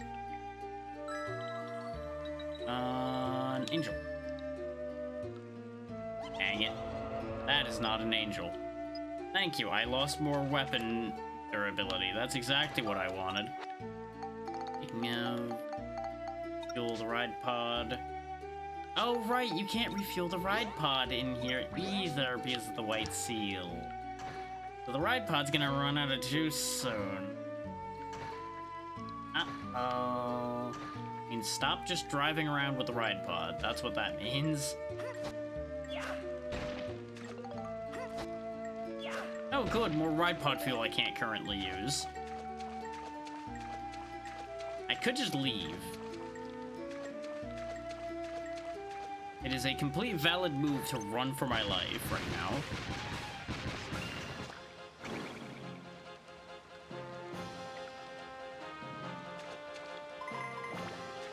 Yeah, I figured you were gonna lock onto me. Switch quickly to the ride pod. I can fight these things without the ride pod, but safety. is, as I've discussed before, the ride pod is a sacrifice that's fine to make.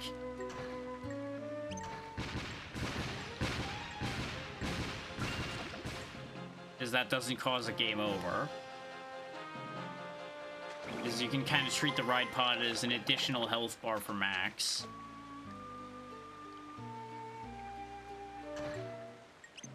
If it really comes down to it.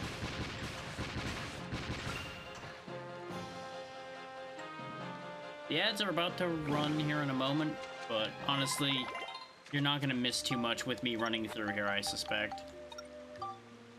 Okay, it's got 9 points. So I'm assuming it's been getting 4 points each level. Which technically qualifies as bonus points. I think the over-under on this being able to transform.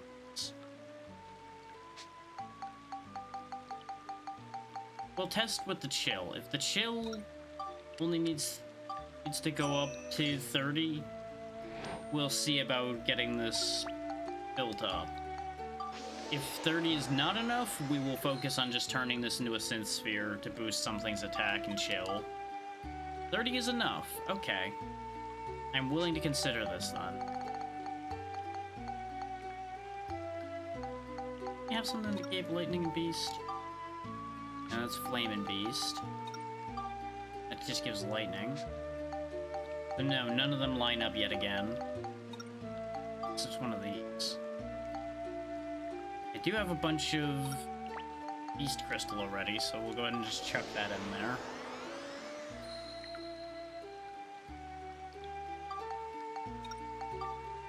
That's just Smash.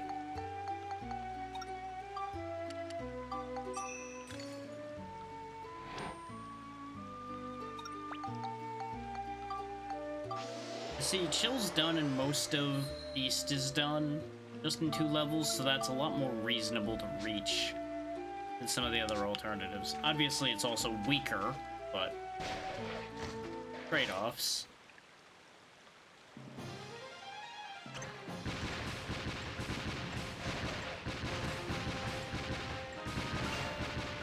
Ride Pod's also, as mentioned before, almost out of juice, so this could get bad.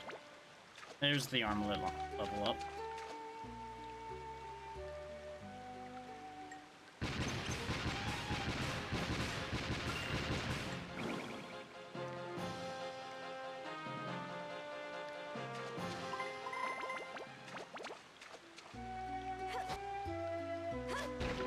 Now, out in the box.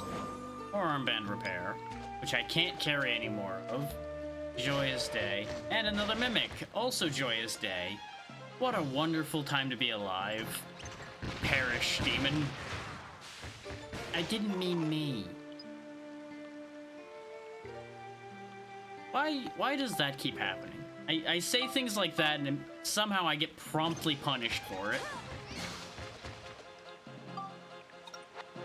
So, I don't think working that sword up any further right now. Actually, I think it's back to Max. And he'll work his laser pistol up some more.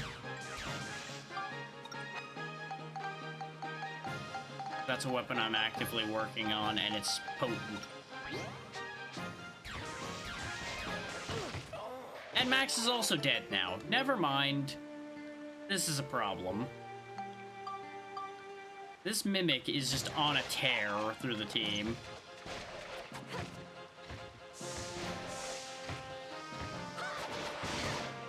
No effect, huh? Well, I know what will have an effect on you. Play more! And the worst part is, there was a healing fountain spot right here. So I could have healed Max before that encounter. I decided to open the box first, which put me in the position I ended up in. This is gonna be one of the few floors I think I just leave without finishing fighting everything. Because to hell with this floor sucks. I'm out of here. We already have the gem we need. I'm over it, I'm out of here. This may sound like I'm retreating, but no, I'm just done with it. Nuts to it.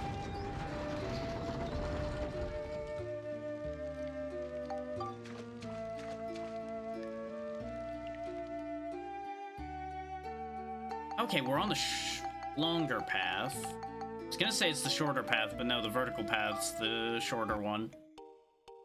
Bitch.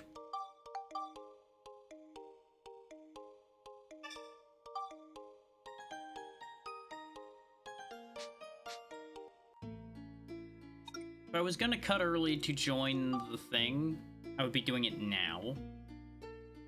Based on how I'm feeling, we'll just finish this dungeon and wrap for the day. Which is already kind of where I was at to begin with, but I was giving it some more thought. In the interim, just be safe. I don't want to just give up on a potential collab that I had tentatively agreed to. So I had also told them that it was a maybe, since it was brought up yesterday, and I've still not been feeling the best, so...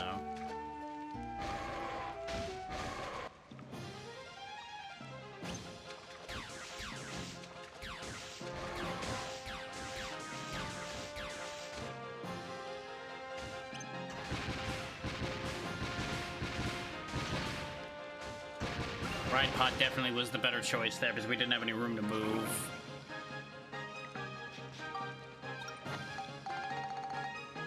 Quickly get that weapon I wanted to upgrade back in there. Yep. Almost forgot to swap that back in. That would have been really awkward. Hornhead, huh?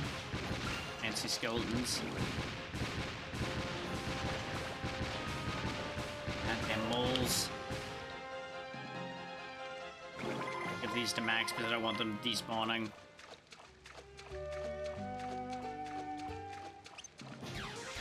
You don't actually handle the laser too well. I think we'll just laser you to death.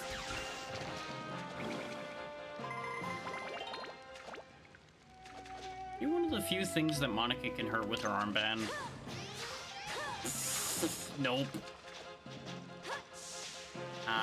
Yeah. No effect again. Love that for you, dear. That's wonderful. You're gonna get back up because you're a bastard that way.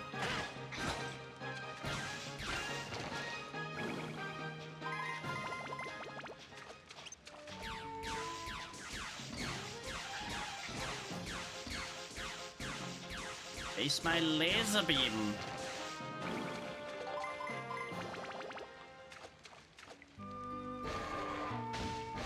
Face my goddamn mimic.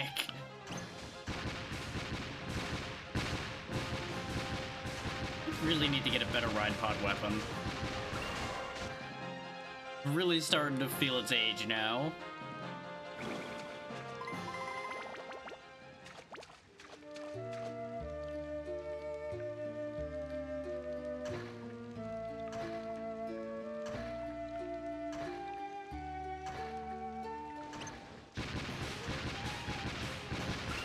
With the way the question shooter's going so far, though, I see why I was being encouraged to get the Jurak gun now.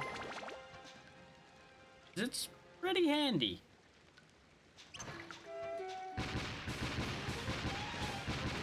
But it would have been left behind in the dust if I had gotten it any later than I did.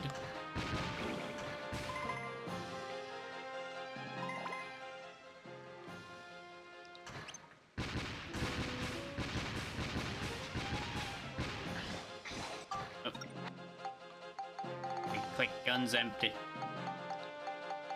Pour some dust in the cannon. We'll just have you handle this guy. To your deal. Sooty. Okay. Oh wow, you really do not like laser damage. You dodge real well though, could you not?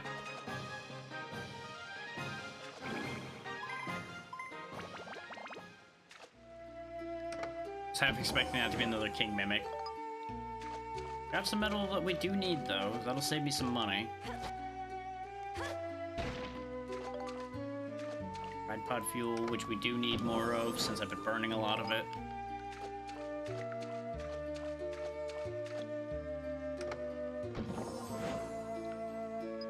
Bombs we can't carry.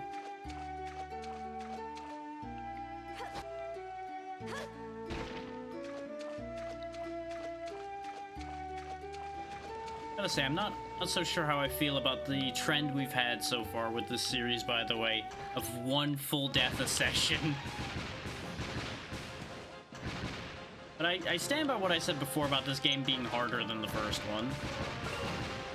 Because they have higher expectations for you since they gave you more mechanics to use.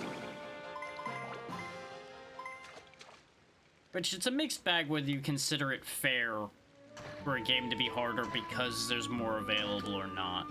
I go back and forth on that because it depends on how much harder and how much is available. Specifically, how useful the things that are available actually are. Like, for example, so far, we've really not been interacting with the monster transformation mechanic at all. As much as I want to, because I do think it'll be interesting to use monster forms. Just the monster forms we have, well, the monster form we currently have is not very useful.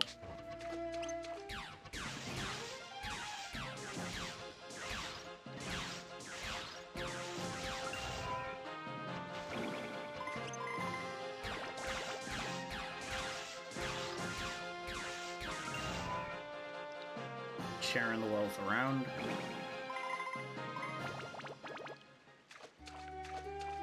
Not gonna worry about upgrading the sword any further right now.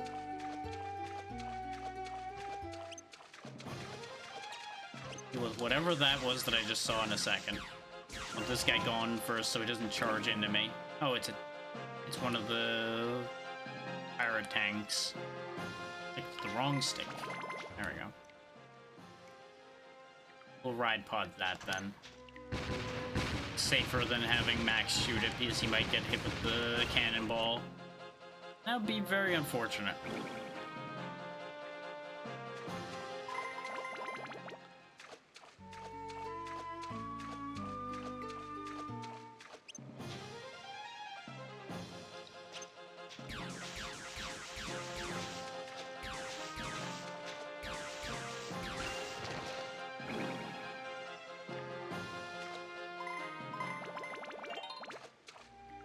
Another Thorn Armlet level. I forget if the Thorn Armlet was anywhere near upgrading. I think it was getting closer. It was certainly closer than the sword was, I think. I say, probably lying to myself.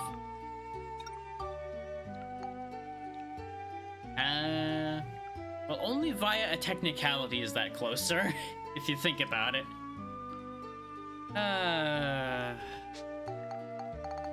This is why I said I was pretty sure I was lying to myself. But you know what? We're just putting 8 points of exorcism in there. Boom, done. Easy. And that should help it actually do damage to the skeletons. And of course 24 is not enough. I'm assuming it's gonna need 50. We can try the armlet again and see if it does more than 3 damage now. Go out on a limb and assume it probably won't, but science. That's not a skeleton.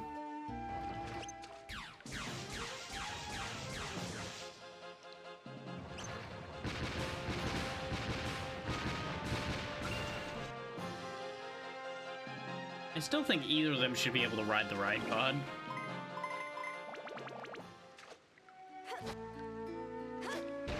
Mostly because I think it would be fair, but also because I think it'd be really funny watching Monica try to drive the ride pod. Having her just like slam it into a wall or something.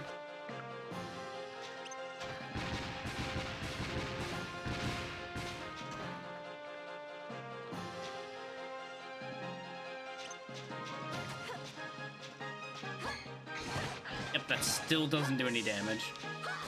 Yeah, still does no damage. Aha! We got a kill with the thorn armlet. It has tasted blood.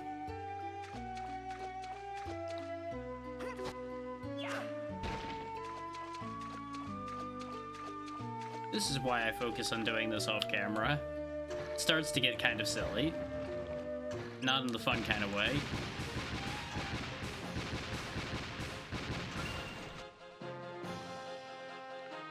But basically, the majority of my grinding revolves around me being in exactly the same way you see me being now, where I'm just using the ride pod to kill. This is just a lot more efficient that way.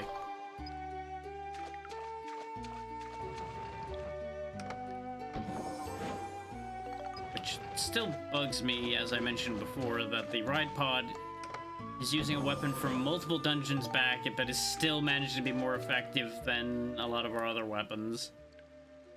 Admittedly, I'm not using Max or Monica's best weapons that I have on hand right now.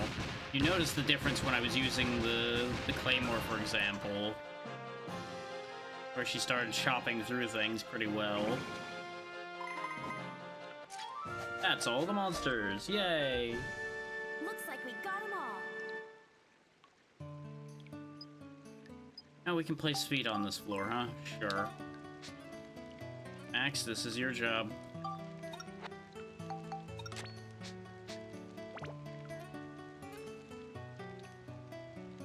Goal is over there, and it's a red goal, and I have 3 shots.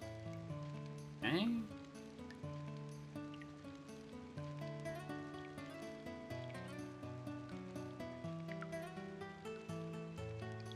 I'm seriously considering something kind of stupid, but it probably will work. Well, it would have worked better if I'd hit it better. That didn't work quite as well as I wanted it to, say the least.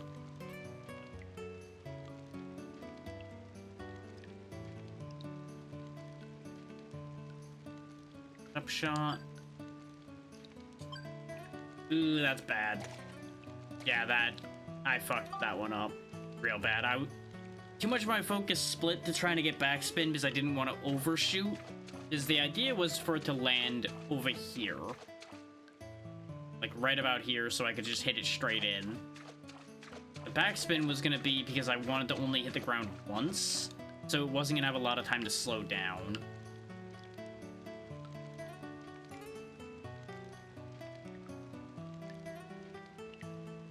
Oh, when in doubt, try the dumbest move you can make and hope it works out for you. Gonna give y'all a hint. This probably ain't gonna work.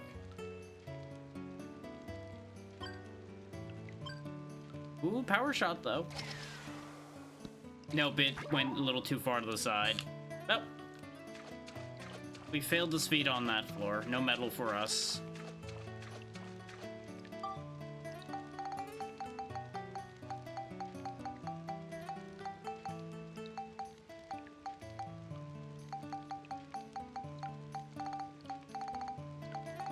There it is. I was like, where's the Luna Stone? We killed everything, so we have to have it. So hang on. There is the weirdest noise happening. It is bothering the hell out of me. Assuming it's just my neighbors being noisy and weird, but I just need to make sure.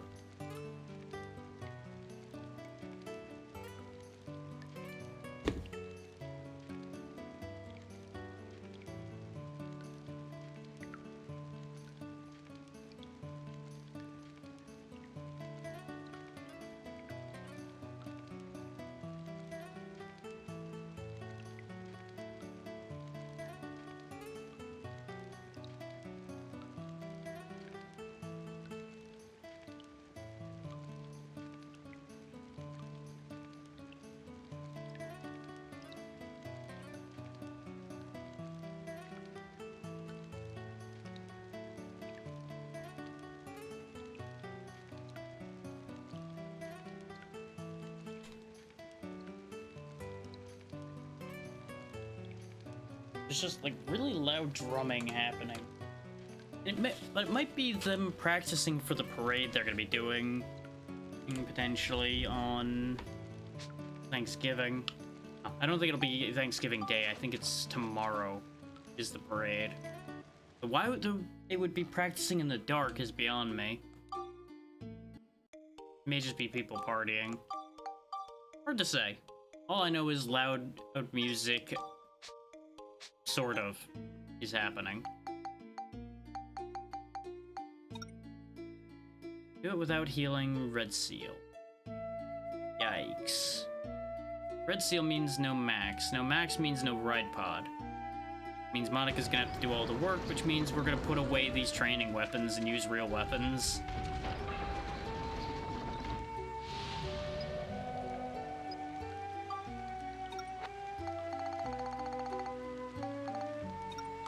Or use real weapon, because the Thorn Armlet, I think, is our best armlet. Despite the fact that it works on, like, nothing in here.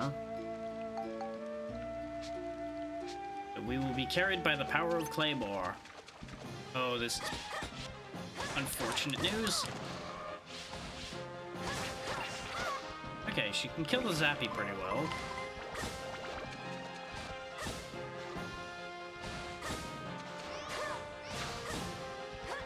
There, have your own firepower back. Oh, this place sucks.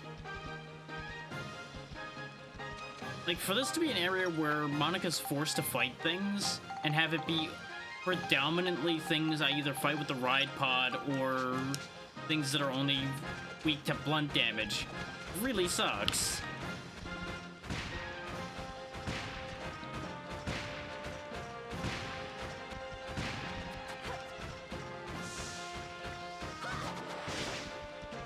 See, a charge attack from the Claymore did, like, nothing to it. The armband actually does... Oh, never mind, doesn't do similar. Never mind.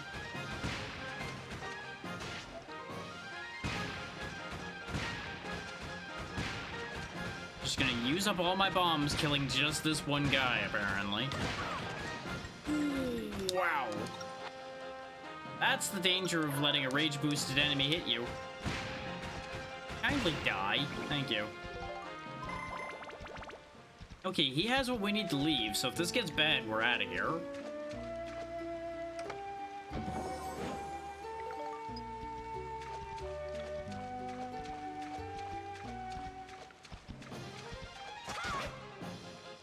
Okay, she can actually hurt the tortoises a decent amount.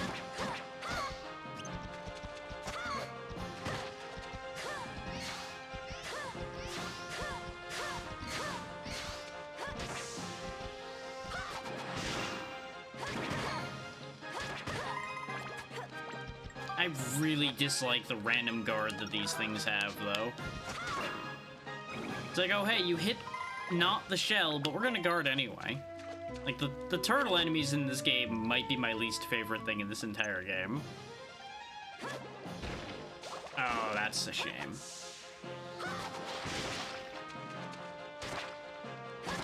Like, these elementals are dangerous, but at least they don't just, like, spontaneously guard an attack that should have hit.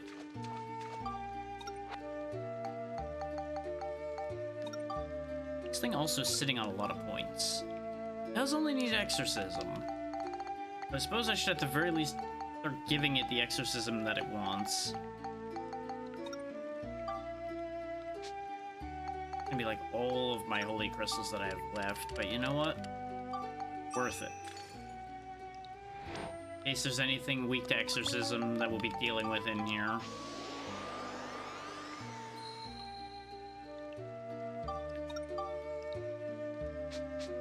We haven't even seen a Bloomo yet. I don't think we've had that enemy type exist yet. More to the point.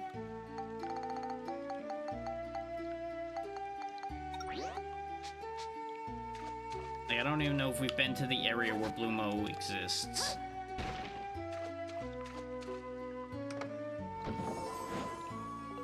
It almost feels like an upgraded version of the plant guys, just because Bloom. a key. Thought I bought a couple. I did. Well, no, I thought about buying a couple when I already had one. God damn it. Don't need more bandit brass swords. They're out of date. Weapon destroying. Hey. Hooray, armband powder I can't fit. So it just goes to the ether. Go ahead, throw another one at me. I dare you. Yeah, it didn't work. Still is not working. Fuck you, get fireballed.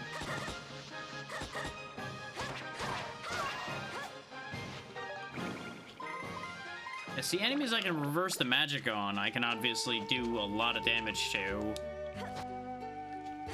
Regardless of her current strengths. Not another one of these fucking things. And I say that to both of them, just to be clear. Zappy's kind of weird looking, by the way. And now he's dead. So what am I gonna do about the mech? Flamestones? Mainstones? Okay, that does a lot more damage than the bombs do. Turns out they're weak to fire, I guess.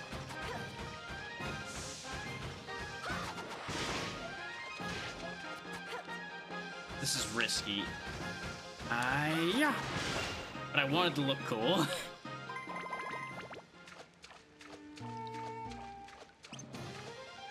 Up Zappy again. Have an idea. Is he gonna keep throwing fireballs at me? No, he's getting distracted. Okay, that didn't do nearly as much to Zappy. I was hoping to just delete him with a rag stink fireball. Which sounds like an absurd statement. One, give me two, and he give me a third one. Yeah, there you go, right back at you, buddy.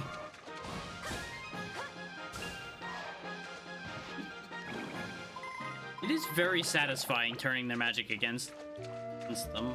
I'm glad we happened across that mechanic by accident because I happen to be guarding a magic attack.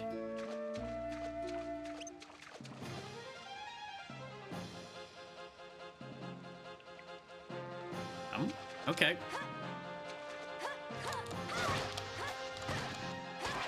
I disagree with how that entire move played out. But I accept the fact that I didn't die.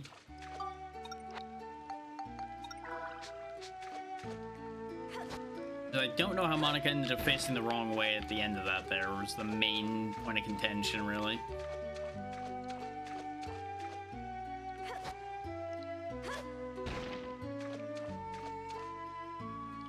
Yoink.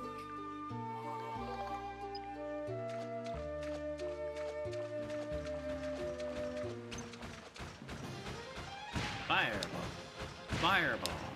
Fireball. Fireball. That was overkill, but I did not want to try to go for the cool move that time. I hesitated too much, so I'm like, no, we'll just do it the safe way. I could have just thrown a bomb at him too, but 6 one at this and the other there, really. Lucky that attack hit. I went to charge, but I ended up swinging first. There's the Luna Stone piece to go into that extra section down there. Yeah. There we go. The point of that is to bring these elementals down to our level so we can hit them. There we go, another level for the Claymore. There's a world in which I just turn the Claymore into a synth sphere and turbo boost a different weapon, so that it's not a two-handed weapon. But there's an entire world where I do that and then a one-handed weapon turns into a two-handed weapon again. Because that's how we ended up with the Claymore, is we had a very nice one-handed weapon that transformed into the Claymore after a bunch of upgrades. Because it started from the Gladius. It then became the Chopper, then it became the Dusak, and then it became the Claymore, I believe. Specific order of operation. There may have been another one in between that I'm forgetting about, but that's the basic lineup.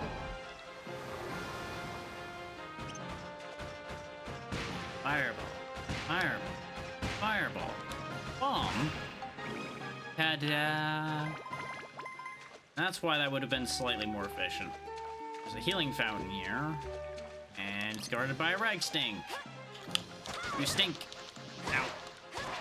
Well, that almost ended in disaster. Why is it that every time I insult the enemy, I almost die? Oh, right. It's because I shouldn't be doing that. We got 'em all.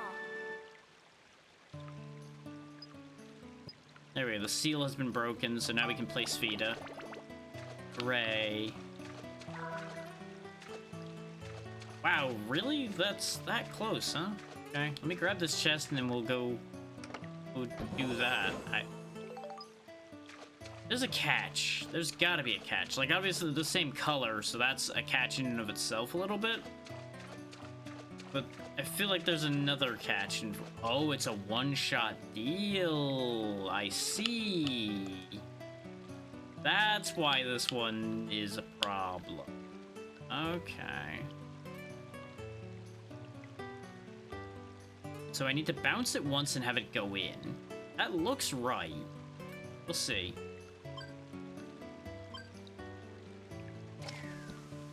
Nope, that went wild.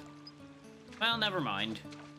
Because the problem is, they don't give you good enough angles to tell where that shot's actually gonna go. And with the way those walls are rendered, maybe it's just my eyes, but it's very hard to tell what the deflection is going to be off of those walls. Because y'all have seen me banging things off walls before. I know what I'm doing when it comes to that, within a certain amount anyway.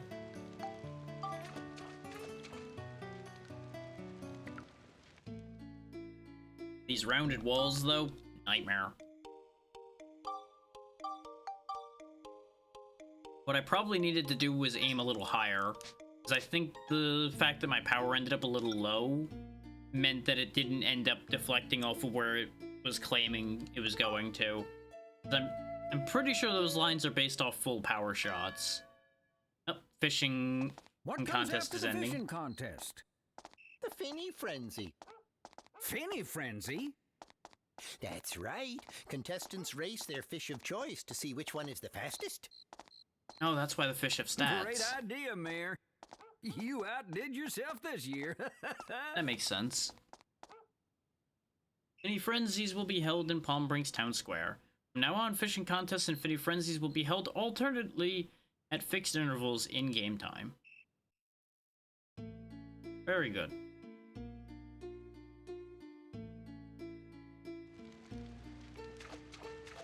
Return of the Serpent. Well, that certainly isn't a serpent. I'm glad I took a step back before taking that last shot. I know it said kill only with the ride pod, but with how close to failure we got when we were doing that before, I'm not gonna worry about that right now.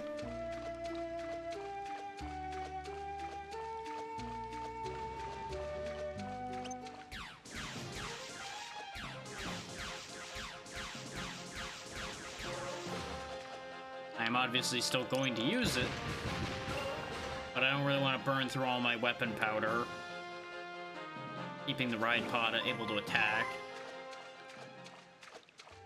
since we still got a few floors left to go before we can finish up.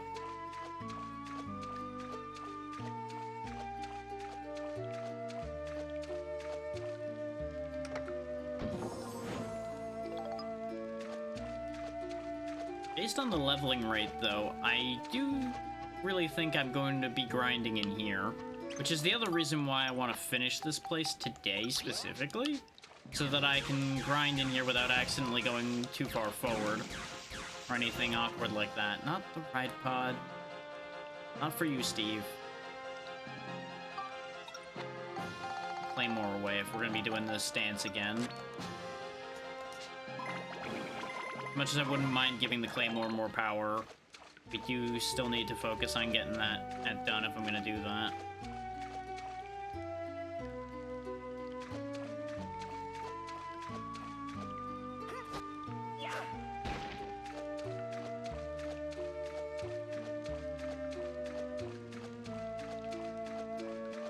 I do think it's wise for me to reduce the amount of grinding I'm gonna need to do. Considering, in one, I've been struggling to actually do everything I need to do within the time anyway. Mostly because I put it off long. Okay, these fucking fish and their rapid attacks upset me so much. Yep, I knew that was gonna happen because I couldn't swap again quick enough.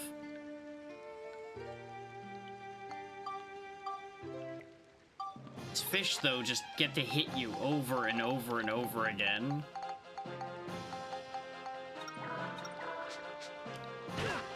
I still have a damn Spheta stick in my other hand. It's fish, man. First. Oh, you can just dive under the ground, huh? Wow, that sucks. Okay. I'm glad I nuked these when I saw them in the forest. Like, I gave them proper respect because they were killer serpents from the first game, which used to be a boss enemy.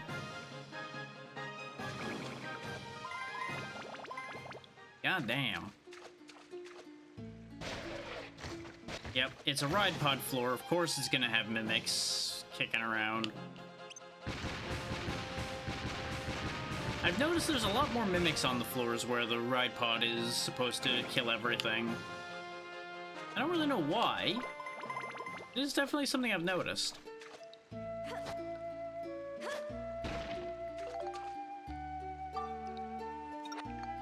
Let's take stock of our grid points. 8, 4,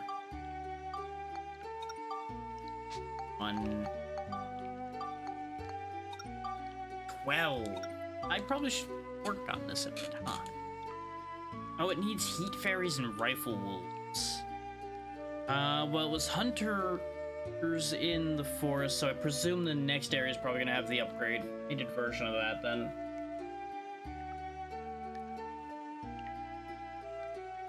Means this physically cannot be upgraded yet then.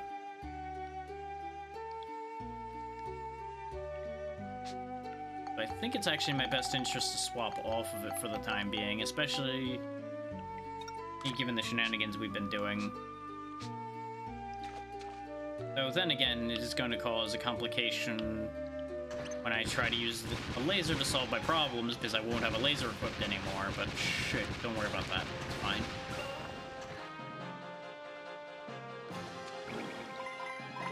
This does mean we're going to continue splitting our experience further, and it's fine. That is a problem that I will solve in the future.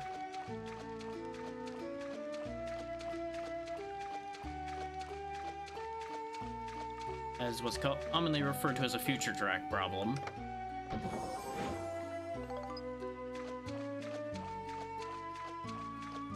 We did pick up a few geostones as well, so we may want to actually take a look at finishing the town before we finish the dungeon. Can you hurt anything with this? You can hurt him with that. A little bit.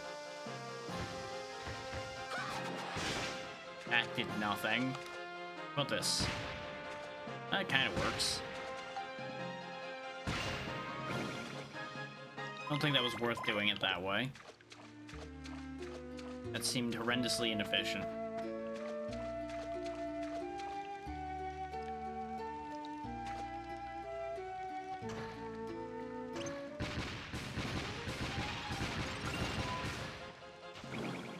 Remember when I said I wasn't going to be using the ride pod for more than I need to here?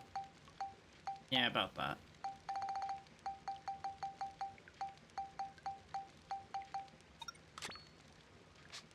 I also ended up leveling up my Spheta club.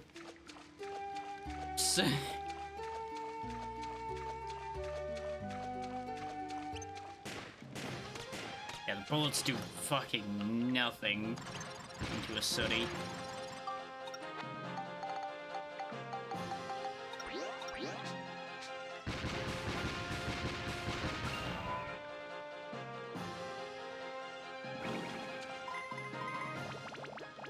I thought that was gonna be a level. That's why I did that. God damn it. Oh well.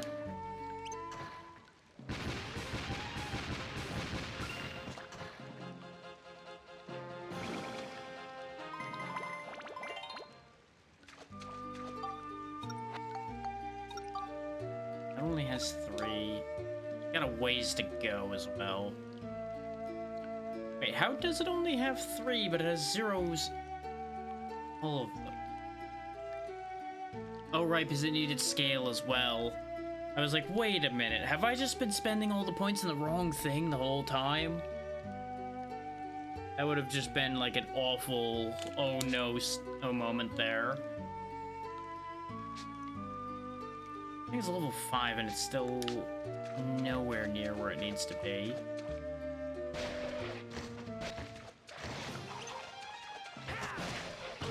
Did no damage. That's a big yikes there, boss. That's a big yikes.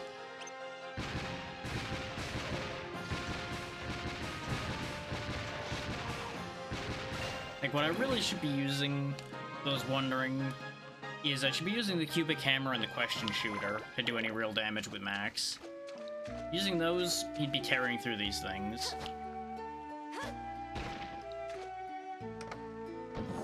But it wouldn't be getting anything else moved, so I'm taking risks to try to expedite a few things.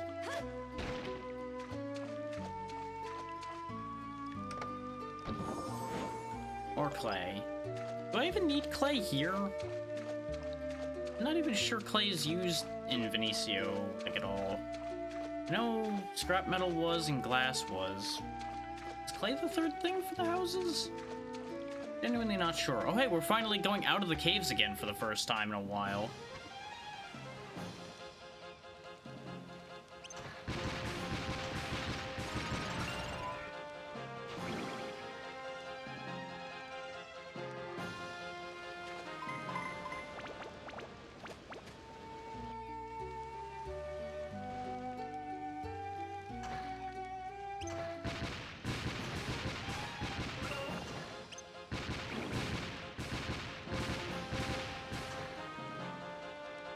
I expected that shot to kill him, and it didn't. You know what? Fuck you in particular. What did I just say? Hey, fuck you. At least now I can pick up a bunch of bombs again instead of having to worry about not being able to carry them.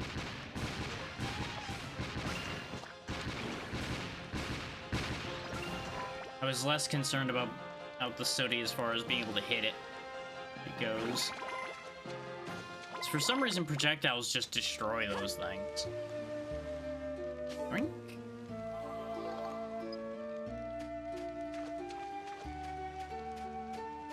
Back into the docks.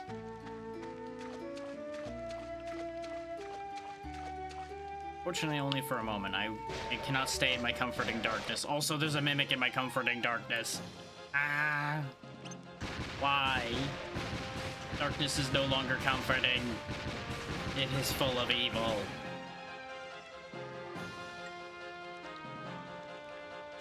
Yeah. Full of experience points, though.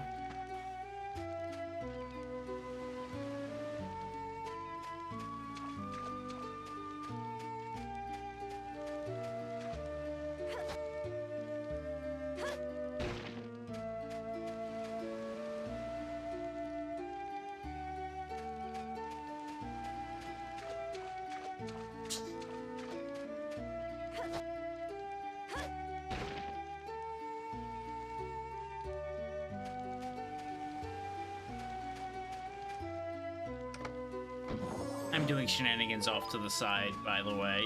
In case people are wondering what I'm chuckling about, I'm not going to elaborate on exactly what I've done. Just understand, I'm doing what I do best.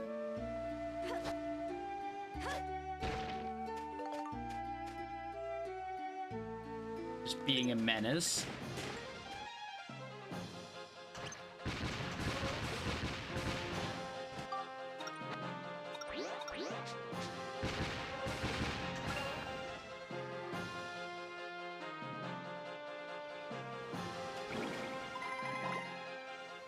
There you go, that's all the enemies here. I didn't actually kill all with the ride pod, not or anything, so... Oh, and the last enemy was the one that had the Luna Stone. I was wondering about that.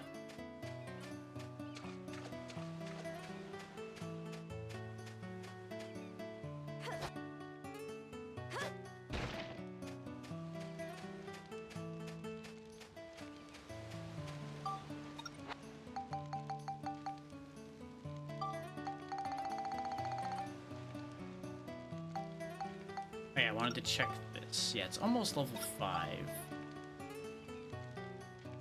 Might be doable to reach what it needs now. We'll see.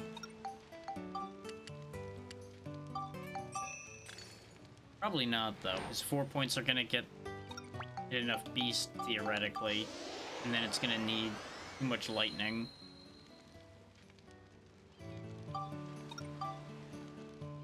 It even has enough attack, so it is 30, 30, 30. Which means I might actually be able to do something. Have anything that has lightning? No. Have lightning? Yeah. I'd probably only be willing to give it one of them. I wouldn't give it both. Because if I gave it both, it wouldn't be enough anyway. And it would end up short. So we'll just be patient. It's only gonna be another level or two to reach what it needs anyway.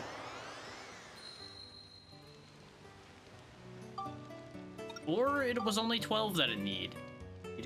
The evil cease.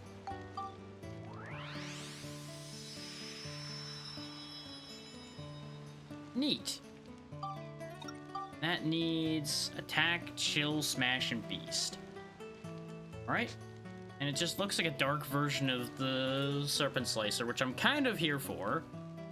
Kinda dig it. I'm glad I did that.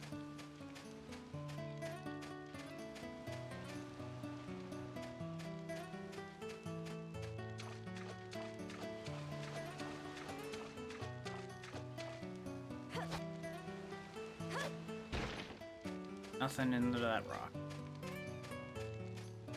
Into this rock. Nothing. Oh, something under that rock. Piece of bread. Because, you know, we all love our rock bread, right? And I know people like hard bread, but I feel like that might be a little much.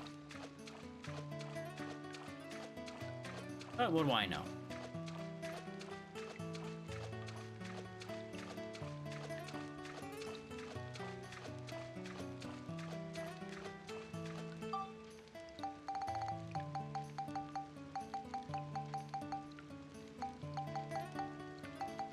There it is. Find my Luna Stone.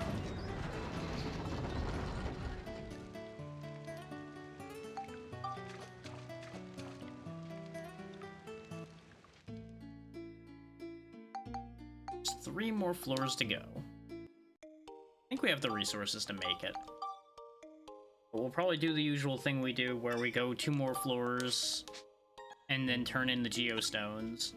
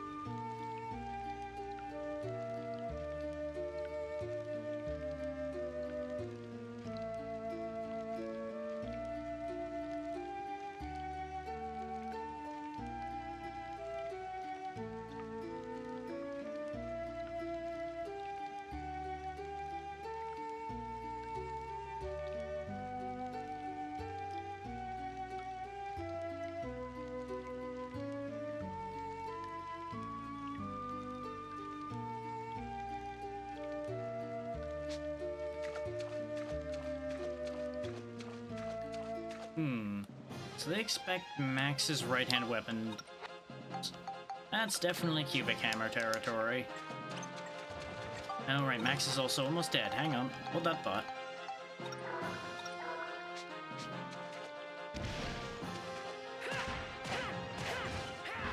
Yeah, the cubic hammer can definitely do these.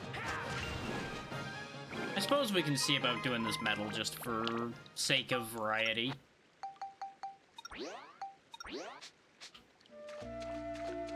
I have been forcibly using lower weapons for a while now. Oh, Master Jacket. We haven't seen him forever either. Another enemy from the first game.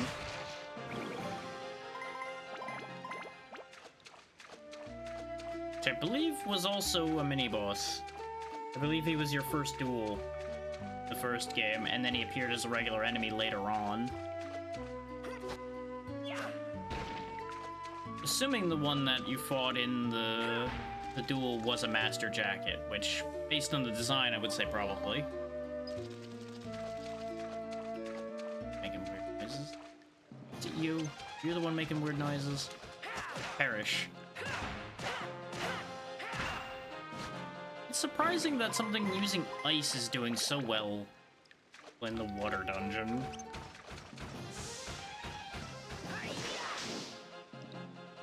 Yeah, I know. Fight machines with machines. I can't not and get the medal.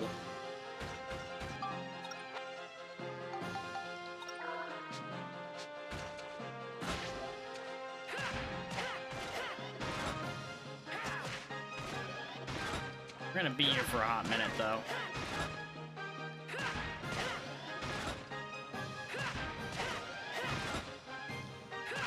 Got him. There's another one right over there.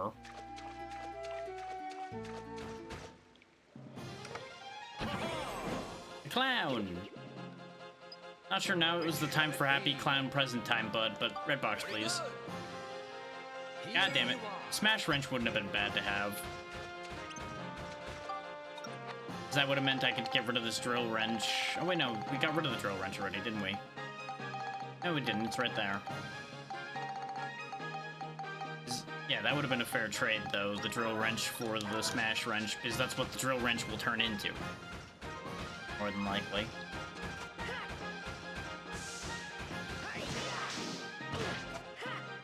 That didn't work.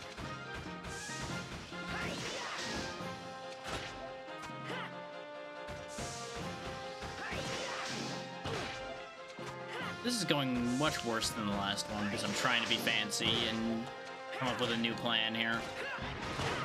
Ow.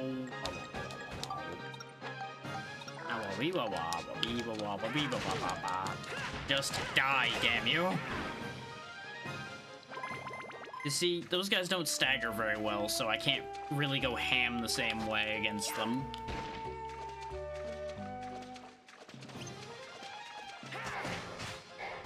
Missed. Don't know how you somehow hit the second time. Die to a kick. Oh, this is gonna end up giving the cubic hammer a lot of levels, that's for sure. A lot of levels it doesn't really need.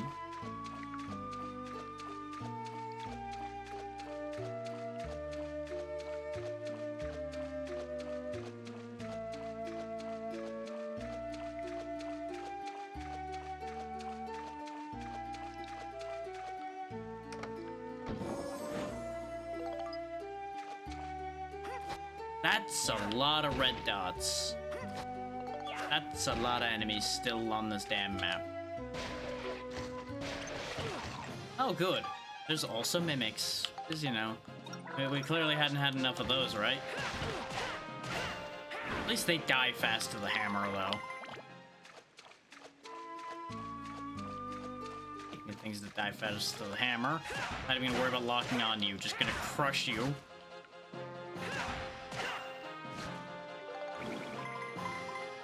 Features that I don't really want. We're not really going to worry about upgrading the cubic hammer right now. It's doing a fine job, and it's not going to be near leveling into its new form at all right now. You really want to have a go, huh? That's what you get. That's what happens when you start something like that. smacked him into the next century.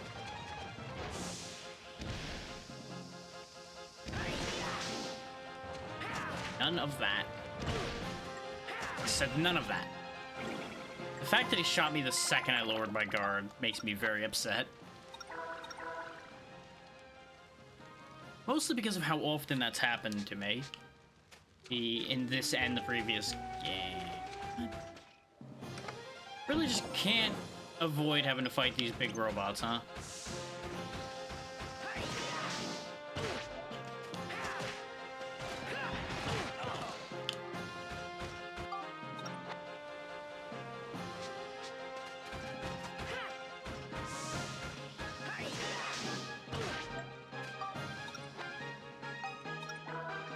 It would help a lot, Max, if you were a little quicker on the draw when I tell you to guard.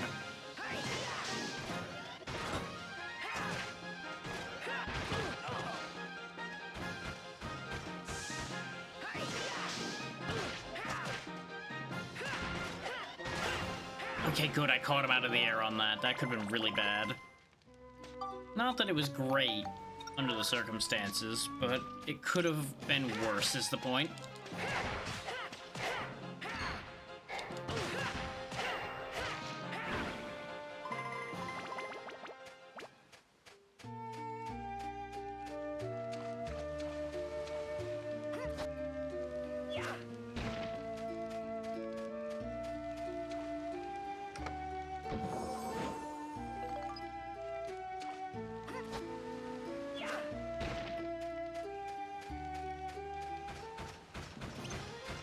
We have to do this one more time, huh? I may even have to do this more than one more time, but I'm hoping that it's only going to be the one more. Somehow I missed so many of those attacks. I'm just so upset right now. Can't even use a damn throwable to make this go better. Otherwise I fail the damn medal. But no, I decided I wanted a medal. Stupid me and my stupid want of medals. Just because I want to be a cool guy and show off and show that I can fight without using the ride pod. So I've already proven that so many times. Brain why? I'll take a look around this corner and see how much I regret this. Okay, it's not the worst. I'm going to assume throwing their own projectile back at them is going to count against me too. Fuck's sake. We're burning so many resources because I wanted to show off. Just want that to be known. This is exactly why this is happening. It's because I wanted to show off.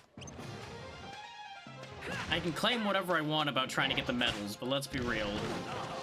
Trying to show off is the entire actual reason. This pairing is a nightmare. Thankfully, I can bait the bonehead away, because he lives up to his name as a bonehead.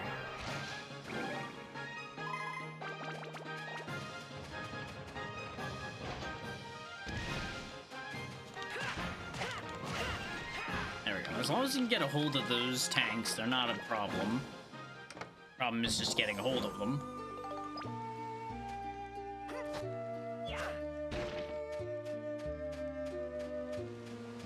Nearly done, though. Just 2 more enemies after this pleb. Would've been very funny if somehow I died to the Shiva. Of all things. Like, oh, hey, you said I'm a pleb, huh? Perish. Okay, just another Shiva. That's not even paying attention. Like, I think that's what's making these the easiest they could be, is the fact that they're just oblivious. And I don't really know why.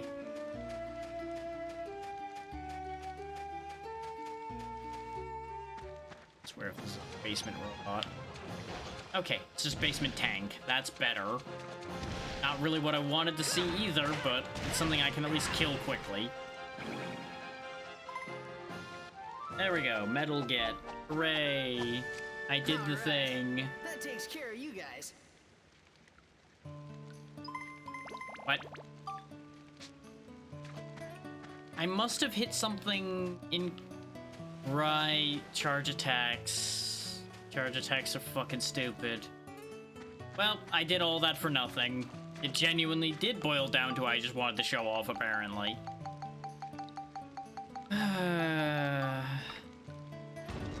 This is why sometimes your bit doesn't work.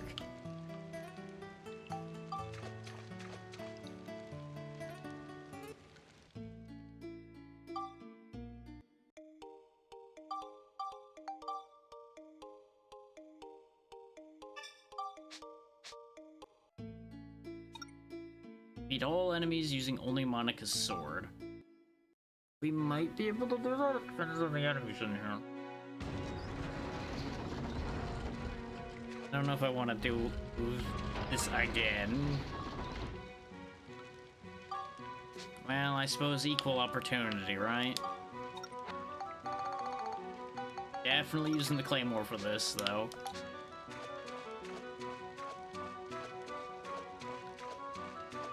Gotta remember, don't use charge attacks this time. Oh, come on now. You're not making it easy here. You know what? No, fuck you, game. If you're gonna do that to me, no. No, we're not worrying about that medal. Fuck you. Fuck that. I ain't playing with a King Mimic right now. Not with how tired I'm getting. Abso-fucking-lutely not. I'll play it mostly straight other than that, but... nah. No medal for us on that one.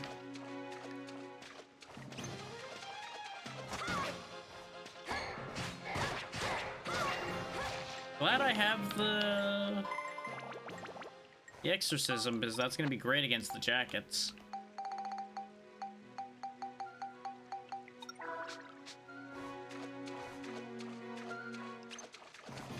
Snake, oh, it's a snake.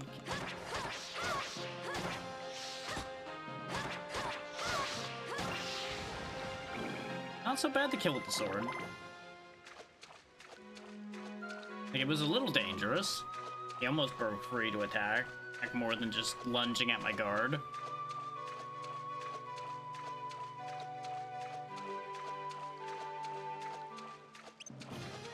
More of this nonsense, huh? Okay. Die.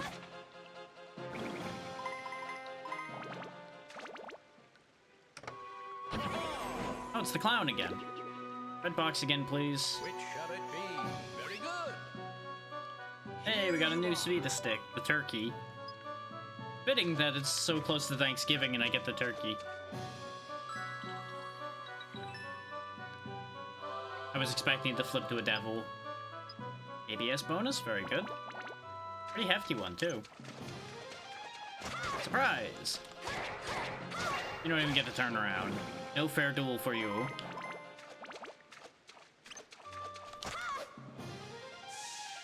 No, no, no, don't do that.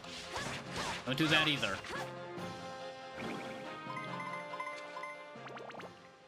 I don't know why I avoided doing a charge attack there. We already... he lost the medal by virtue of ride armoring that one guy down. And we're down to 1 hit point because of an exploding trap. Great.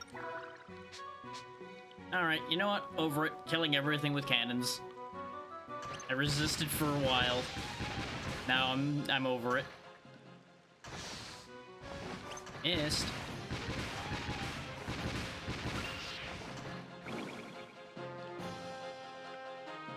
I want them to understand that they brought this on themselves.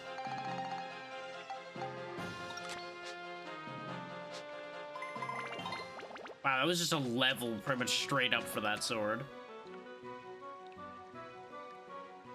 The value, man, the value.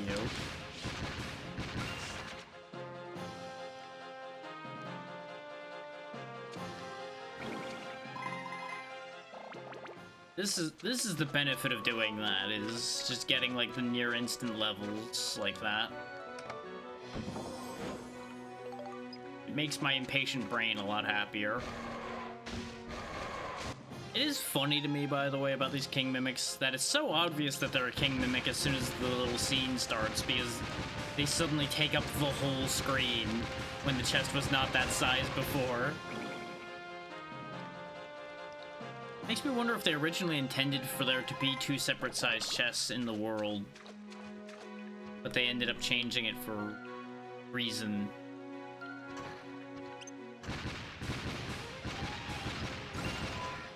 There's a lot of weird things with this game that are kind of like that. Just little like, huh, I wonder why this is the way it is. Because most of the time it's nothing bad, it's just something that doesn't quite seem right. Like it seems just like slightly off of what they realistically and logically would have intended based on everything else that happens.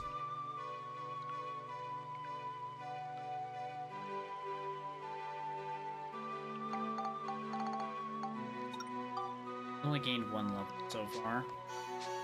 I feel like I opened the menu for other than to check something. Ooh, look at that neat trail this sword has, though. I like it.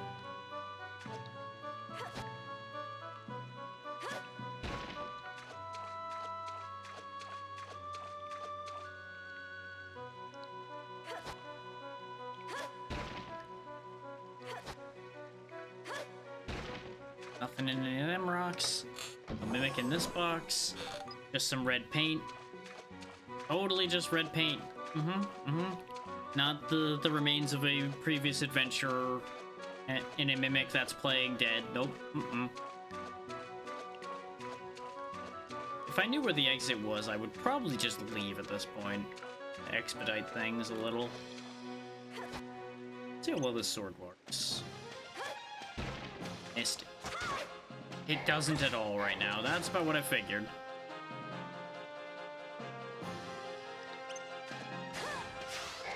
Yeah, it doesn't work. Kinda figured.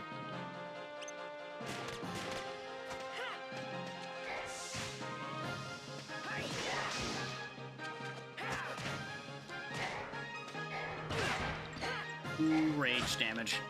Stop it. Oh. Stop guarding. Oh, he's not dead. Well, he's dead, but not dead. Dead being a pain in my ass. That's not the way I wanted to switch. As I cycle through the entire roster for a second to fix that. Good God. Then again, I suppose the evil sword being used against undead probably wouldn't go that great, huh? That's probably what I opened the menu for earlier and forgot. Because I was on the wrong character when I checked. That would make sense. Get some experience for the gun right quick, though, because I do still want to level the bell trigger.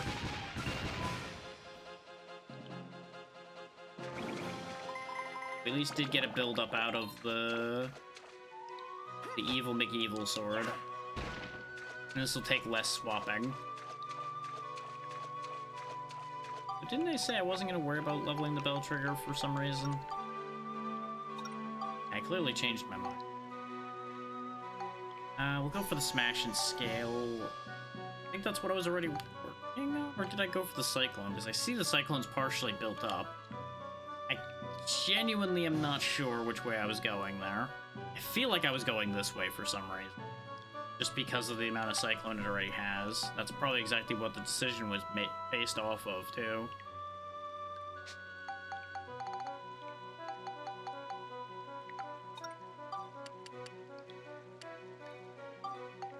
Start with 15. See what that does.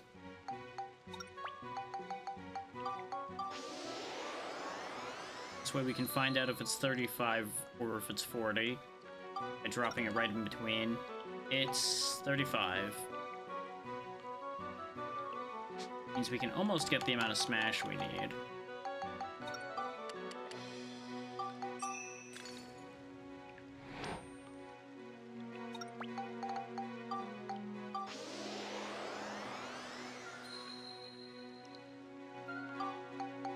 But don't we have a gem that's like almost tailor-made for this?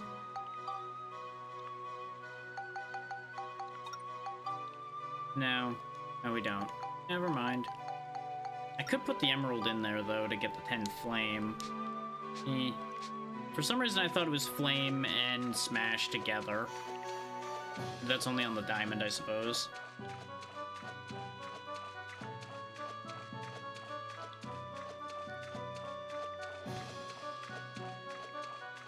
Yeah, we'll see what the requirements for the rest of the town are. And if they're reasonable to do, we'll get that sorted right quick.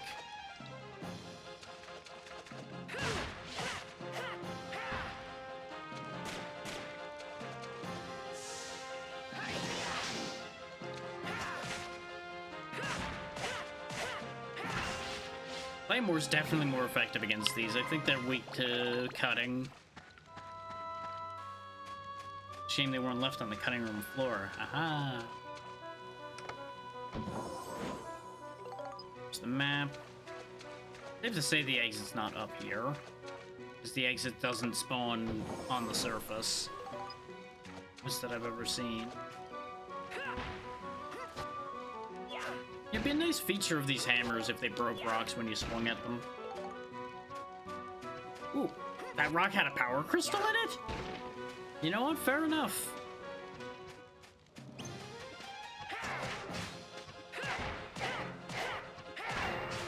Nice, we just managed to crush him straight up.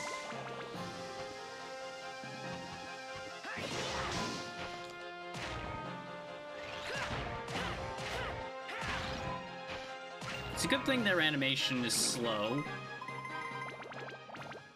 I did miss an enemy back in the other part, though. We'll go ahead and hit up this chest that's all the way down here, and then we'll just get out of here, probably, rather than chasing after the last enemies.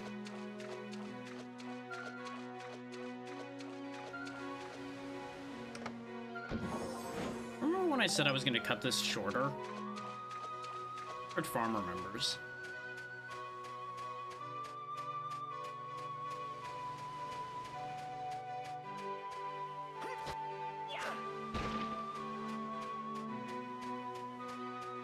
But on the bright side, since my throat's not really getting sore, even in 5 hours, it's definitely getting better.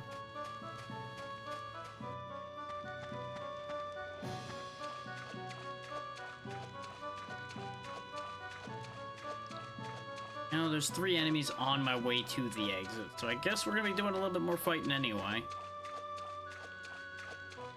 I just won't worry about those 2 in the room on the way there. Since we're not getting the medal anyway, there's no point in focusing on killing every single enemy.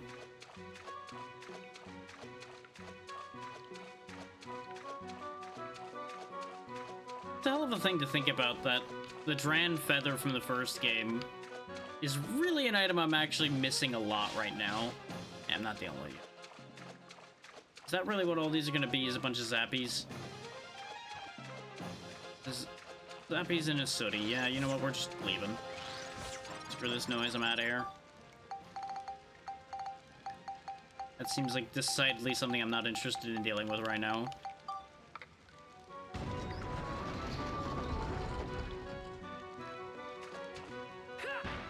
Let me out.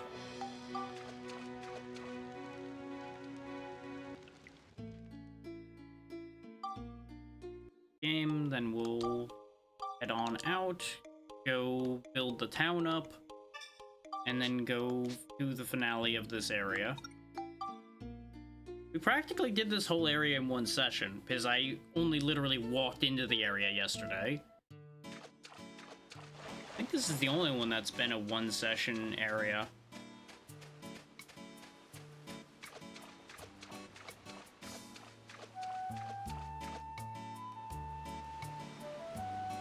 I did push kind of hard for it, so it makes sense.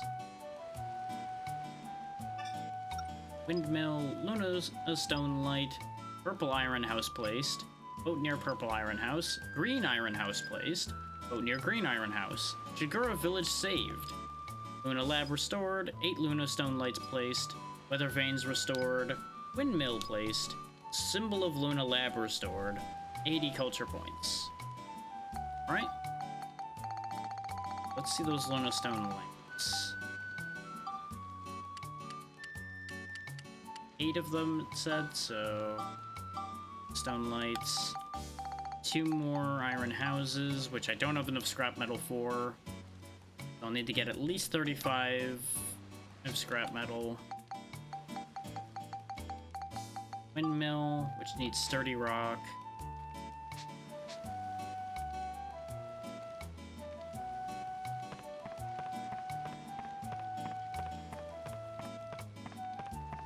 Soon the lab will be reconstructed.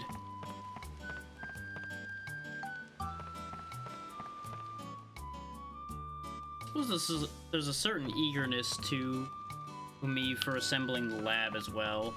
I'm very interested in this place. Which, you know, no shock there, it's a lab. Why wouldn't I be interested in a laboratory?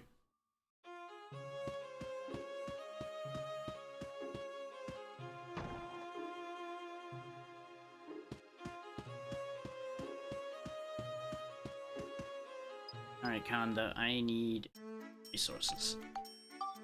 Grab some more rolling logs as well in case I need them. I just realized I actually have quite a bit of money. The 30 sturdy rocks. Just get 60 of the metal this time. Oh, 65. We'll go up to a nice 70. Don't think I'm gonna need flour. Don't think it... Just like making damn sure I don't need anything else, really. There we go. At least nothing else that's purchasable. Oh, that's right, that's the wrong door. I can't go that way. Gotta go the other way.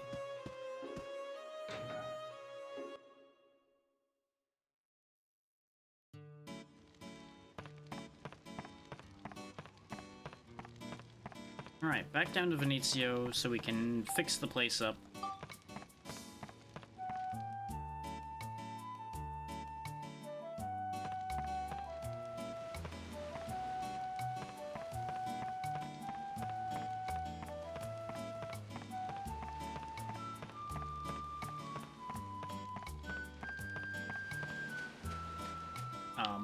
Game? Oh. There it is. I was like, why won't you let me fly? I can understand not trusting me to fly, but I need to fly. So, windmill. We also know we need some weather vanes, but we'll get to that in a second. There's the iron house.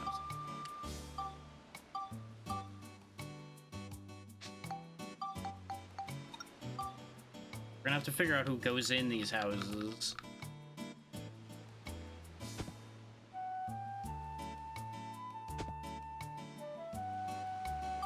There's a purple house and a greenhouse, I think it said. Yeah, green and purple.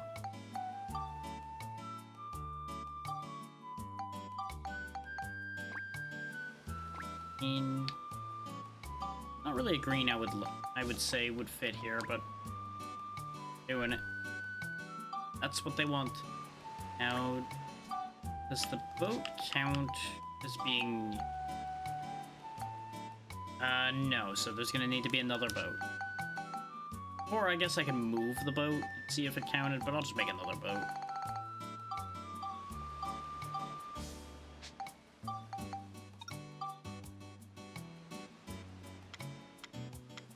There you go. You lot get your own personal shop boat.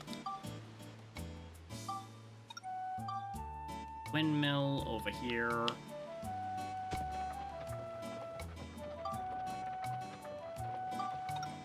Luna stone lights just kind of get scattered around. Keep marking the edge of the pier. That seems like a good use for them. Wouldn't want anybody falling off the edge of the pier, right? Just like aesthetically, that makes sense.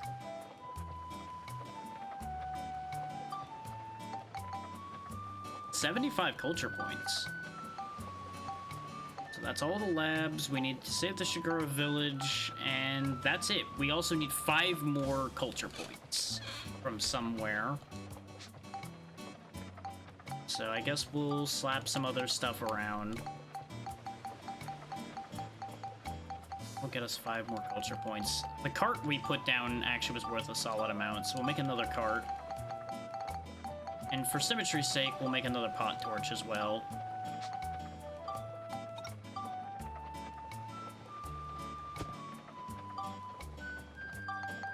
Because you need internal lighting as well. Oh, then again, they don't have their little roof things. So I need another iron shed. That they all have their silly little roof thingies.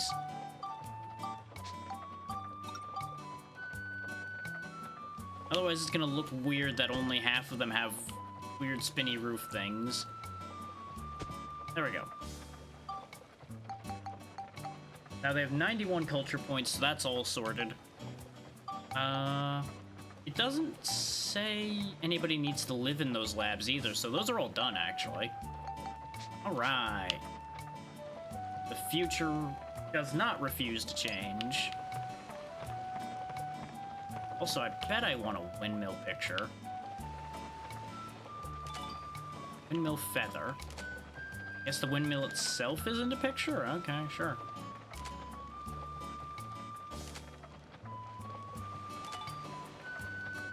Apparently never... I don't think I ever took a picture of the pot torch. Light of Lunastone.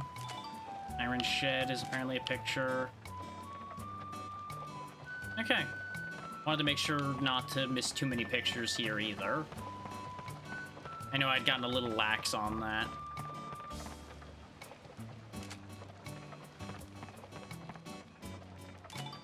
So part of the plan is I'm just gonna clean that up in between as well, as long as I remember.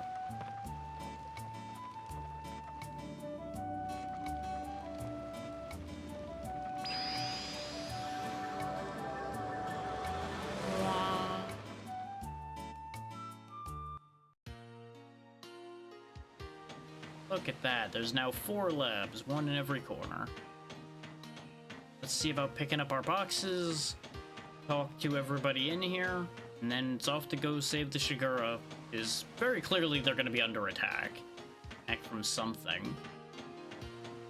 There's already been enough interference with the helmet having been placed on our friend. When I first started here, I couldn't remember which lab was which either. Maybe this will help. Lab 1 is red, Lab 2 is blue, Lab 3 is purple, and Lab 4 is green. Every lab has its own color. Well, yeah, I gathered that from the fact that I had to paint the houses certain colors. What? Don't worry about it. It's a time traveler thing. Time travel? Nope, don't worry about that either. Everything is fine.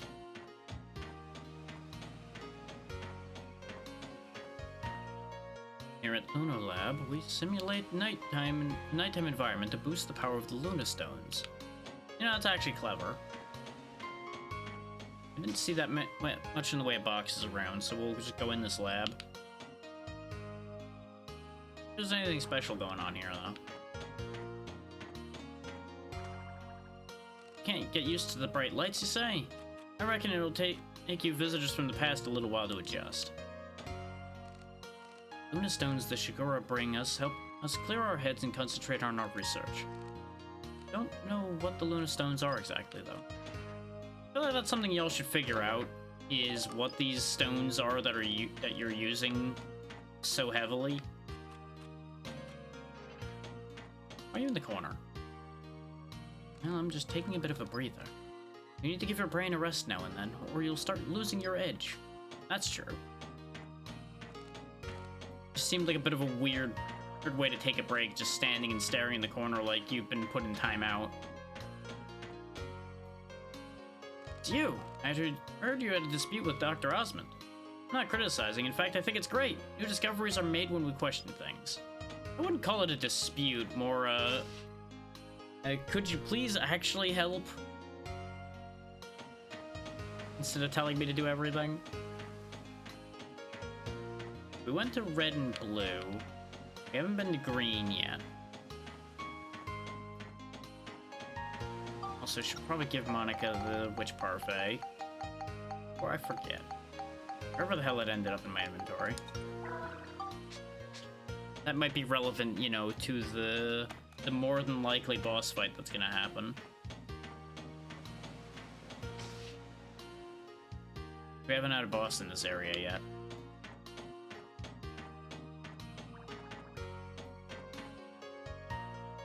got a revolutionary new idea. It's a system that would enable monsters to live alongside humans. I shall create a machine that understands human language. I heard you're not a bad inventor. How about it? When you grow up, you want to come work here with us? Hey, when you become an adult, this lunar lab will have been just built. Bet they'd love to have you here. You know, that's actually a good point. This could be where Max goes in his normal timeline. Luna stones are the backbone of the Luna Lab. Without them, all of our systems would grind to an instant halt. That seems like an obvious weakness. Lab in the ocean's pretty keen, eh? You know how hard I worked to get a job here? No, and you're probably not really gonna tell me based on that.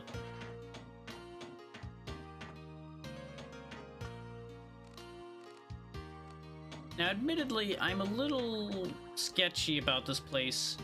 Ah, there we go. Windmill, feather, fan, and cart. I think I have a fan already.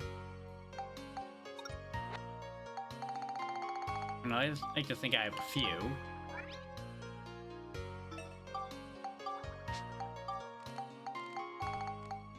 Let's see. Windmill, feather.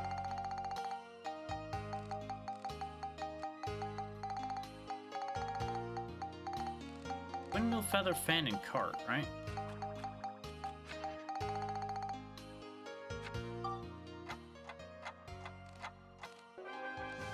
Oh! A propeller for Steve. You know what, Steve? I don't think you're getting legs ever again, buddy. I think you're gonna fly. Need some silver balls for it, though, so we'll deal with that later. I mean, why wouldn't I want him to be able to just hover around and shoot at things, right? I have to imagine that'll be faster than his other options.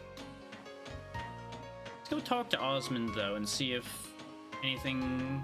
Oh, yeah, talk to Osmond and talk to Nod as well. See if either of them have anything to add now that the place is nearly complete.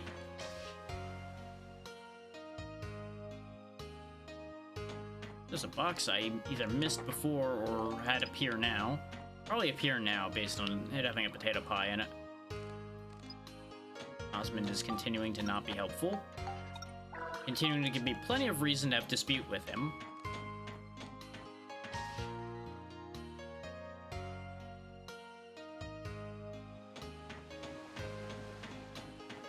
Off to the blue lab where Nod is. We didn't use the invention Nod gave us yet, though, so I think I actually have everything I need. I'm just making sure so we don't have to come back. And making sure there's no items kicking around, you know? Gotta make sure to grab all your loot. And the next time we come back here after that'll be when this place is 100% completed. Another witch parfait. Maybe I'm missing potato pie somewhere then. If she's up for defense now, I probably missed one. I'll worry about it later. Take good care of the shell. I'll talk you now. It's one of Luna Lab's most important inventions. Is it? Why did you just give it away? Eden. I have to once again complain that these chests blend in. Okay, I can't get an idea from this chair. I guess he got an idea from, like, the design of the chair itself?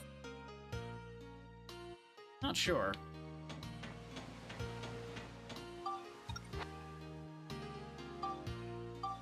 Well, since she has the higher defense, you'll take the health first. Not that I think 8 health's gonna make a difference, particularly, but it's the fairest thing I can think of. If this place was less needlessly massive, I would run around and make sure I didn't miss anything, but this place is kind of huge.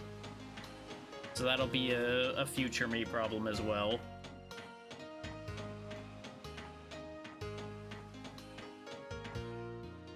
I'll scour through it, take pictures, and do all of that in between sessions.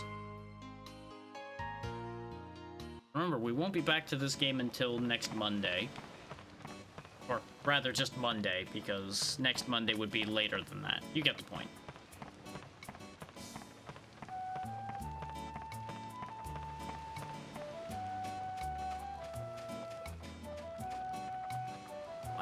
across the beach because I want to touch that save point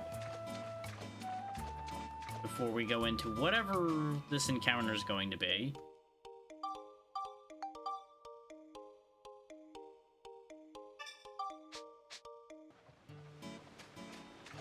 Alright, time to finish this area. And since there's going to be about a week, I'm not going to worry about doing a cliffhanger this time. Is honestly, not only would it be long enough that most of y'all would forget, I would forget too. Wouldn't be helpful.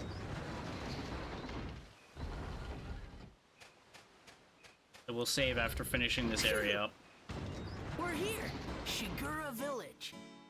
Let me tell. I mean, I guess there's Shigura here. It sure looks like it. Which Shigura should we try and talk with? Who knows? Let's try them all one by one. That's a move, I guess. Also, god damn, you're tall.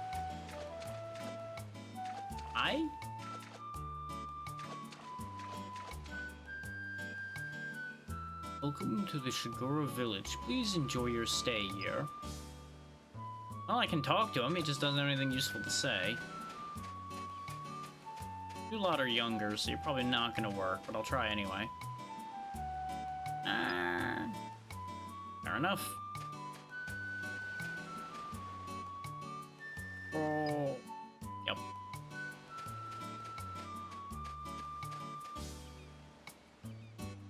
We are a migrating race, and every year we make the long journey to come here.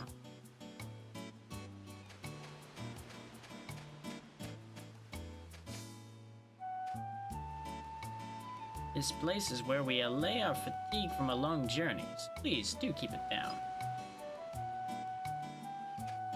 I want to give at least one of them a different voice. They can't all sound the same. Gee, I wonder if there's a specific one I need to talk to. Nah, it's probably this guy.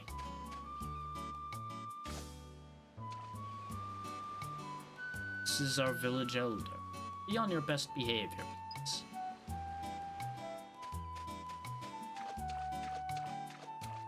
Hi, old man. You know anything about medicine? I am Baru, Oh, we got two of the them. Shigura tribe elder. Since when did we have two of those We talks? rarely see humans here. What is it you want? Well, actually, we have a favor to ask.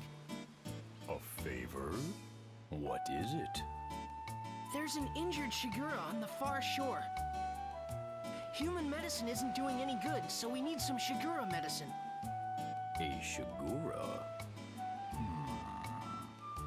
Then it must be one that got separated from my tribe. I think so. I must be getting old if I can't even keep my own tribe together.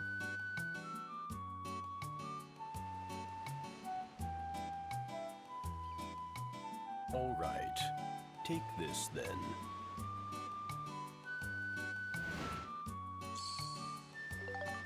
Secret Dragon Remedy. It should work on our lost Shigura's injuries. Care for him well. Can you tell me how to use that? Because that didn't really look like, Thank you, Elder. Come on, let's hurry back to Pal's place. what am I gonna worry about, right? Sure thing. No, I guess this is gonna be fine. Okay, guess I'm just leaving then. Weird that it said that I needed to save the Shigura village. Everything seems completely fine. Fine, dandy, and great.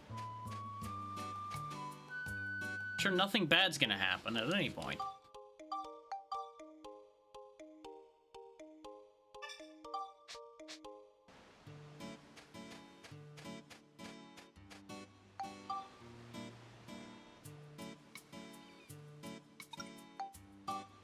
Let's head on over to Pow's place.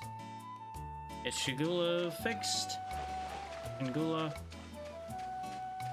And then I presume that's when everything's gonna kick off.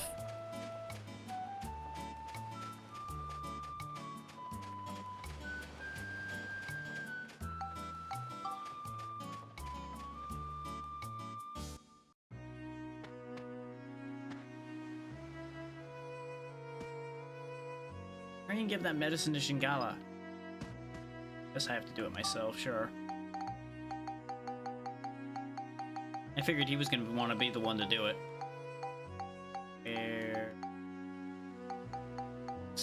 That's not what it looked like when he handed it to me, but sure.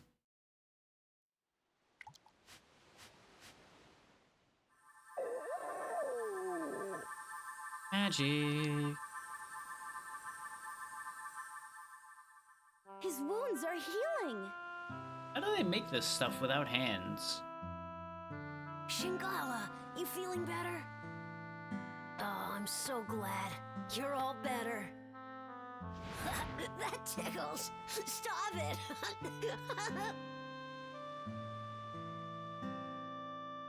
Pow really looks happy. We did it good here today. Not that we don't usually. What's that? Don't tell me it's... Sounds like an airship.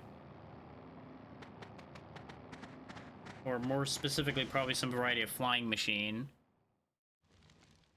Sounded more like a plane than a slow-moving airship. Oh, It's yep, heading towards it's the Shigura same Village. thing.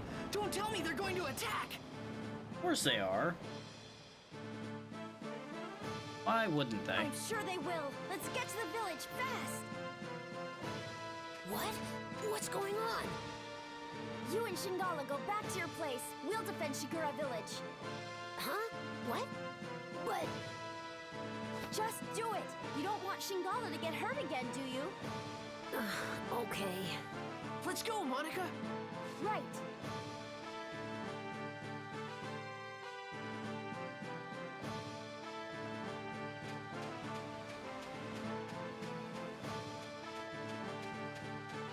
Go ahead and hit the save point one more time in case this fight is rough. Which, we haven't had any of these fights not go our way yet. That doesn't mean it's not gonna happen. Which is also why I'm preparing the proper weapons. I get the feeling we're gonna have to actually, you know, try here.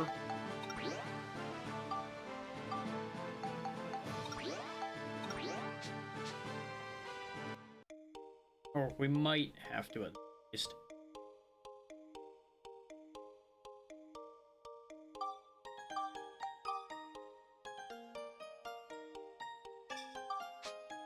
Because the closest to a difficult boss we've had so far was the clown boss at the beginning of the game, and that was just because the mechanic was being a little dumb.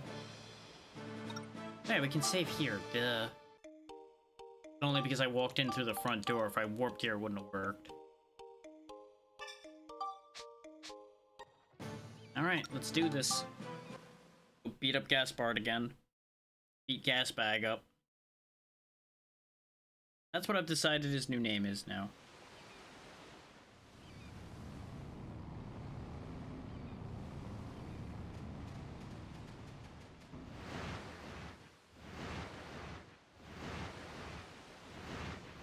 Hey, what are the Shigura doing? Good question. Look, they've got the same devices on as Shingala did. They really got all of them in the They're time we being were gone? controlled. Well, that's upsetting. We're gonna have to go to the source for this one, I think. That Gaspard, he doesn't stop at anything.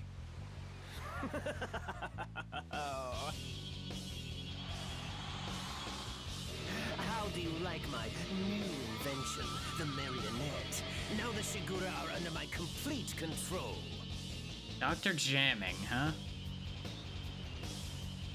It's got a good bit of music going.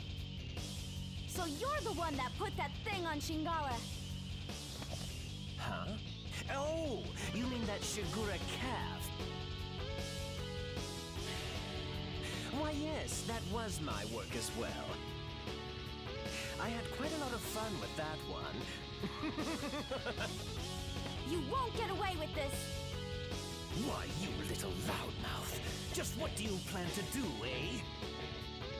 I think I'll just have my Shigura toy with you for a while. How does that grab you? Okay, so what are we supposed to do?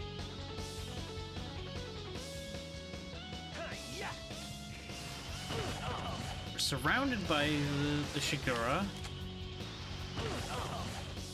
The puppet Shigura is the same picture as before. I feel like because it would be annoying, I'm betting I'm gonna want a picture of him. Where is he? Take that. Yep, Dr. Jamming. There we go. Take that. Yeah. Yeah. Guess I'm gonna... no, that health bar didn't move, really. In fact, what am I supposed to do here? I might lose this just because I don't know what I'm supposed to do for this fight. Like, the only thing I can do so far is hit the puppets on the head. Like, maybe if they're all raised up, something happens? Because, like, he does land relatively nearby, or at least he gets low.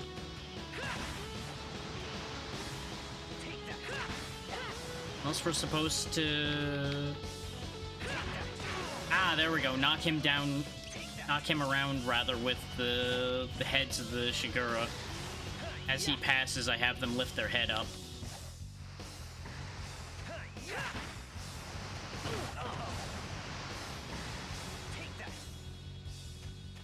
So I actually want to have as many of them with their head down as possible then.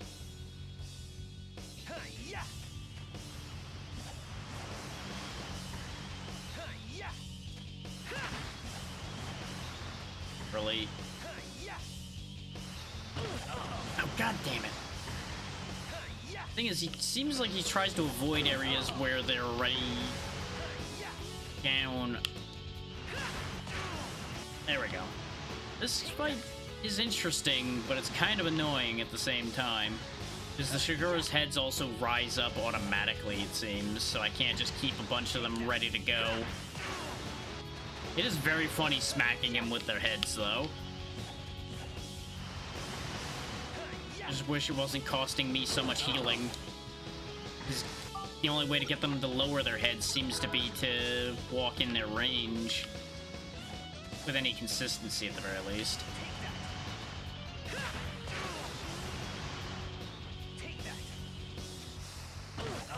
What? Just kind of got hit there. I didn't see anything move. What? How did that not hit him? Take that.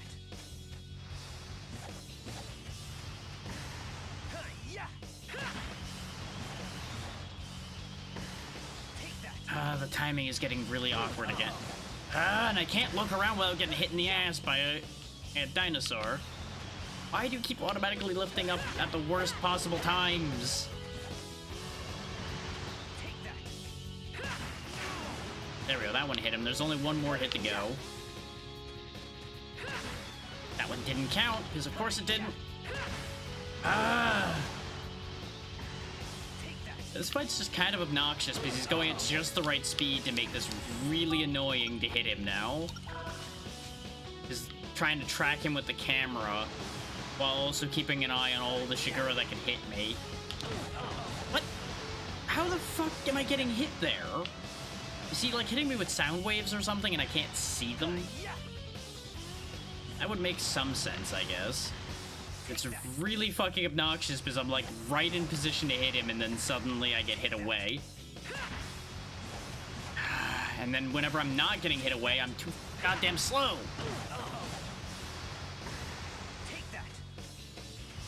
And no, this is an interesting concept, but this is made way more annoying than it needs to be, is my feeling on this. Because I keep just getting knocked around right when I'm in position to do the final blow.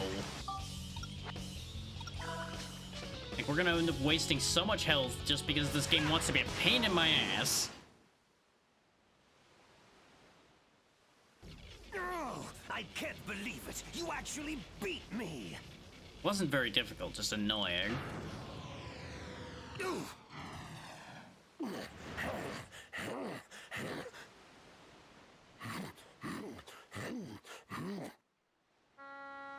Now, without him in control,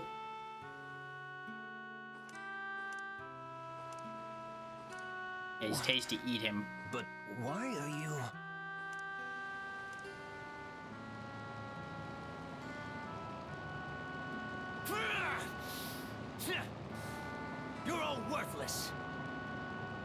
Maybe you should have done the job yourself, idiot. Yes, sir.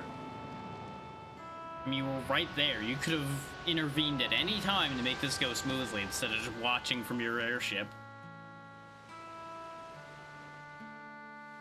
Or did you think Monica was gonna beat you again?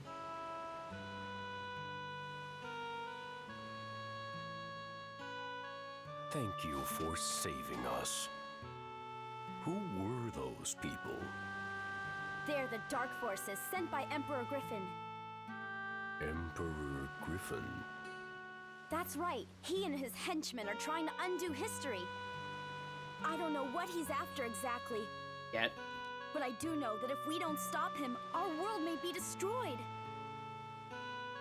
Definitely our world as we know it. I see. I had no idea. I truly must be getting old. I should have known what was going on in the world. My days as the elder of this tribe are coming to an end. Max, Monica! Hey, it's Pow!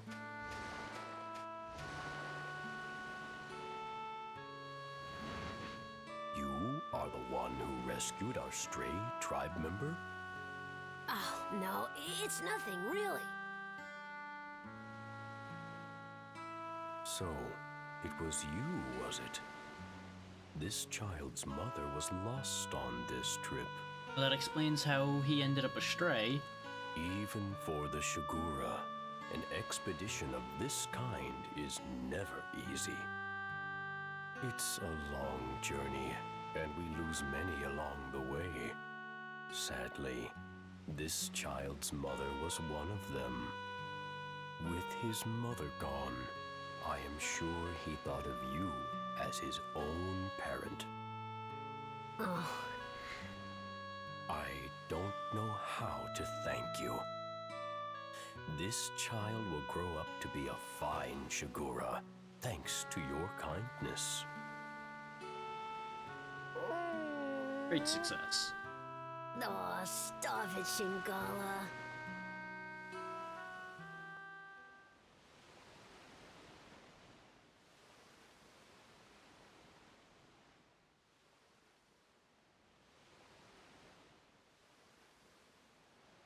Our tribe must return south now. So this is goodbye. We must part, for now. Thank you for all you have done. May you have good fortune in your travels. Farewell, all of you.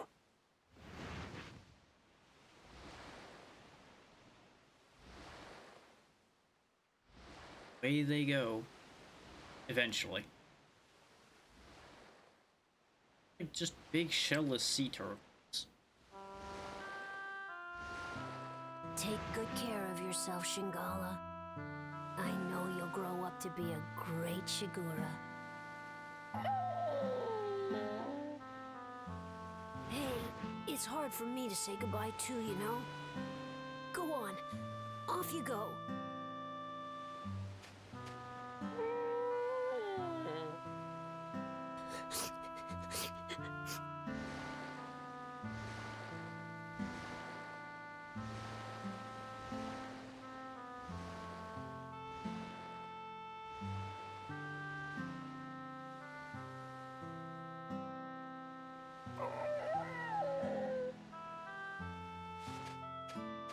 Shingala! I know you'll come back someday. I'll be waiting for you.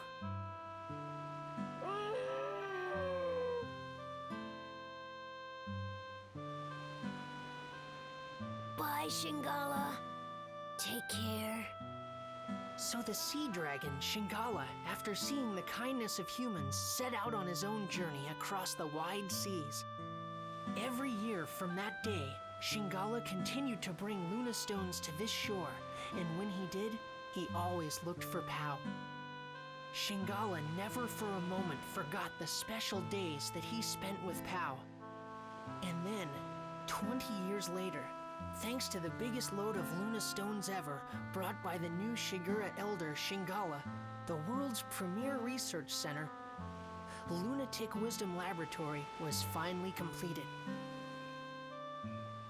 It all comes full circle.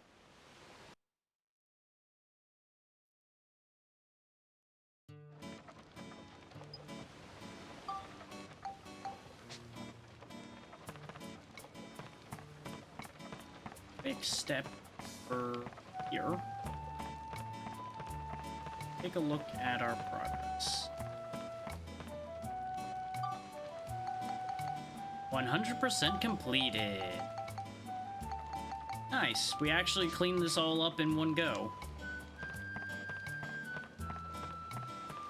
So this place was simpler than some other areas, that's for sure.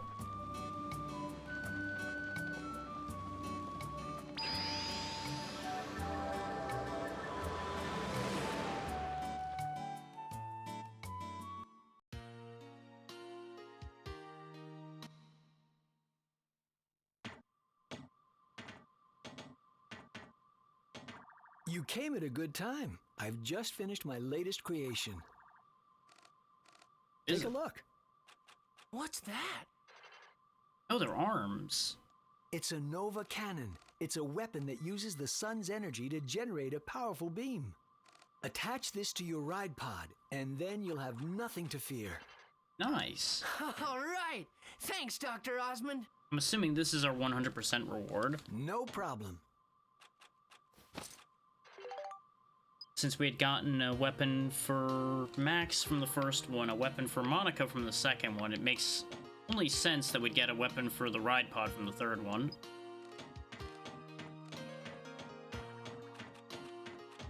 And I assume we go talk to the smartest man around to go trigger the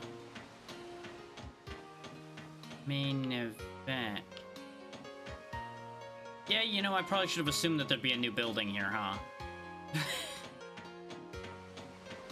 The main building, I presume.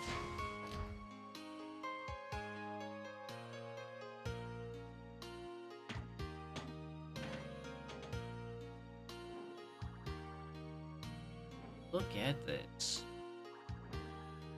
Just think of what I could make with all this. This is Lunatic Wisdom Laboratory, the greatest research facility in the world. This is the Central Lab, the biggest research room of them all. Hey, I bet they could make something to send us back 10,000 years here. I bet you you're right. Or at least they're our best shot.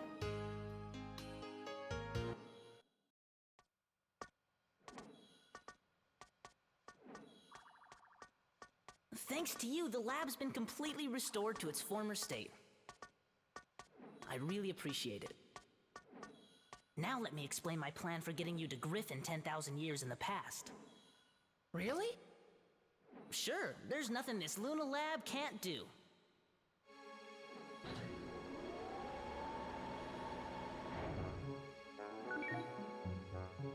Oh, wow. So it's a train modification, I guess? Ixion, a time-traveling locomotive. Nice. A fantastic non-stop express that can cross both time and space. When this is finished, you'll be able to travel 10,000 years into the past, where Griffin is. Amazing! How much longer will it take? Why do I have this feeling that it's not gonna be that simple? Well, let's see. Let me check. Dr. Jamming. Jamming turns good, I guess. After his experience with the Shigura. Jamming? What? Now hold on a minute. This is not the same Jamming that attacked you back in the past, okay? Well, not exactly the same anyway. He happens to be his grandson. Oh. Huh. Well, fair enough then. Dr. Jamming's grandson? Impressive that he managed to look exactly the same. I'm terribly sorry. It seems my grandfather caused you a lot of trouble. Please accept my apology. However, without my grandfather's research, I would have never been able to develop the Ixion. My grandfather was researching technology that would allow objects to float on the air using sound. He called this his aeroharmonics flying technology. However, he came to a dead end in his research and became desperate. That's when Gaspard persuaded my grandfather into becoming one of Griffin's servants. But when he lost that battle to you two, he had a change of heart. He rededicated himself to his research and was able to perfect his aeroharmonics technology. He perfected aeroharmonics? Many flying vehicles were developed after that, based on his technology. Of course, the Ixion here takes advantage of the same technology, and by combining it with the space-time control panel I developed, my grandfather has passed away. But before he died, he told me I should use his research for something good and just. I tried to carry on his wishes, and I think that by continuing his research, this world can truly be saved. Wonder how the original Dr. Jamming would feel about the fact that we're gonna use his research. Dr. Jamming. He was quite a guy. Yes, and you helped him become the man he was. Well, I wouldn't necessarily say... But that's strange. In the history I know, aeroharmonics technology was never perfected. That's because history's changed. Because we've been interfering with it. Our travels must be creating a new history for the world. Do you think that's okay? We don't have much choice, do we? Well, I'm still getting the hang of this, but I'm thinking that maybe history as you know it is not necessarily the one true history. Huh? As well as fixing the flow of time that Griffin has disrupted, we've also been able to add new flows to it. And though these have been different from the original flows, maybe they're meant to be the real world history. And there's nothing saying that when we go back and defeat Griffin, that's not going to cause enough ripples to go through the time stream to undo everything that's happened, putting it back to her original timeline without the modification made by Griffin. Ultimately, you could say that even Griffin himself is playing a necessary part in creating a new, complete history. Griffin? Necessary? You can't be serious! Well, why not? Doctor, something terrible's happened. The rebel forces in the west are coming under attack from Griffin.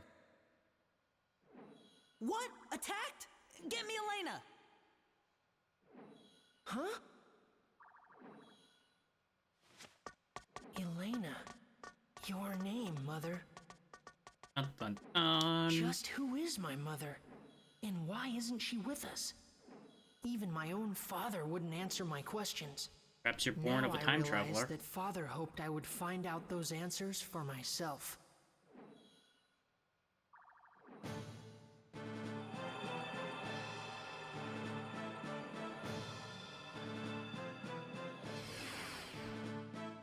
Doctor, this is Elena. We're fighting Griffin's main army over here. If it carries on like this, Griffin will probably attack the Luna Lab too. Be careful. Mother? Is that Max? Yes. You mean this boy is Elena's... That's right. Max is Elena's son. You knew that already? I guess that's why you went for him.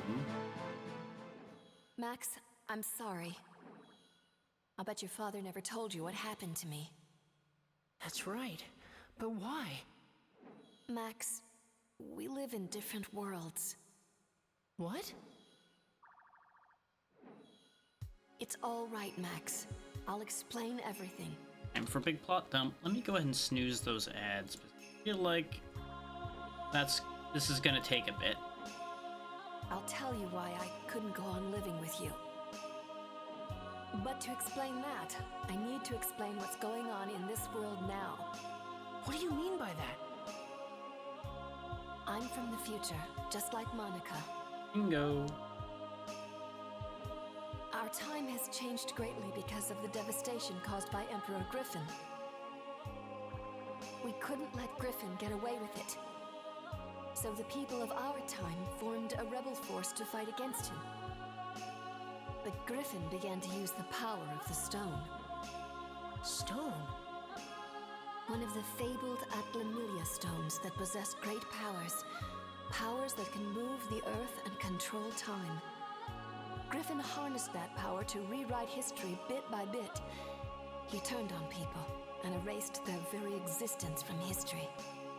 Atlamilia are strange jewels with a will of their own. They choose their owners themselves. For an Atlamilia to have chosen him, then there has to be a reason for him to be doing this. Legend has it that Atlamilia will only choose for their owners people of good heart. We don't know how Griffin has managed to get his hands on one of the Atlamilia. But the fact is, he can use the power of that stone. And for us to be able to fight him, we needed one too. Well, we've got two now. 3 Atlamilia exist in the world. The first is the Sunstone, which Griffin possesses.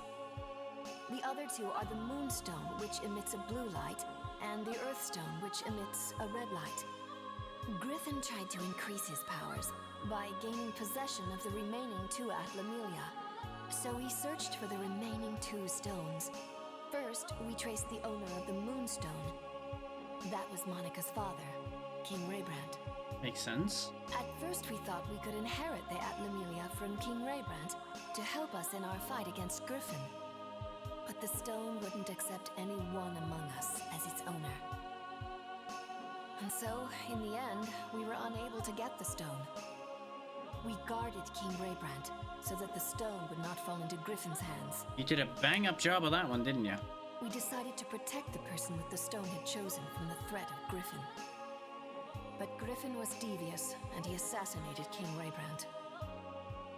Griffin didn't get his hands on the stone, though. The stone refused to become Griffin's, and instead chose King Raybrand's daughter, Monica, as its new owner. That's how the second stone came to be Monica's.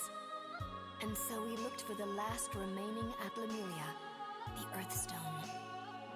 But we couldn't find it, because it didn't exist in our time. According to the prophecy of the great sage, Crest, the Earthstone existed 115 years in the past.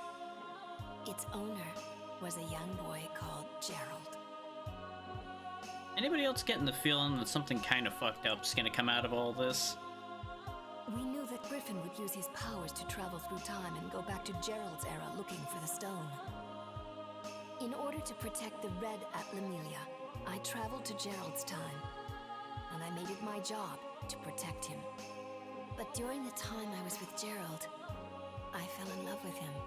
Okay, so there is more to it than that. Okay, I was worrying for a moment there that this was going to turn into a whole, yeah, you were created as a means of moving the Atlamilia type deal.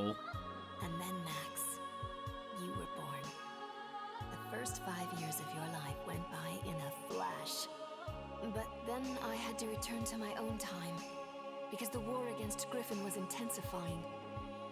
I said goodbye to you and Gerald, and I returned to my time. I haven't been able to see you since. My mother is from the future? That's right, and we're the ones that were chosen by these 2 Atlamilia.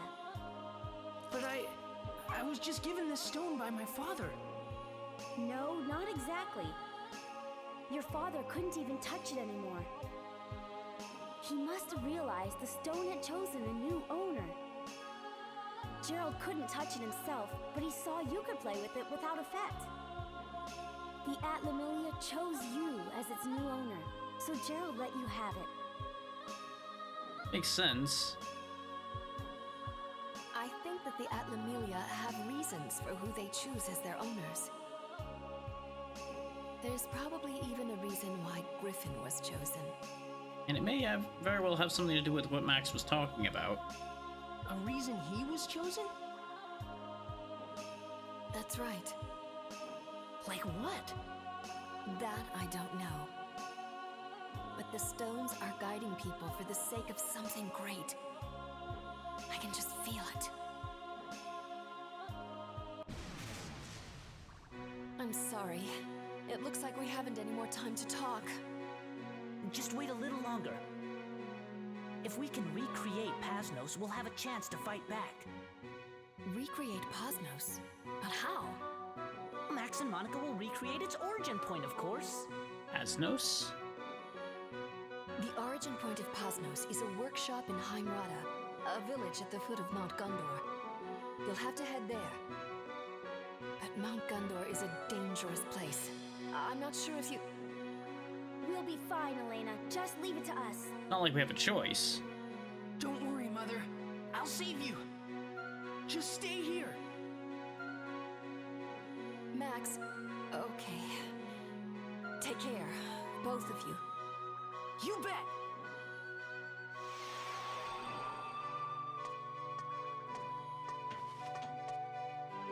Hurry now and set out for your next goal. The volcano Mount Gundor. A huge factory, the Gundorada workshop, will be built there in the future. That's where the Rebellion Army's ace in the hole, Pasnos, will be built. But I assume since it got undone, that's why they're having the trouble they are. Pasnos? It was the mobile stronghold of our rebel army. Griffin wiped Pasnos out, but if we could bring it back, I bet we can make a counterattack. Wouldn't go that Then far, let's but go to it'll help. Mount Gundor.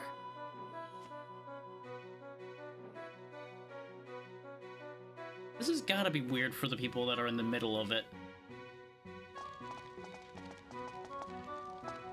And of course, conveniently, the train is movable again, I'm sure. Hey, Max, Monica, How's that bridge? we finished the repairs ages ago, guys. Then let's head for Mount Gundor. All right. We will not be heading for Mount Gundor just yet. That will wait for next week.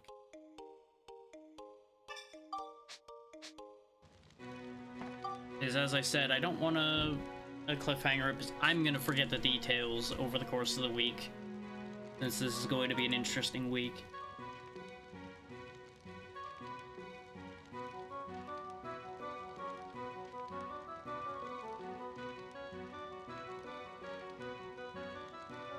I tell you all what, I am suddenly very tired.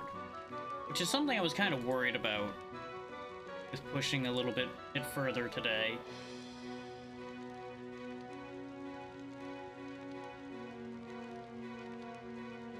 On the bright side, no other ill effects, I'm just tired.